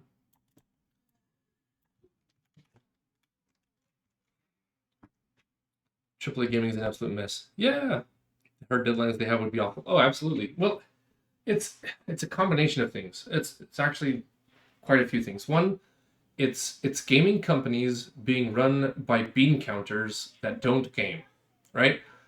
What happens back in the day was you had gamers writing games for themselves and then learning to bean count, right? And when Blizzard got taken over by EA, all the game developers were out and the bean counters that didn't game were in, right? So one, they don't know how to manage the project. They don't know what goes into games. They don't know how to evaluate if a game is any good or not. They don't know how to evaluate if the development team is any good or not. But they're the ones making all the decisions. Two, these people are risk averse, right? The good games were written by game companies that were passionate about games and about the development and doing something crazy and weird and new. Not all of them succeeded, but that's a risk that they took. Big companies are risk averse. So now what are you going to do? You're going to get what called your Halo 12 or whatever. They just keep cranking out the same thing over and over again because it made money in the past. And then three, yeah, exactly. Let's see. It's kind of like a movie. You spend a bunch of money building something, then release it and make all the money after. Yep, exactly. Blizzard ran into major issues with HR. Yes, they did. But I'm talking more about the development side of things. The HR disaster is its own special flavor. Microsoft kind of good at the key management and Bungie for Halo. Yep. That's what I'm saying. Like, these aren't people that are passionate about the game itself. This is just the nature of the industry. Rush for a certain release time. Yep. Which is being set and maintained by people that don't game. They're like, oh, well, I saw that the loading screen opened. Let's ship it. It's like, whoa, dude. This is a 40-hour game. And it's full of bugs that you can't see just because you didn't do things in a different way. But they think it's ready to release, and they make the decision they're not going to delay. It's like, well, okay. Yeah, marketing campaigns for certain holidays. Yep, exactly. Yep. You're going to make a bunch of money releasing November 15th versus January 1st. There's huge incentive not to be late. Yes, and 6 weeks in developer time is nothing. Except that you're now crunching or accepting an unreasonable amount of bugs in your game. Now, that being said, I think that with a $20 million budget, you probably should have things. You shouldn't have to crunch that hard. Well, gosh, I don't know. They're big and complicated. The whole system is big and complicated. From the whole end, right? From securing funding to build it, right? Because you got to go to a publisher who can pay for it. So then you're beholden to the publisher. Then they have a timeline they want. Then you have to, pay your developers. And you have the design work and what features are cuttable, which ones aren't, which ones are crucial to the central storyline. Do we need a multiplayer? Do we not need a multiplayer? How much can we do afterwards? Like, it's astronomical. Then you go to the marketing and the release. The release is not a trivial process. It's too big, but yeah, I don't know how to fix it. I really don't. Like, it's not just get rid of the bean counters. That won't work, because frankly, most game developers are not that good at the bean counting side of it, and it has to happen.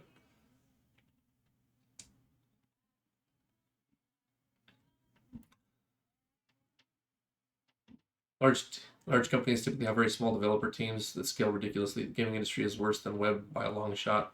One of the main reasons I didn't bother with gaming.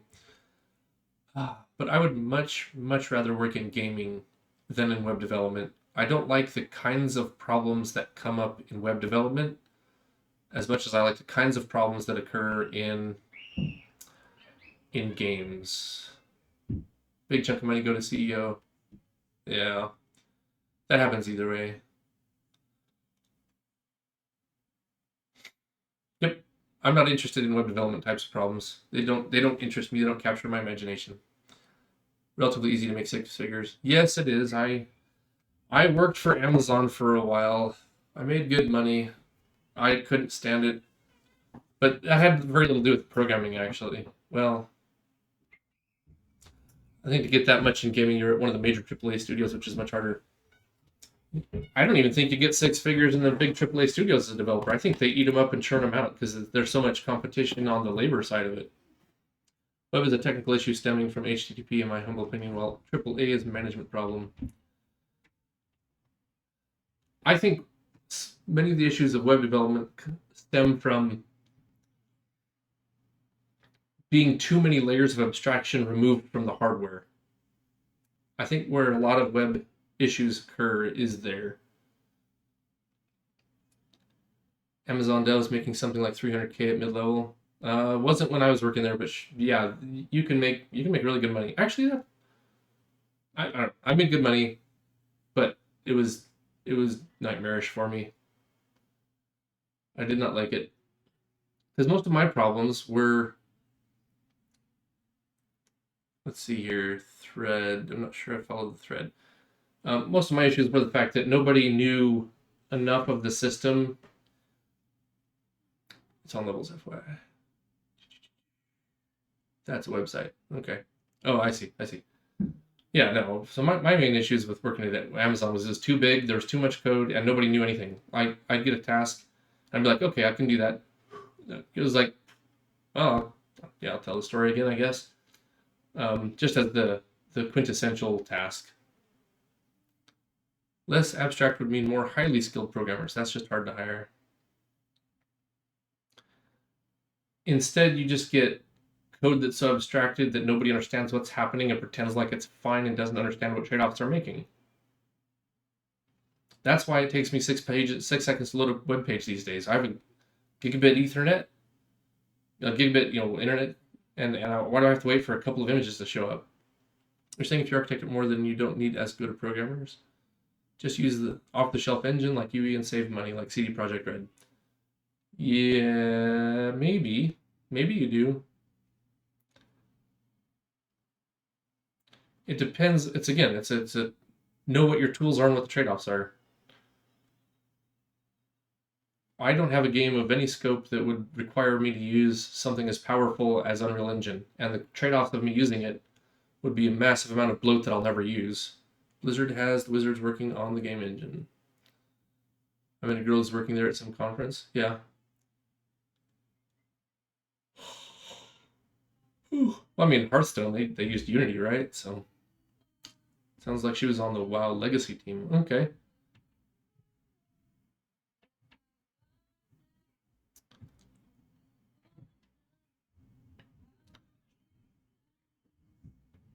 I'm not. So layers of abstraction. So I guess my main problem with web developers is they have no idea how many layers are between them and the hardware. Who knows what actual JavaScript engine they're running, what virtual machine that's running on, inside of a browser which is running on inside of a virtual machine, like a Java JVM maybe, or something else. And what's your JIT compiler doing? And by the time it hits the CPU, nobody knows how many operations have already occurred before an operation hits the CPU, and how much memory has been used up trying to get it to the CPU, and what are the trade-offs being made? Nobody knows. I mean, most web developers don't even know what spatial locality is in memory. Most. Yeah, not good at low-level stuff. It's a trade-off, I think. How does it benefit the business for me to understand the tech levels? You know what the trade-offs are that are being made, rather than working on the business domain problem at a high level. Yeah, see, that's why I can't get into web dev. They're willing to let everything below their level of interest disappear. I want to know what's happening as low as possible. I want to generate my own executable from binary, which will never get me a job at game dev or web dev or anywhere else, but I want to understand what's happening. I think we should learn from the bottom up. Instead of learning, here's JavaScript, go make something, I think you should first learn some assembly, then some C, then build on top of that until you understand each layer of abstraction that's been added. Crazy good developers make game engines that mediocre developers use to write the majority of the game. Yeah, that's not far off. Yeah, that's probably a good characterization. The good ones are off building the tools everyone else uses. I mean, I went and learned compilers. I don't disagree. Yeah.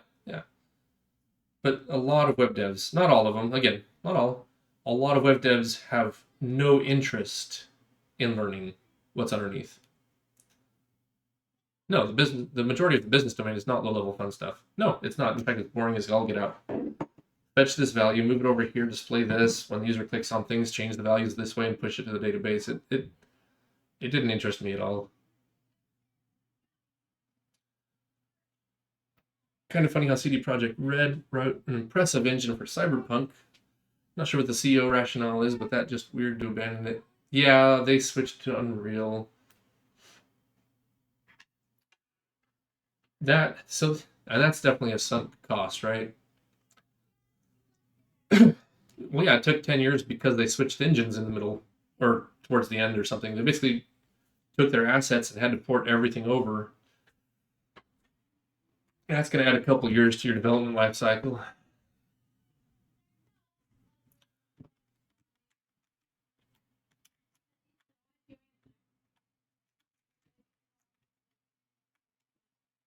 Okay, what was I even doing? Woohoo! Okay, so we're going to rebuild this set of options. Oh.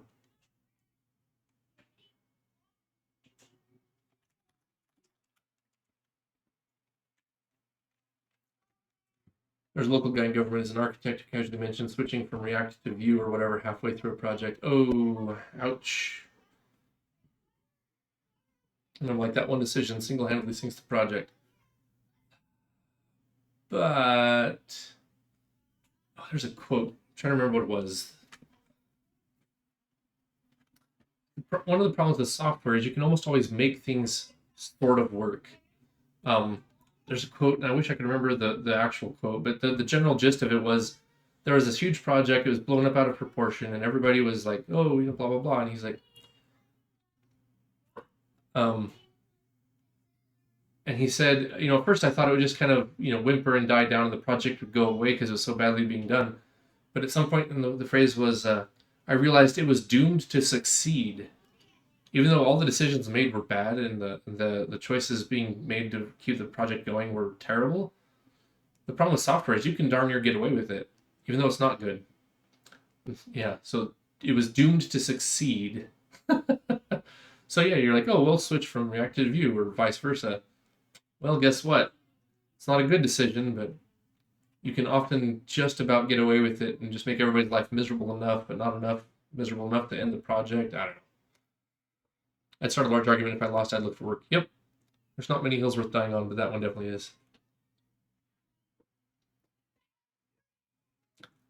I'm trying to think. There are times when you need to switch your underlying tech, but not nearly as often as people think, I suspect. But again, nobody measures it. Well, what's the cost of switching to React or Vue? How much does that lose us? How much did we spend? How much are we going to spend on the future? What is it? What's the trade-off? Nobody measures trade-offs.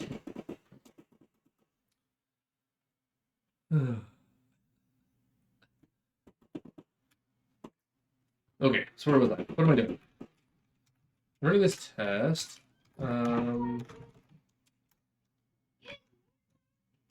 If we fail, we're going to break. That will mean that I will still have the configuration files for the last successful build.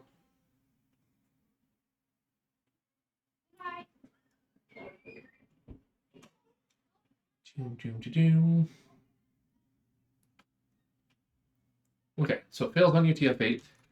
And now the log file shouldn't be as full of crap. The last one should be the fail. And it was... Oh, it did output the word pass. It's there. So why did it fail? Result equals true. Leave directory. Where did that fail come from?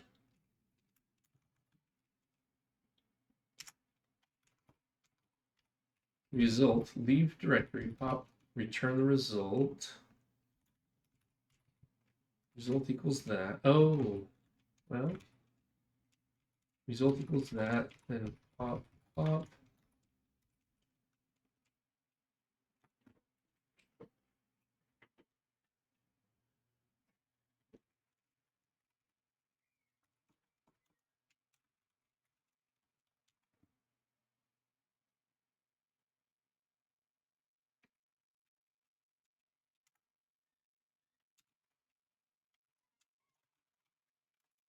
Is utility logging out a failure?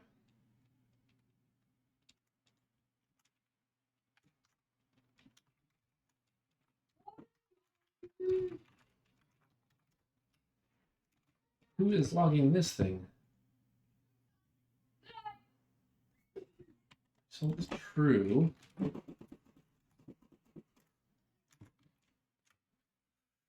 Unclear. Switching from active view is just insanity.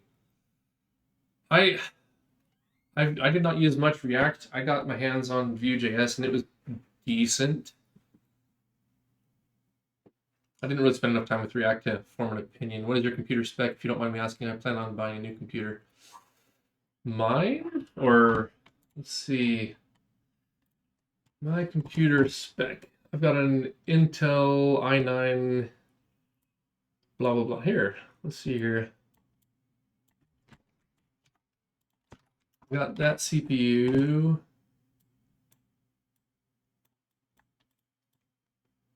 64 gigs of RAM.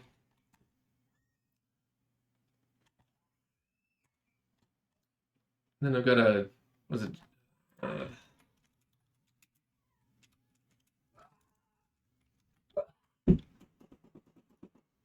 Hold on. I'm going to tell my kids to quit banging the walls and playing around. Just a minute.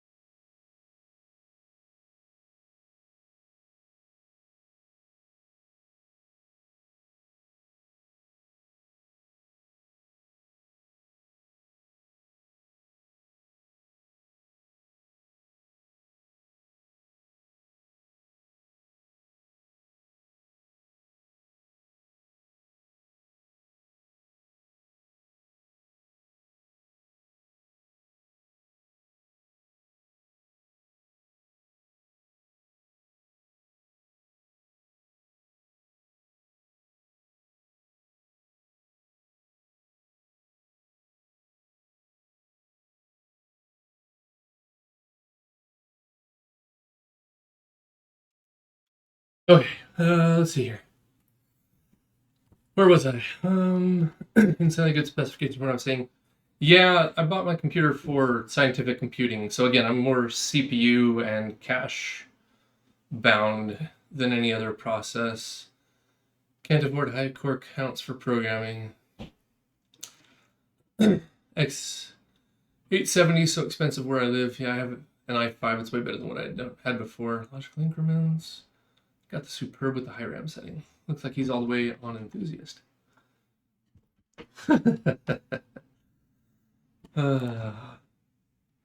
Yes, yes. Then where's my graphics card? It's a GTX something or other.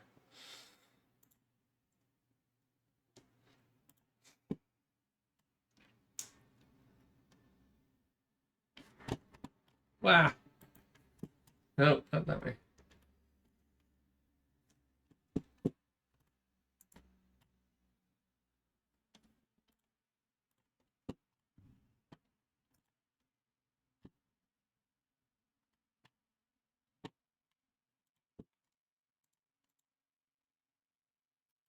Let me see.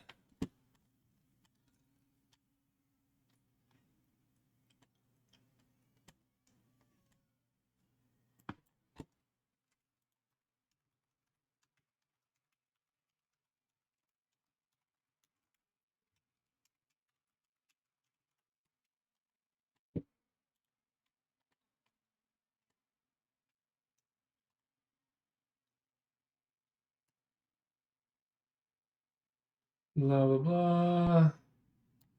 Probably like hardware, which I'm not going to get to from here.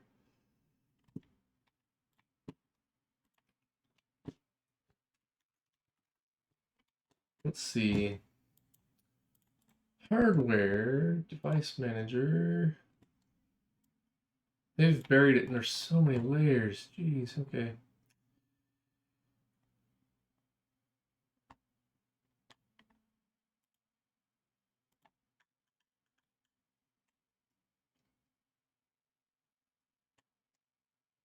The adapters. There we go. RTX 3090.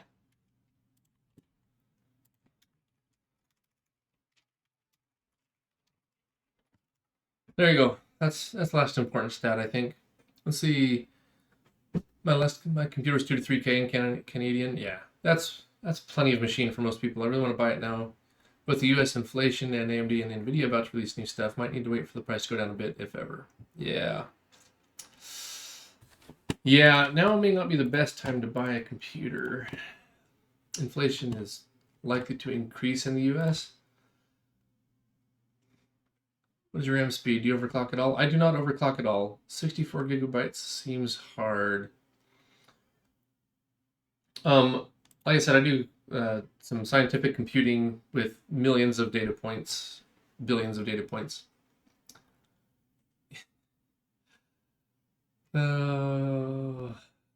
Inflation. Too many dollars chasing too few goods. Stop spending money that isn't real. That's all. RTX 3090, did you buy it during the price hike or was it the 4090? I bought my graphics card right after the like crypto started dying off. All of a sudden everybody was overproducing graphics cards. And the prices just kind of were falling. So good timing. Now during a couple of years of crypto farming there, it was impossible to get one. So I didn't. Oh.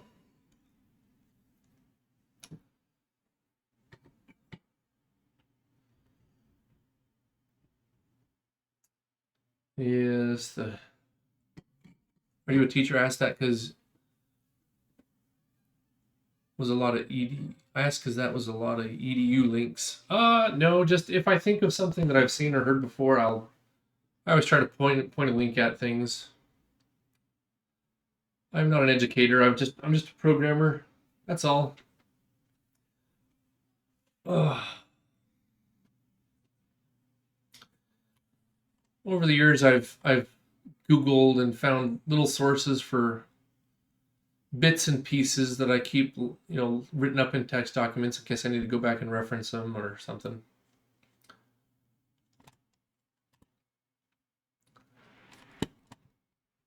Whole thing was pretty discouraging watching from Canada. Well, I don't know.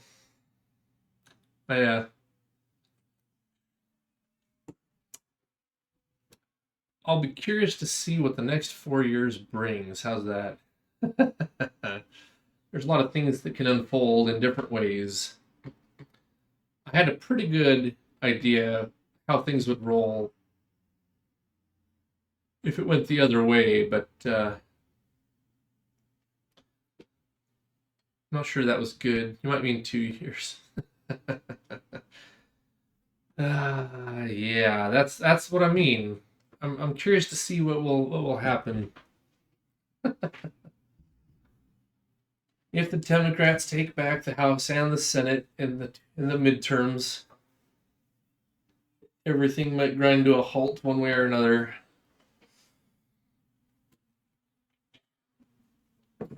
And that's pretty typical, a midterm flip.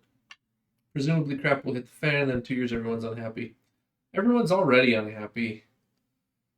I don't see that that's a reason to...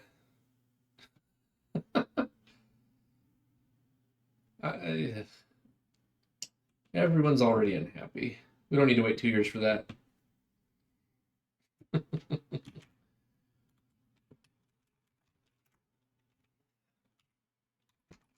Check that it contains the word pass. True. Leave the directory.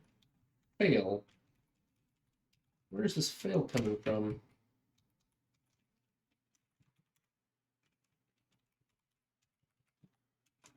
And why is it not printing pass for these ones?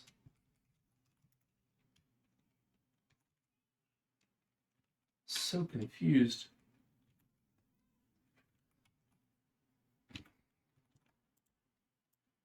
I don't understand. Leave the directory. Fine, I understand that. Fail.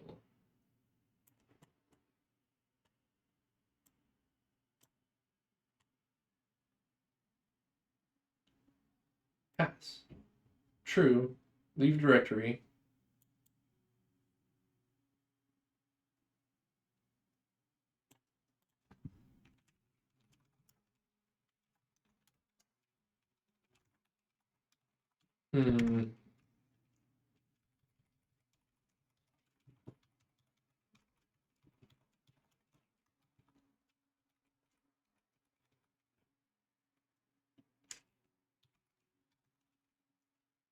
Put an extra new line at the end of everything.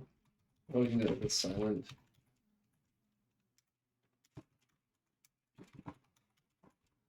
Log statement.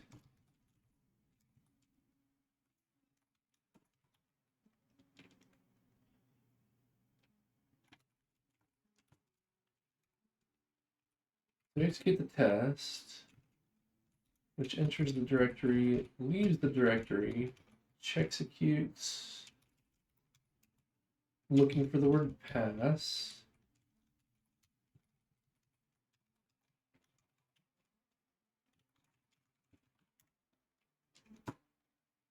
Pass. Log.note. Oh, yeah. So it should has an error.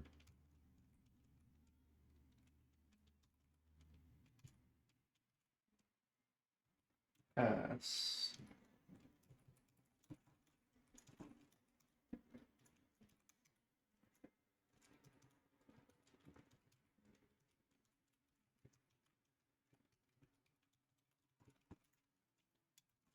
Not sure what's going on there.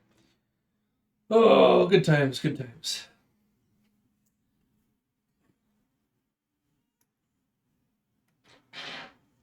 My only question is, after the elections, there were an awful lot of people saying they're going to move out of the country. And this happened again in 2016. A lot of people were threatening to leave the country. And you know what? I think maybe one did. I'm wondering if anybody's going to follow through on their promise this time. I wouldn't mind getting rid of a few celebrities.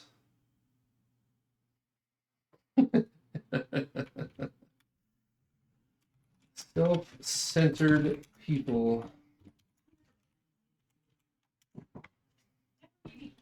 who, I don't care what their opinions are, they just need to get on the screen and dance like monkeys. That's what I pay them for.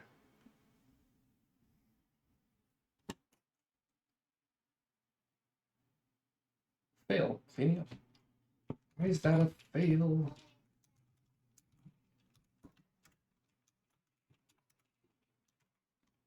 And that's true of ones I would agree with or disagree with.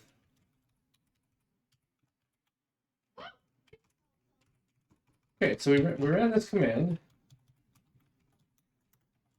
and it outputted pass. I agree. It checks that the output contains the word pass, and it says true. I agree. Then it leaves the directory, the test directory, so it's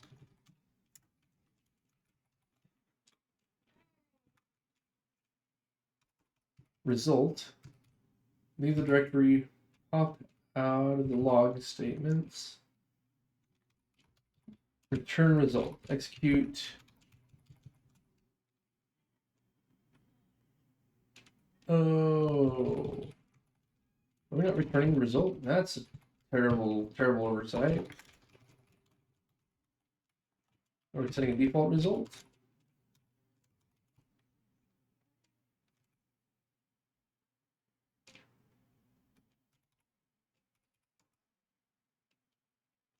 Oh, we can't return the result. Or we have to return 3 results.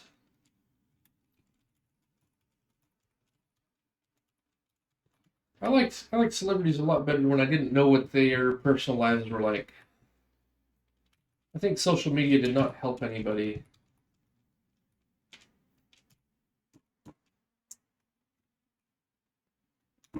All right, let's do this. Result equals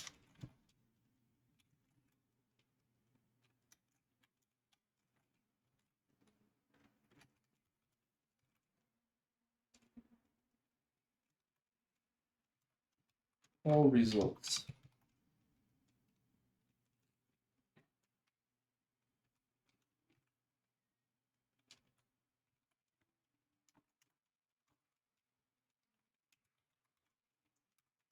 Putting in encodings, all results. Oh, given the encoding is equal to false.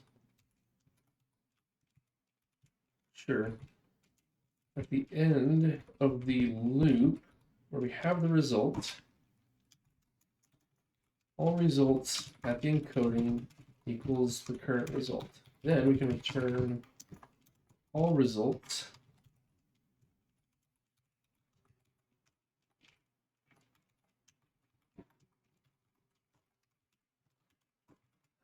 for key in.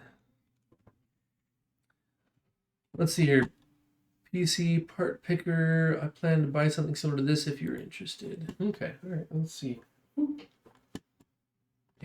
Ryzen. Yeah, AMD is kind of cleaning Intel's clock lately. Liquid freezer. Oh, you're getting the liquid cooling. Woo! Phantom gaming motherboard. 48 gigs of RAM should be plenty for most people. A terabyte solid state hard drive. Yeah.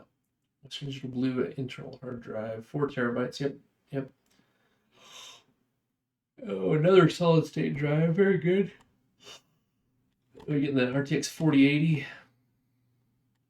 16 gigabyte video card. That should be plenty to play with. Intech Flux entire case. Okay. Nice. Not bad. Only $2,800.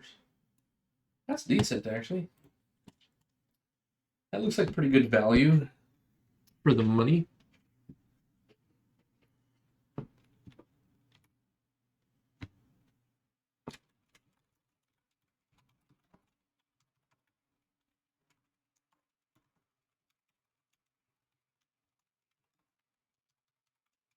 I don't remember what it returns, so we'll just pass it to a list.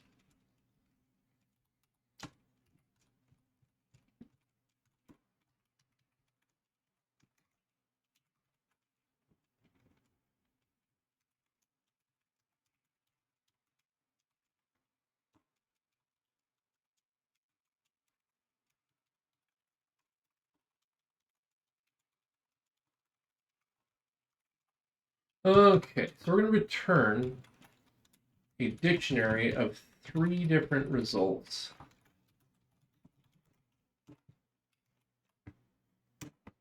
Log them all. And there we go. Let's see how that works. If I could type.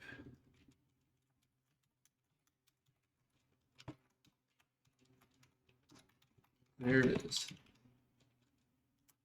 I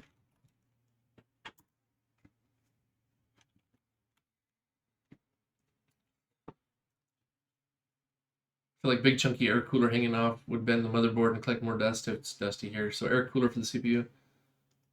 Okay, okay. The GPU is just a placeholder. Hope for something in NVIDIA 5000 series. Yeah, they're going to drop new stuff soon, right? That's super exciting. Water cooler for CPU. If water cooled GPU was cheap, I would. Yeah, they're not cheap. That's for sure.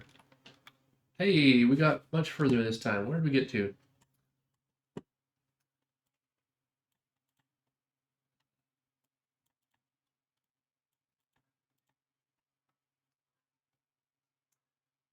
This logging basically can go away. This one,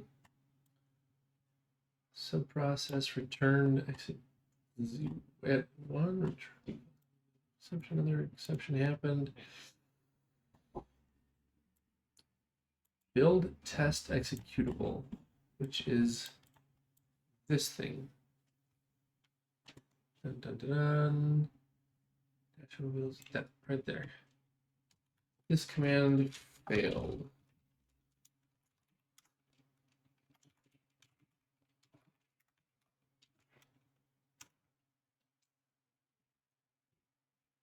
Token was not declared. Oh, okay. What flags we're actually using? We're using the lazy process. This is the first time we've run into this, so that's the problem. When we're lazy, actually, let's just auto it. It's fine. Usually I try to be more explicit about my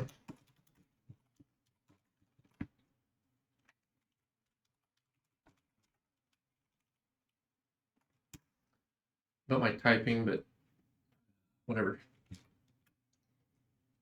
So is this mostly for a gaming setup, or are you thinking some heavy rendering tasks of your own? I don't remember what's up, what you do. We've had so many people in doing different things, game developers, etc., etc. Fail. Expected 3 NES, got 2. Huh. So this is if we lazy process. Expected 3 NES.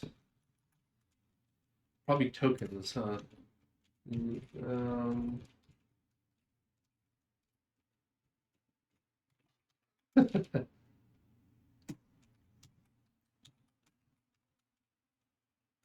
Got 2 line count.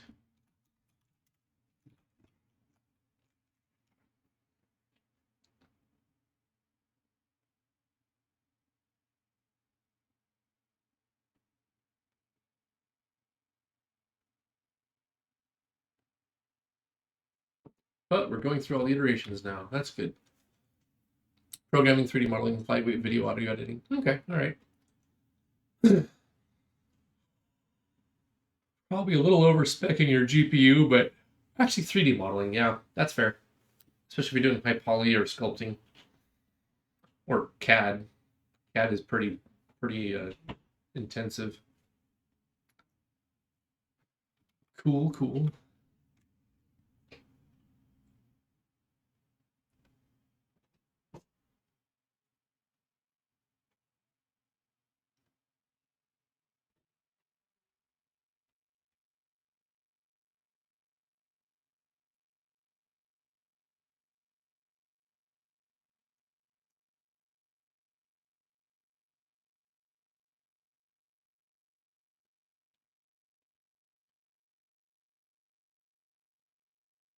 So we have a lot of permutations to run through. The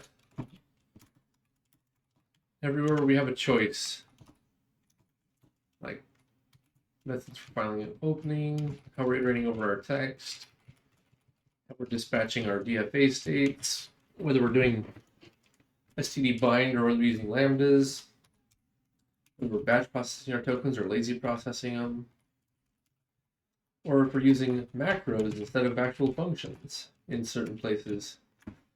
All of those are permutations combined with three different encodings we support. So it's a lot of tests we got to run. But it's looking to me like the lazy process is failing to get the last line.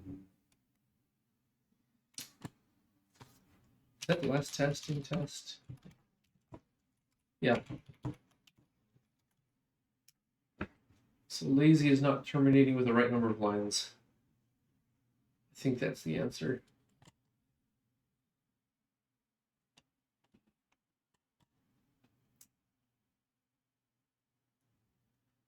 Phew. So testing all those permutations takes about 4 minutes.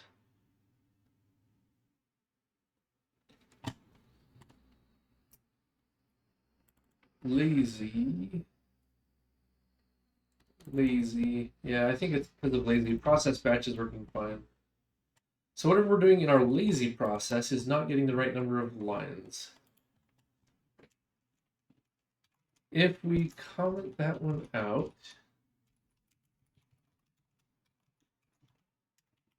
and run our test again, everything should succeed, right?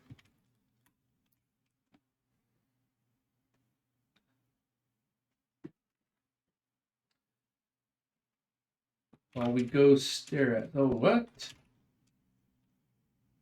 Oh, for Pete's sake. Can that be?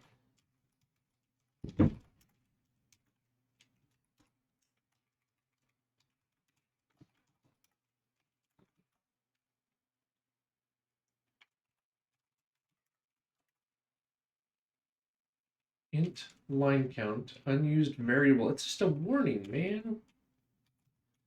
And 8. Oh, all right. Just get rid of it. And we'll build. All right. Okay, we're gonna run that. While we're doing that, we're gonna go look at our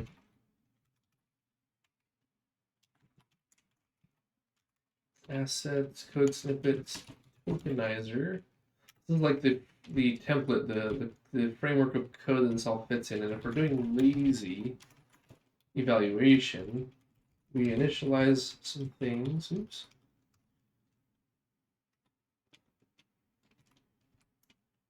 Here, begin has token, next token.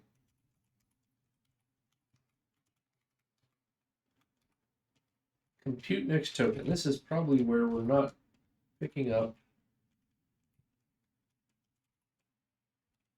Oops, too far. This is probably the problem, that line.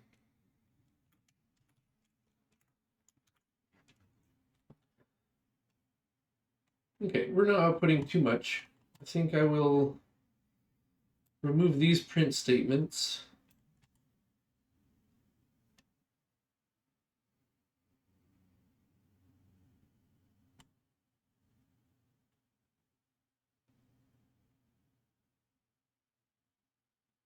We may move these into the thing.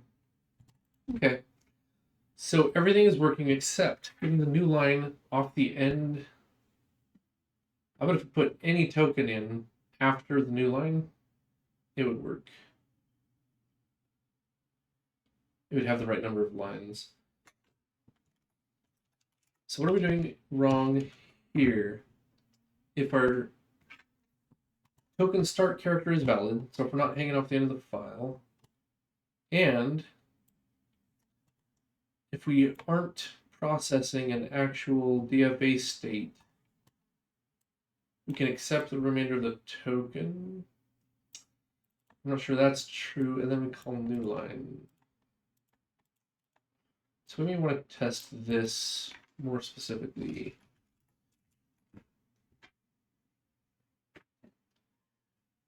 We did hit new line.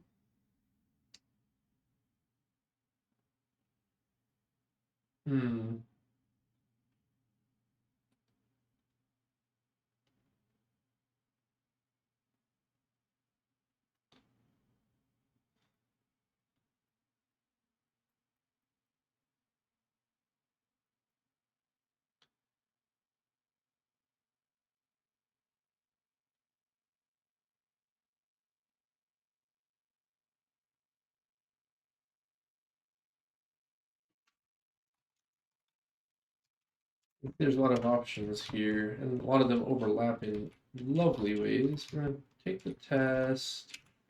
We don't need to log that. Or that.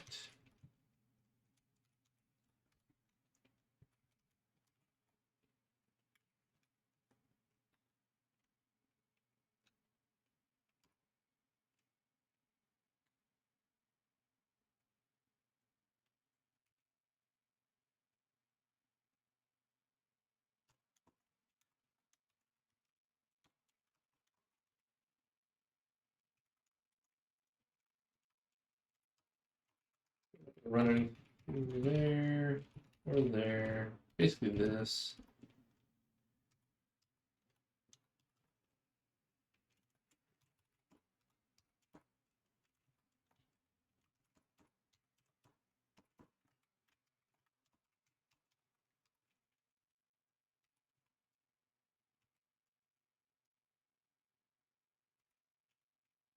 Here. If result, it's not key, it's encoding. And we want that to be, let's see here, UTF-8 LATIN1. So we want it to be 6 characters wide.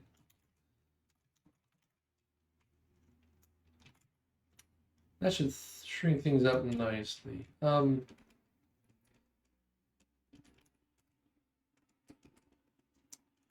We have to count failures and successes. Why not? We can do both. Failures equals 0. Successes equals 0.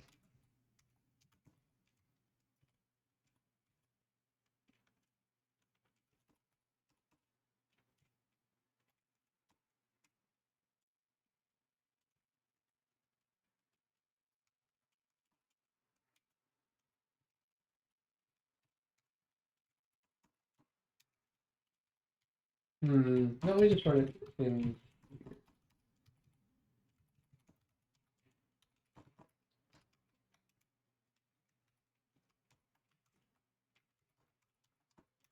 If result plus equals 1, otherwise, oops, backwards.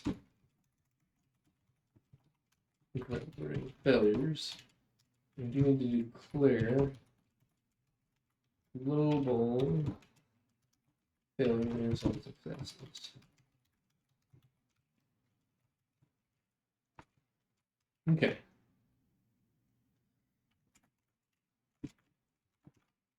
Down here, I have to clean up.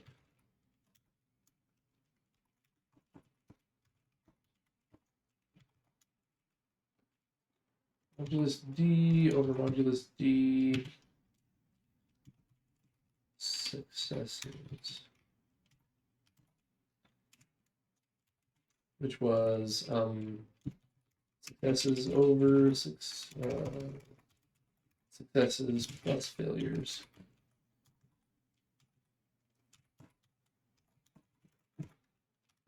Okay, so let's run it. We should see less nonsense.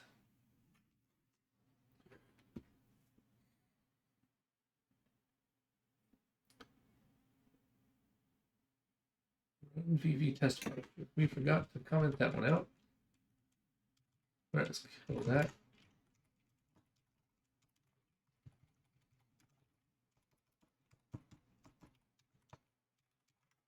Okay, and then what else? We're too much indented.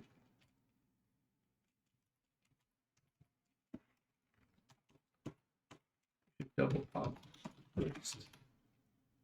All right, let's see if that looks a little better. Oh, okay. So,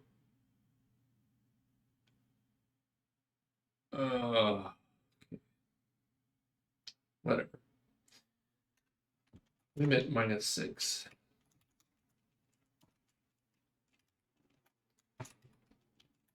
I'll do a 6. That's right. It'll be good enough. Oh, we're getting a lot more compact data here. Okay. Our automated testing is pretty good. I think literally it's just the lazy processing end of buffer not capturing that last new line character, which is a little odd because new line should just match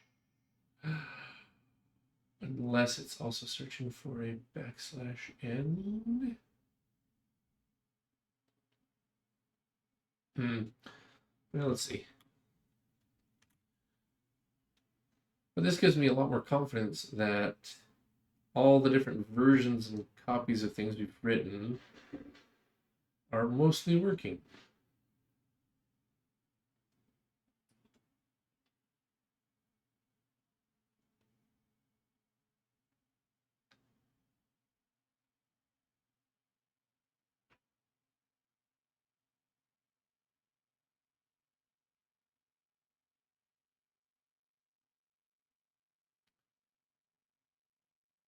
I'd like to see a test number. That would be nice.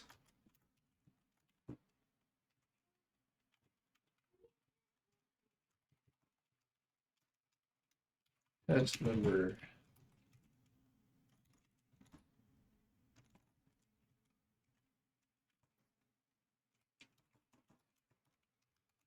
Global test number.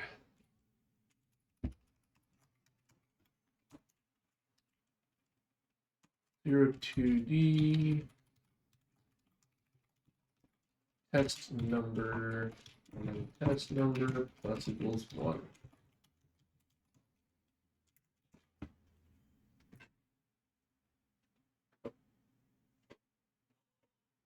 Ooh, let's just make sure the last thing prints out okay.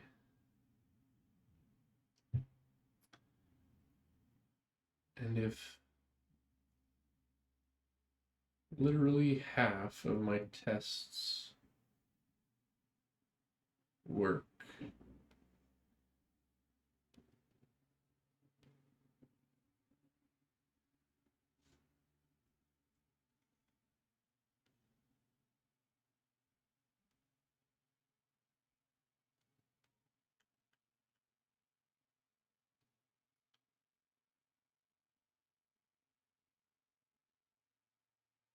so many build options.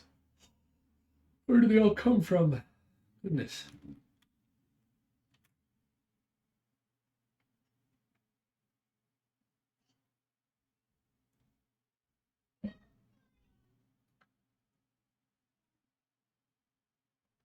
$120 out of 120 successes. Oh, good. So let's run this real quick just to see that the first printout has a reasonable output. Test 01. Okay. Now let's put that test back in test.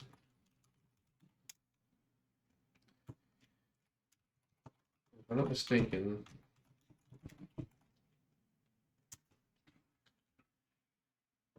only, it was harder to see before. I think the pattern is, what? Oh, I didn't uncomment both parts.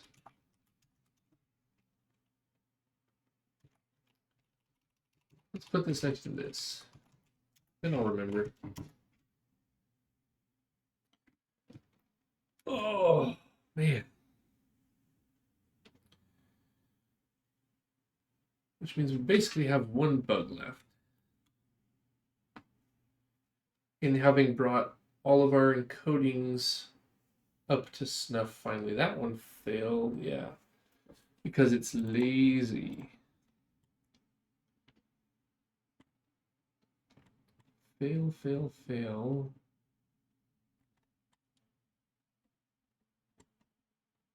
So test 3 and 4 were both lazy.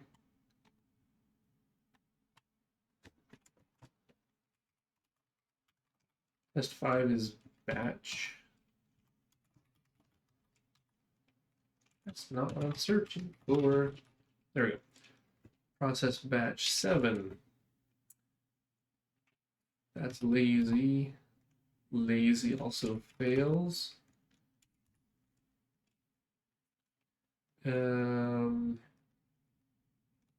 Batch, yeah. This is the lazy. Lazy processing isn't picking up the tail. Okay. So we should save our work here because it's actually mostly working. Lazy, lazy than the batch process works.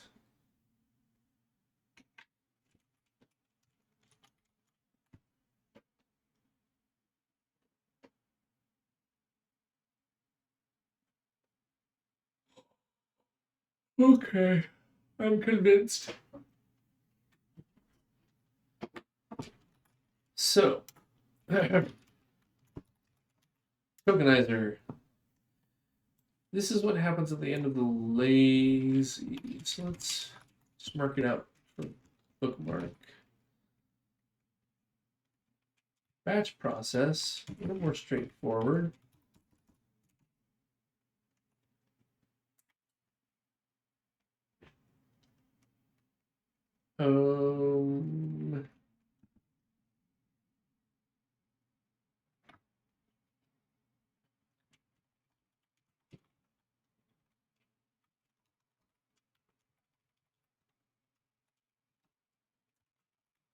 What if we do that?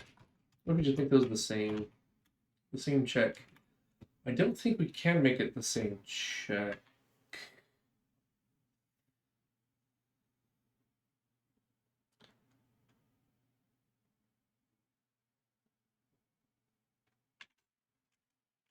I'll take it for test drive here. We're almost done anyways. Let it run the full 40 tests times 3 encoding permutations is 120 actual tests. But it's 40 build combinations as opposed to project combinations. 38.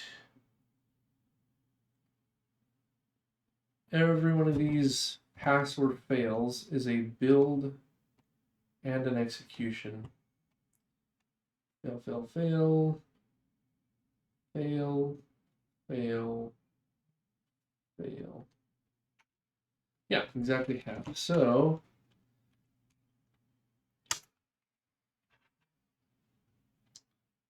and again, about a little under 4 minutes. So we just need to really see the first 4 execute to know if we succeeded or failed. So there's 1, batch process, 2, fail, it's still failing. That did not fix it.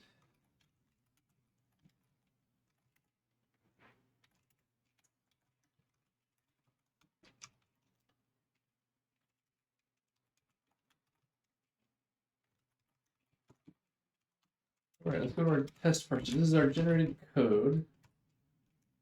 There's the trailing bit.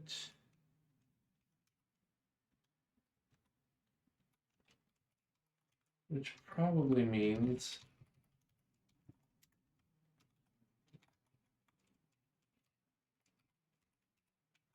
this did not update.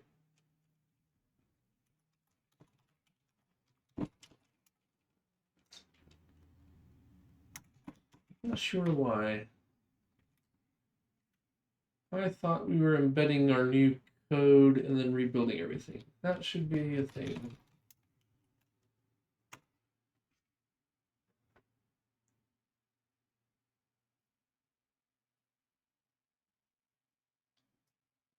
Embed code snippets. Be able to see that in the log, right?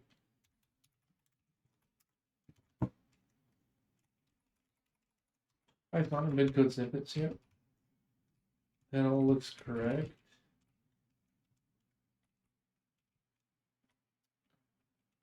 Then we build.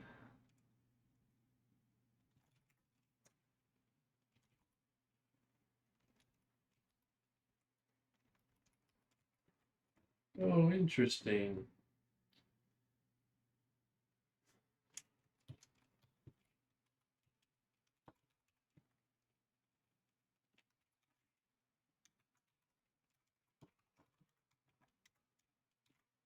Failed on the compile.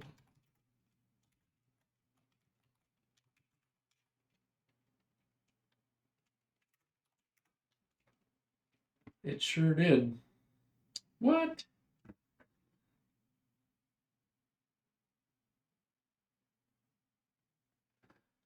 Okay. The problem is well above here. This is all knock-on effects of the problem, which I think is me not closing the bracket.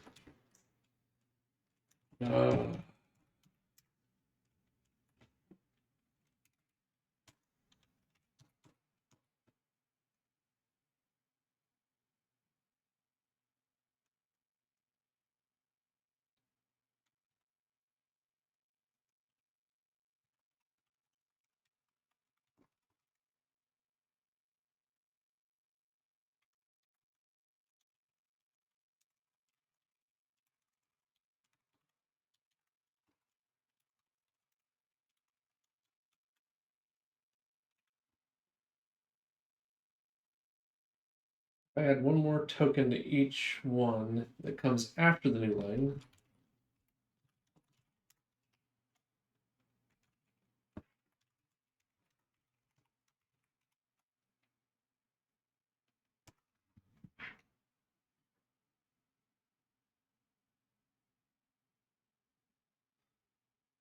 I just want the two to agree on the number of lines in our file.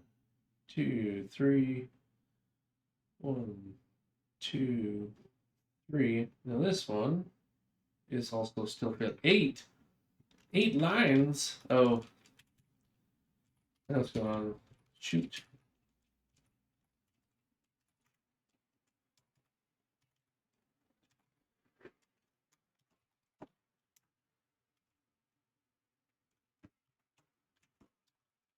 Not change that here.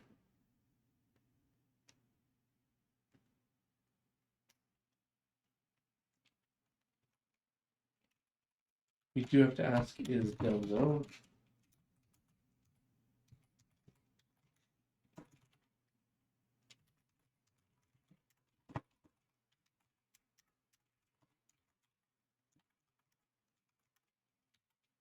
We only run that trailing bit if we hit the end of the line.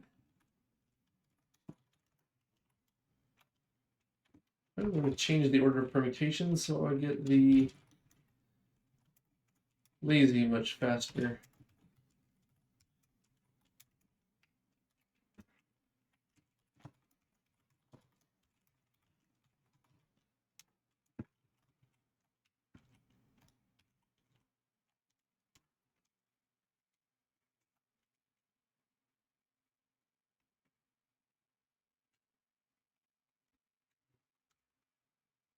Fail.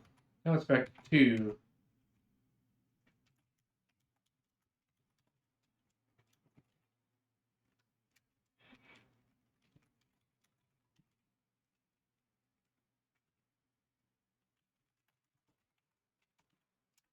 Okay, is done. Okay, let's do it this way then. If is done.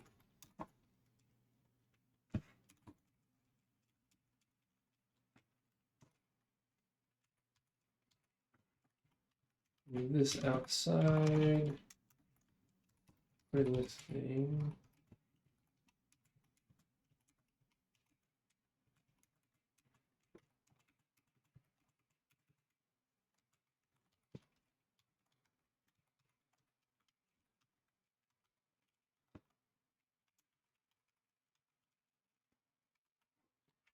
Tokenize. If we're done, which is literally a test for are we at the end of the text buffer? And we ask, do we have a token to even accept? Otherwise, do line. Okay. Maybe this fixes it. Oh, but it doesn't work. For some reason, our code doesn't always get embedded. Yeah. Unless I do this first. We'll see. Oh.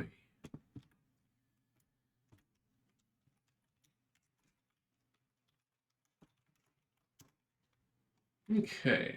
Well, I guess now's as good a time as any while it's all running. Plug the old Discord server. There's not really that much goes on in there except for stream announcements. what I'm going to be working on and whatnot, so you'll know when I'm going online. So you don't get spammed. Feel free to drop in. Always happy to take questions, comments, concerns there as well. Hey, it's working. That was the magic sauce. We got it. So this one goes away. We can simplify. Nice. Now they're all going to pass without cheating. And then the last test is to add one token at the end of the file.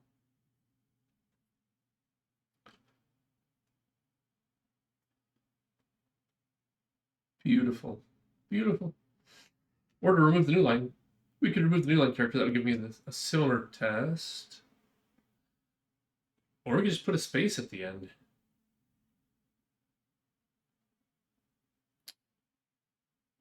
A couple of permutations of things we can try out real quick.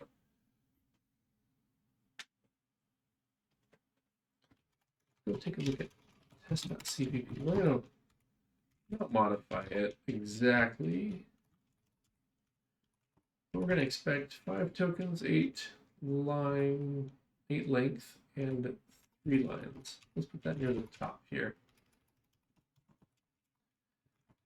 Static const expected num tokens equals 5.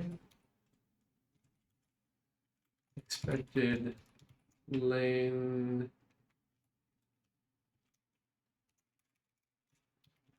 longest len equals 8.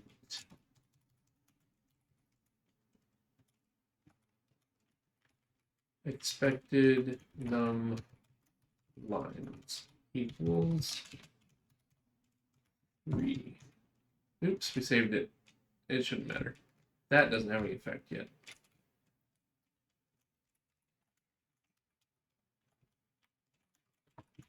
Expected num tokens.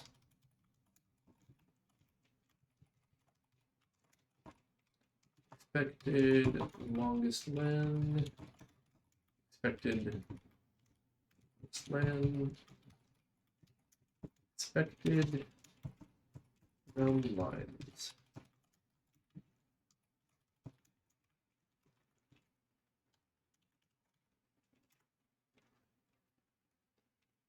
Yeah, I didn't build because I was in the middle of changing things. It's fine.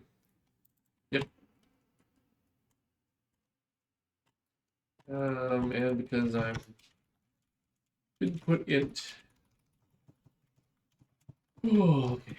I thought C standard, the int was implied. That's fine though. Maybe it's not a thing in CPP.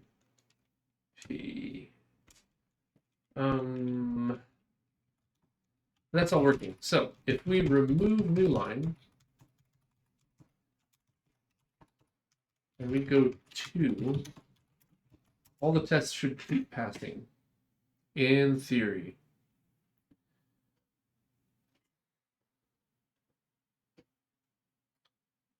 Fail. Oh, it's getting 3.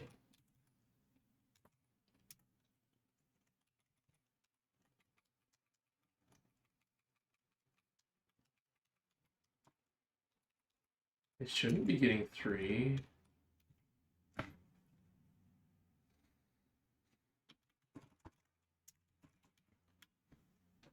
Very strange. Very strange.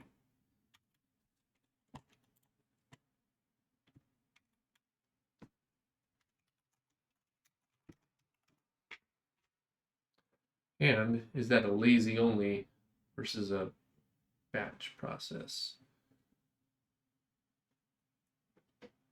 Lazy is failing.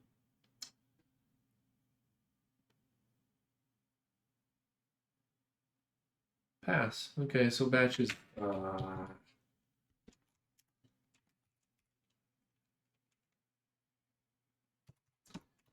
okay. If we go 3, put the new lines back in.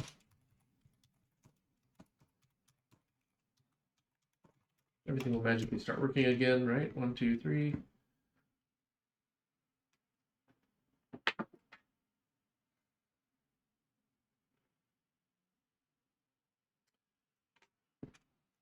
Okay, nope, no. I think I know what's set up. Tokenizer.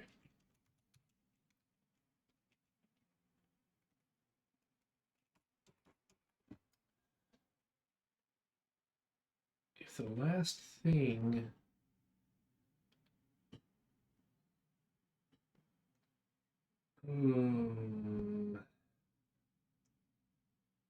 this new line character is not being friendly.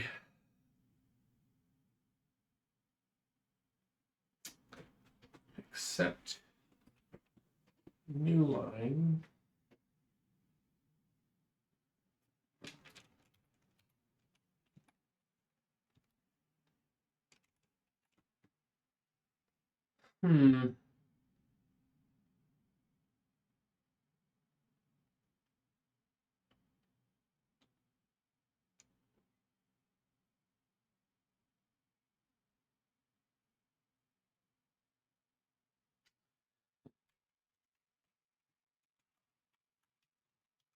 Okay, let's do this then.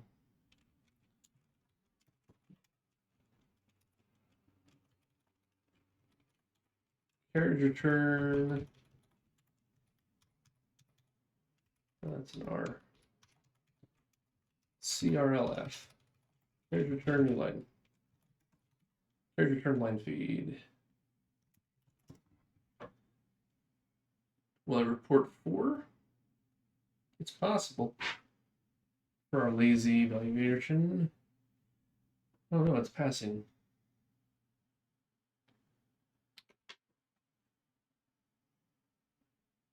Okay.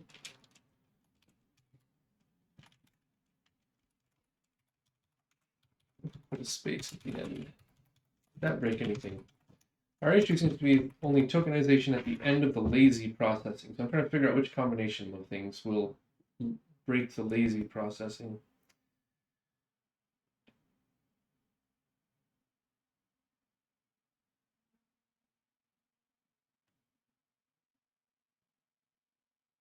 Oh, interesting. Lazy is spinning forever, which I don't like.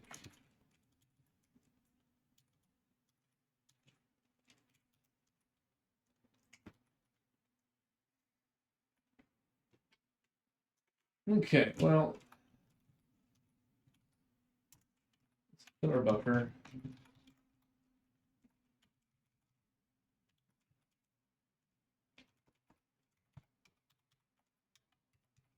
Very interesting. So in our journal, all tests are running. However, there are some differences. There are some failures when hitting the end of the text buffer in lazy mode. If the last thing is not a new line, white space spins forever. Line count.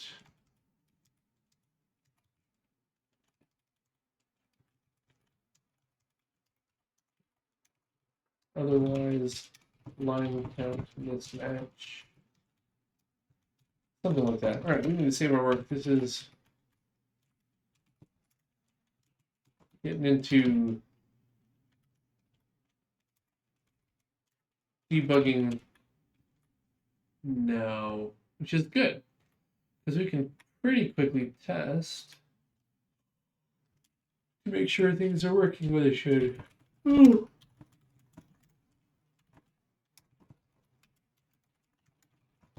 Testing working much better. Lazy fails at end of text sometimes.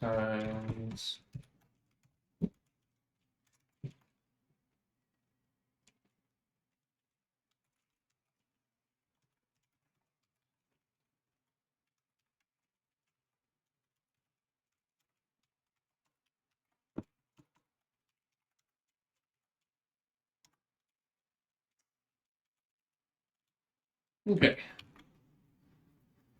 So, all the different permutations of things, the only issue we have is right here. So inside of the tokenizer, when we're generating a token, if we're done, this tests to see if we're at the end of the text buffer. We have to ask, do we have some text that we've already consumed?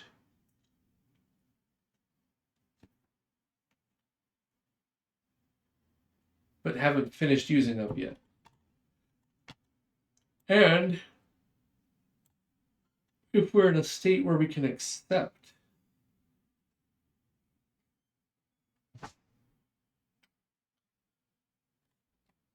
then we go ahead and accept. We added a new line, because if we haven't added a new line yet, like if we're at line count 0, this would make the new line from basically the start of the buffer to the end of the buffer. If we have 2 lines, this finishes up the trailing line. So we always need a new line. Is that true? And if this is an accept,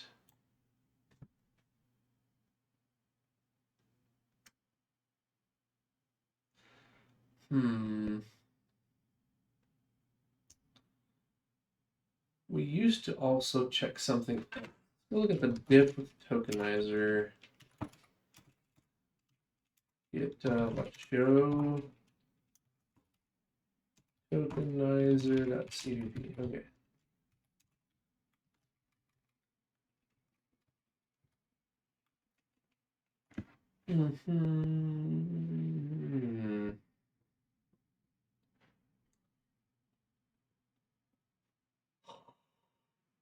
Ooh.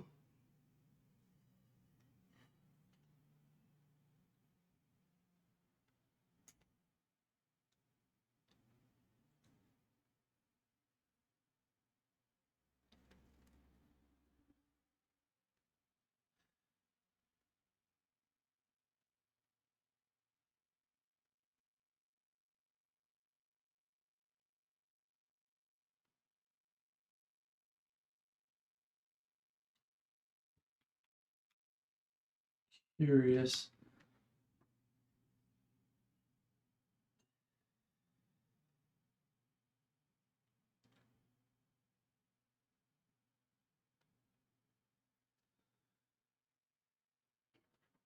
Oh, my back.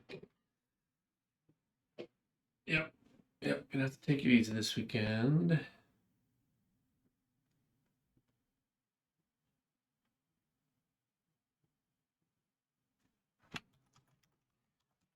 There is a difference in the way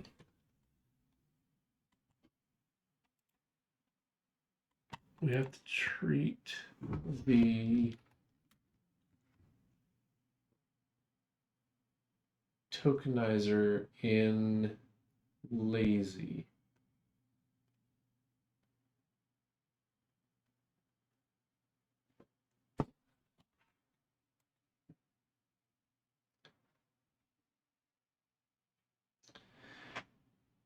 If our token is valid, start a new token. As long as we're valid and let's see here. Well, the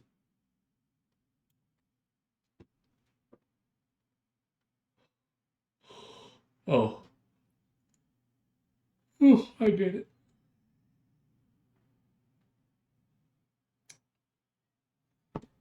Okay, the basic functions, blah blah blah.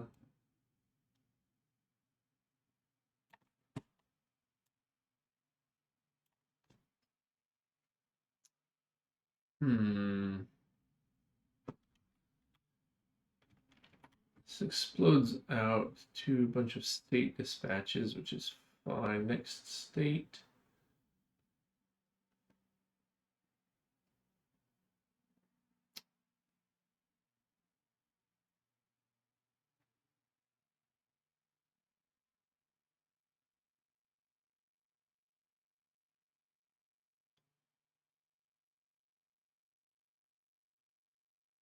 If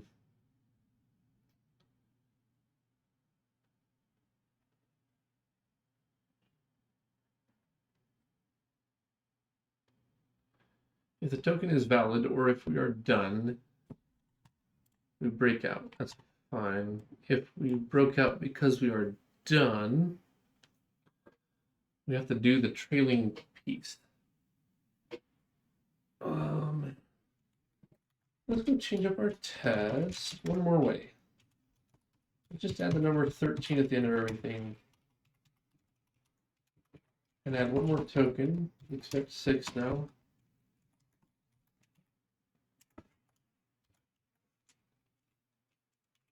cd tools./test permutations.py.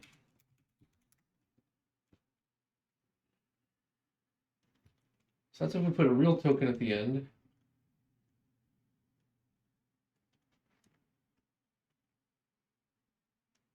Is it hanging again? It is hanging again.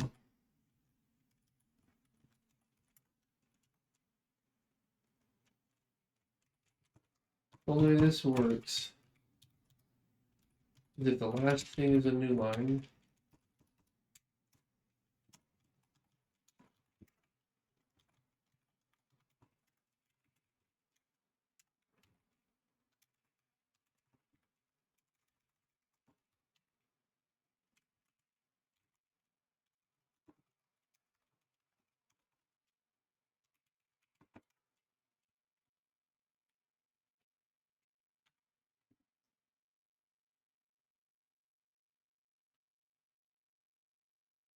Pass, pass, pass.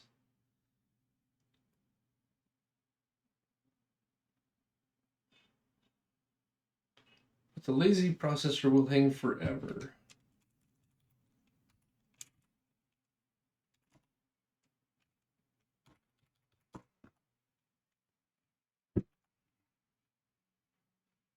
Not sure why that would be.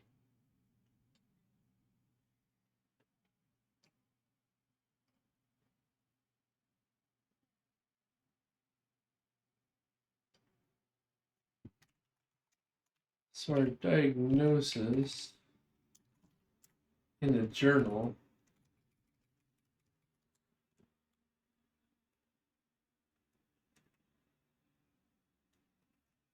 let's see here. Open-ended regexes spin forever.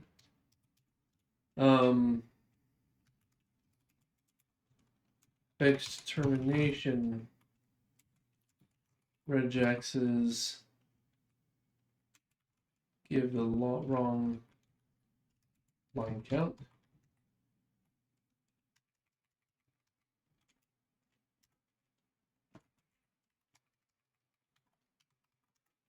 I think that's more of the pattern here.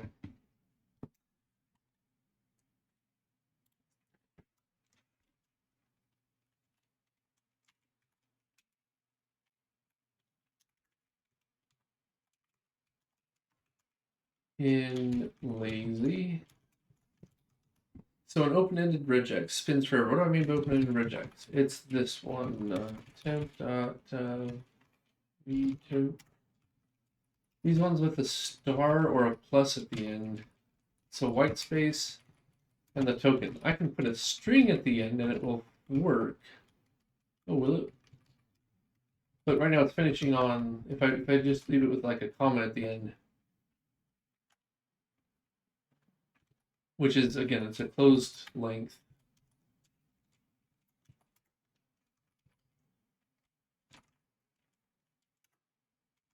Pretty sure that's the pattern. Price spot.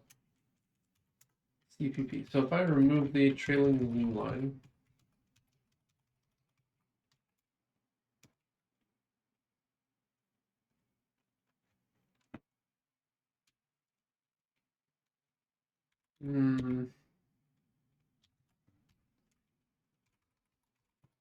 or just put a fixed. I don't remember what the regexes are. Test. Temp. we accept comma, exclamation mark. Let's put a comma at the end. Whatever you want of these. The fixed length token. It won't hang on it, but it will report the wrong line count.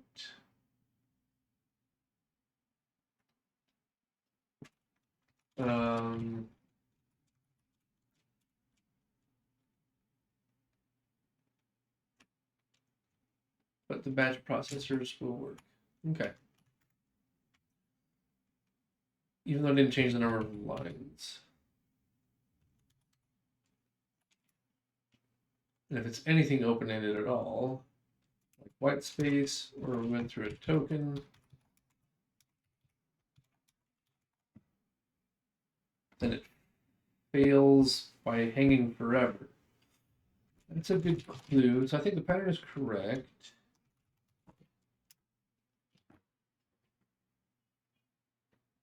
So what's happening is we're getting stuck in here if it's an open-ended regex. Otherwise, we're coming out here and accepting a new line when we don't need to. Although this accept, given a new line, should increment the new line, because accept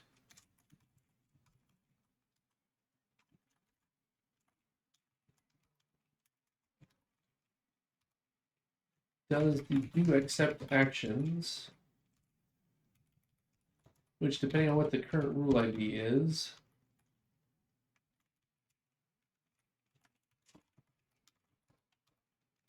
which we check here, VV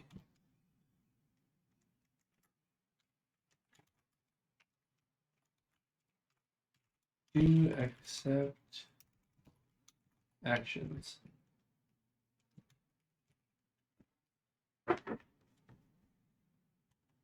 New line.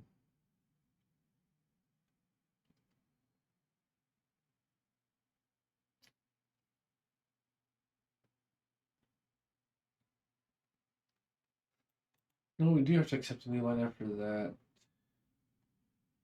0, 1, 2.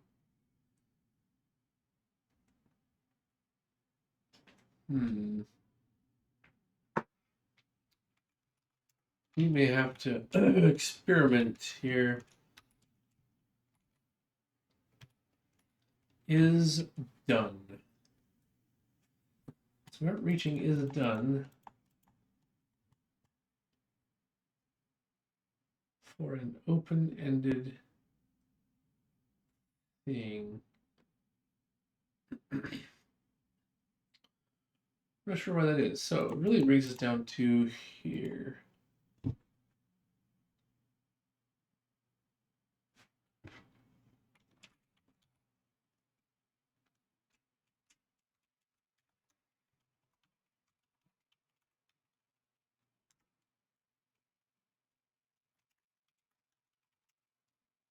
Let's just run the first build out and stop it cold.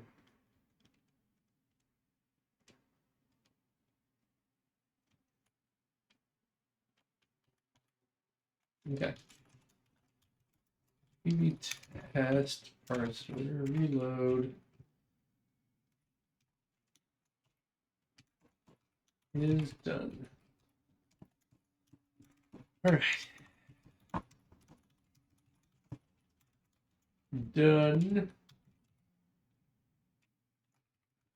We have the token start character.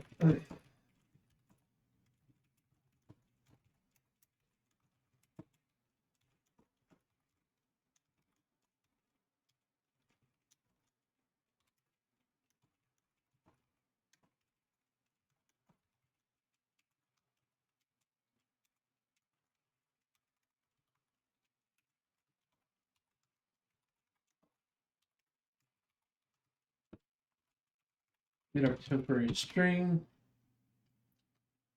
Current rule ID. We'll grab that as an integer.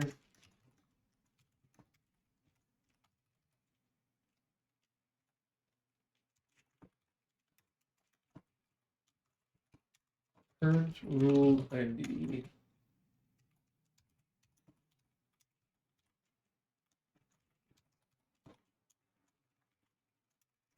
Static cast to integer.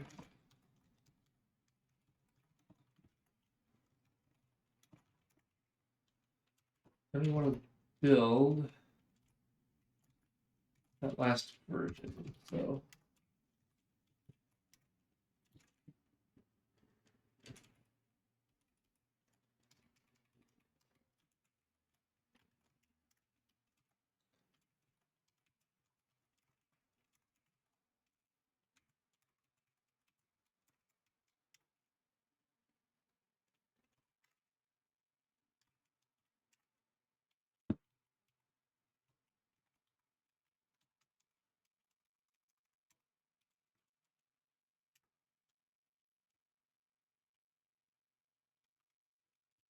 do that. Let me do this.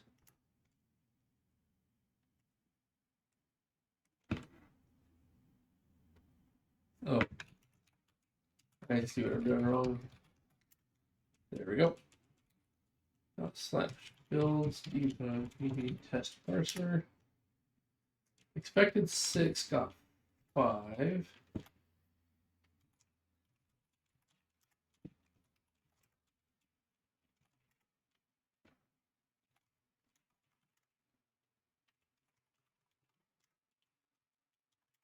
And that is with lazy processing.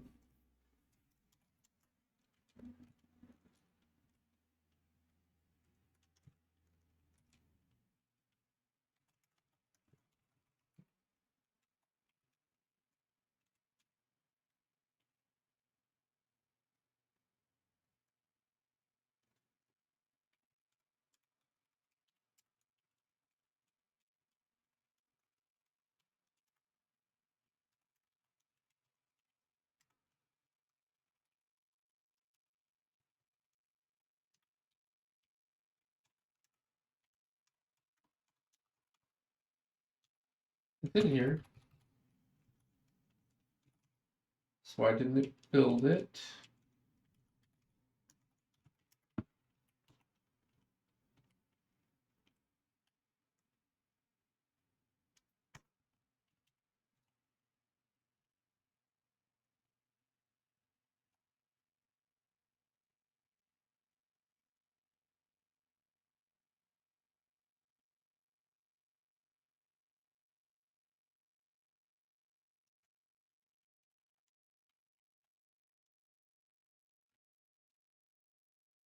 Never logged out that last.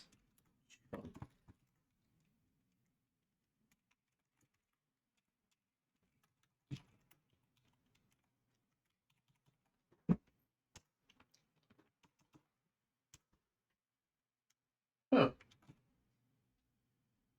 I didn't even get here.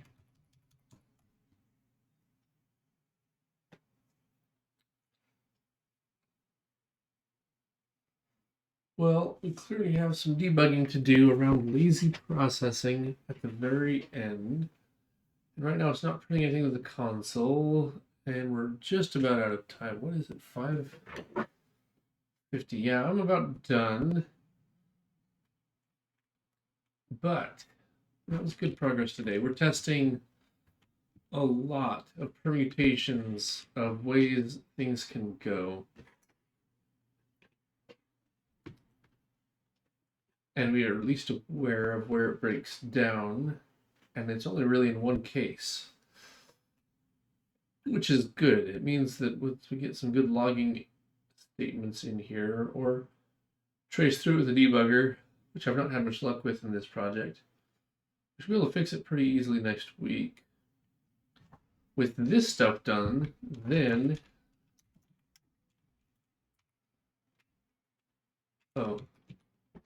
aha, we did that. Oops.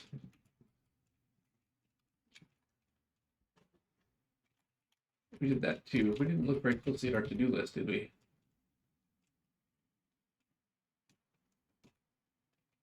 Okay. In our journal, we did fix this.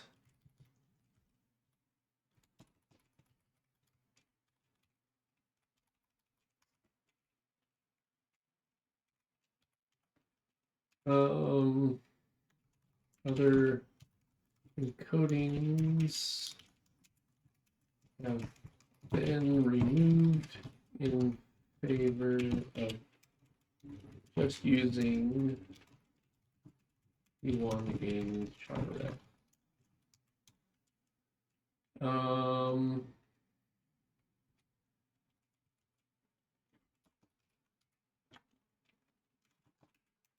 This makes pattern 10 of a converter be project specific in how it iterates over the regex patterns. Okay, so that's done that a lot.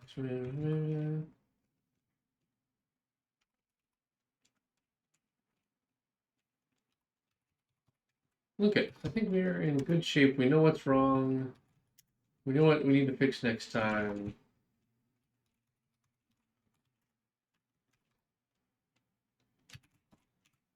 And the token, yeah, we get another tokenization at the end of an, and I think that works in batch as well. This bug. So I think we're in pretty good shape for the week. Let's bug lazy processing fails at end of text buffer depending on the last character token in the file. See journal for today's date for more details. That way we won't forget next week. Problem when I only work on a compiler once a week. Okay. That's all neatly documented. Git status, git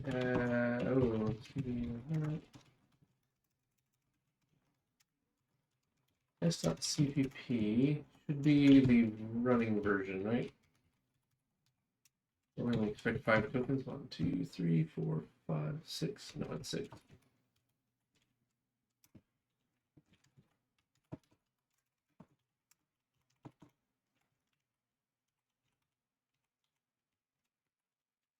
cd tools /test permutations. This should be back to our working state, right? That's not what I said to do.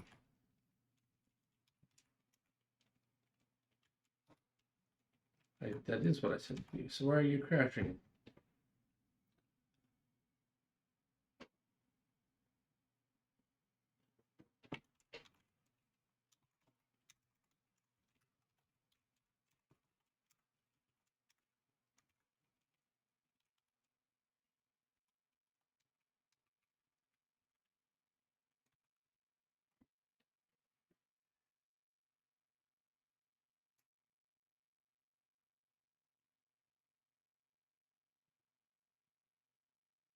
Huh.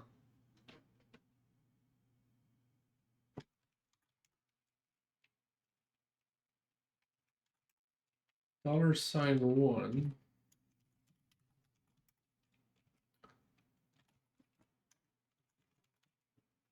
Permutation is 137.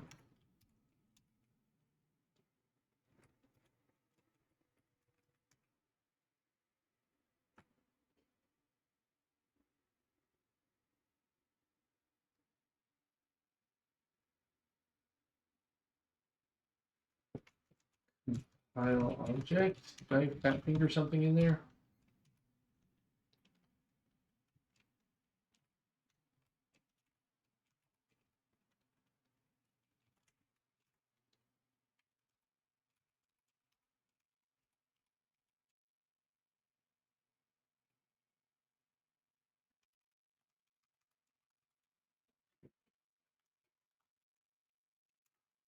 $37.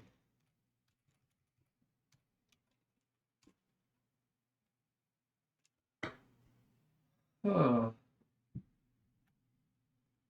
Flags object does not contain What? I know $1 is not a valid thing.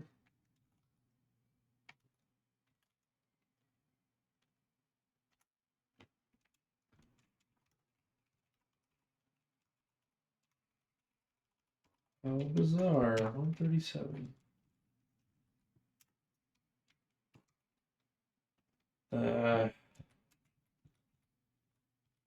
I'm just gonna log it.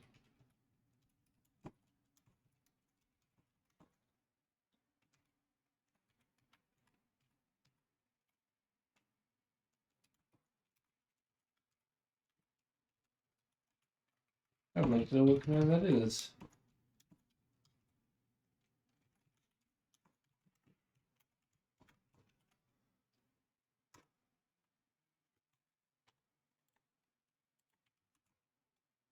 There's no $1 in there. Oh. No.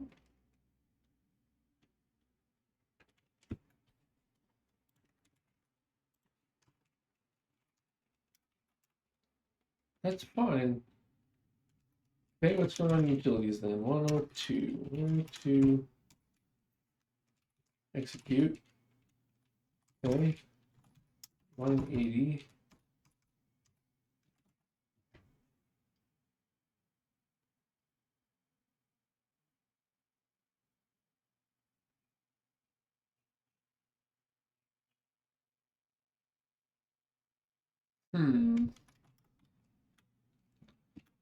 Well, what a way to end things. Come on, man. This is terrible.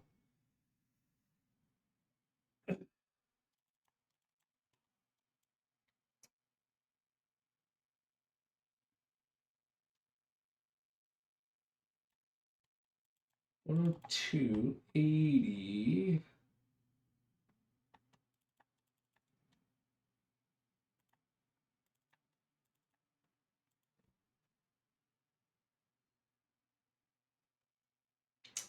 I just don't believe it. Whatever's happening is deep down inside of sub-process, and I don't know why.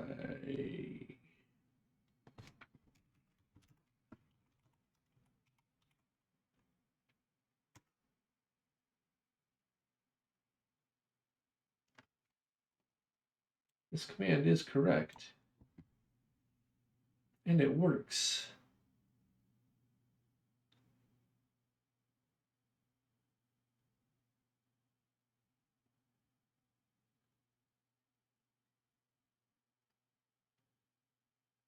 I know, because I just ran it myself. Okay, well, let's do this then.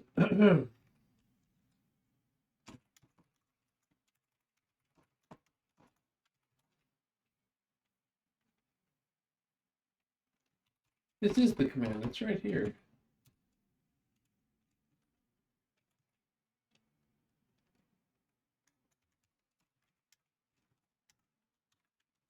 This right here. This is what's failing. And here's where it's failing from, directory-wise.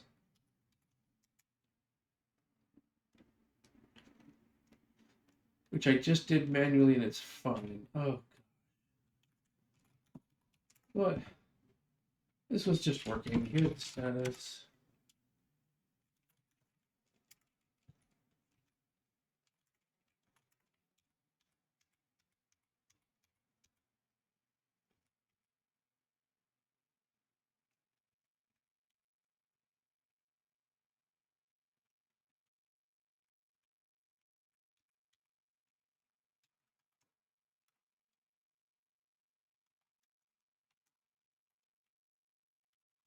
I didn't make that many significant changes.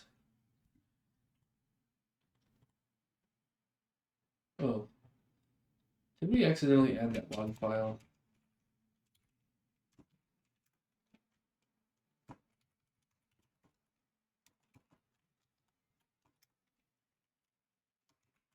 From the CharRef tools test rotations.log.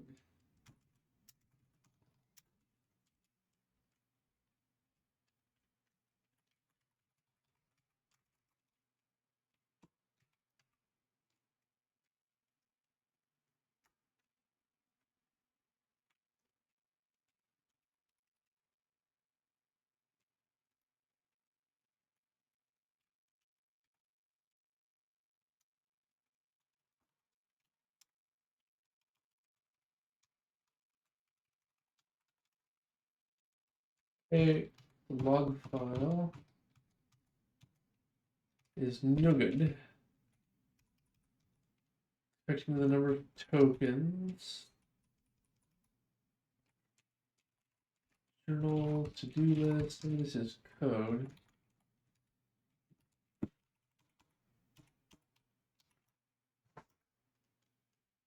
Huh.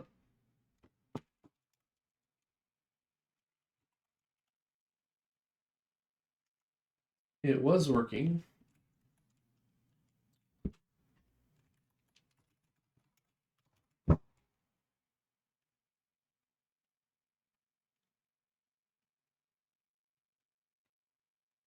It was working mere moments ago.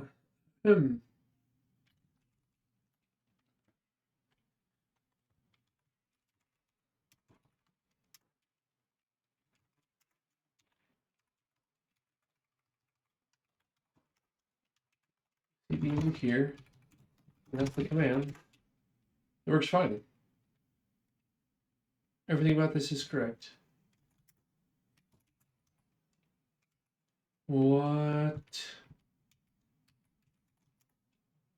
What does this mean to me? Oh, it was just running.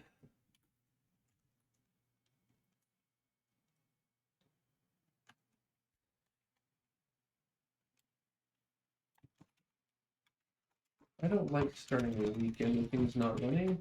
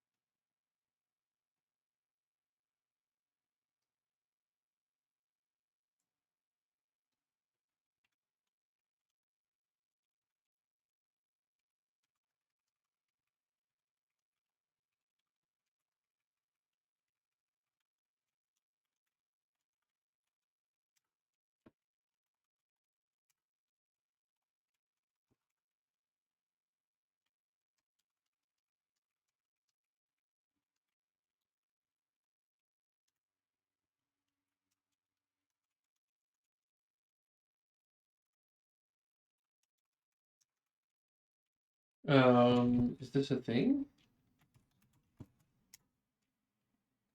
There is one. It is not executable?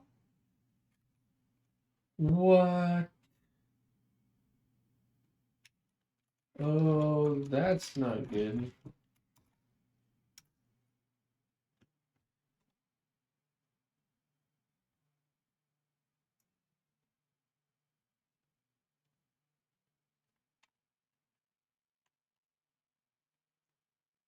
Okay.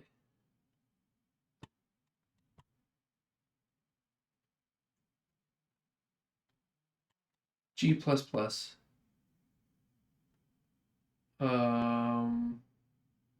.exe.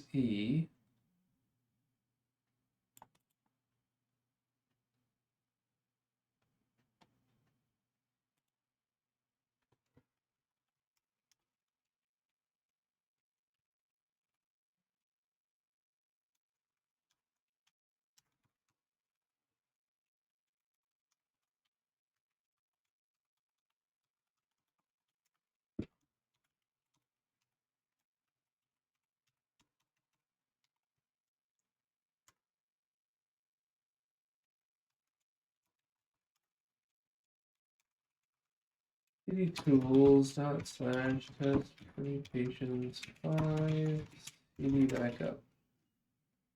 Okay. That is bizarre.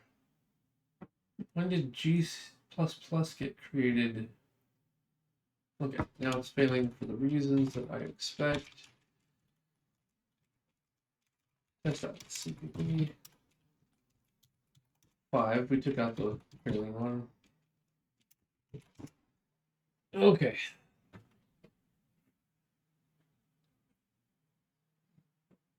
Man. As long as the first 4 tests all pass, we'll commit it and call it good.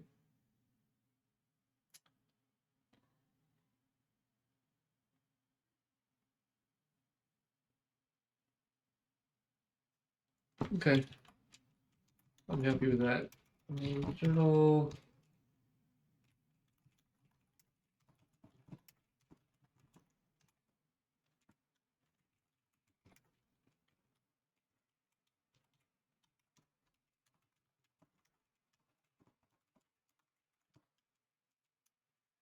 Last round of testing for the day.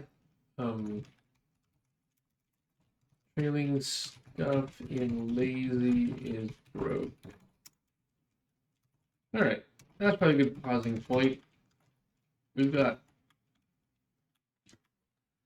a lot of good test coverage, and we know one issue we got to fix next week.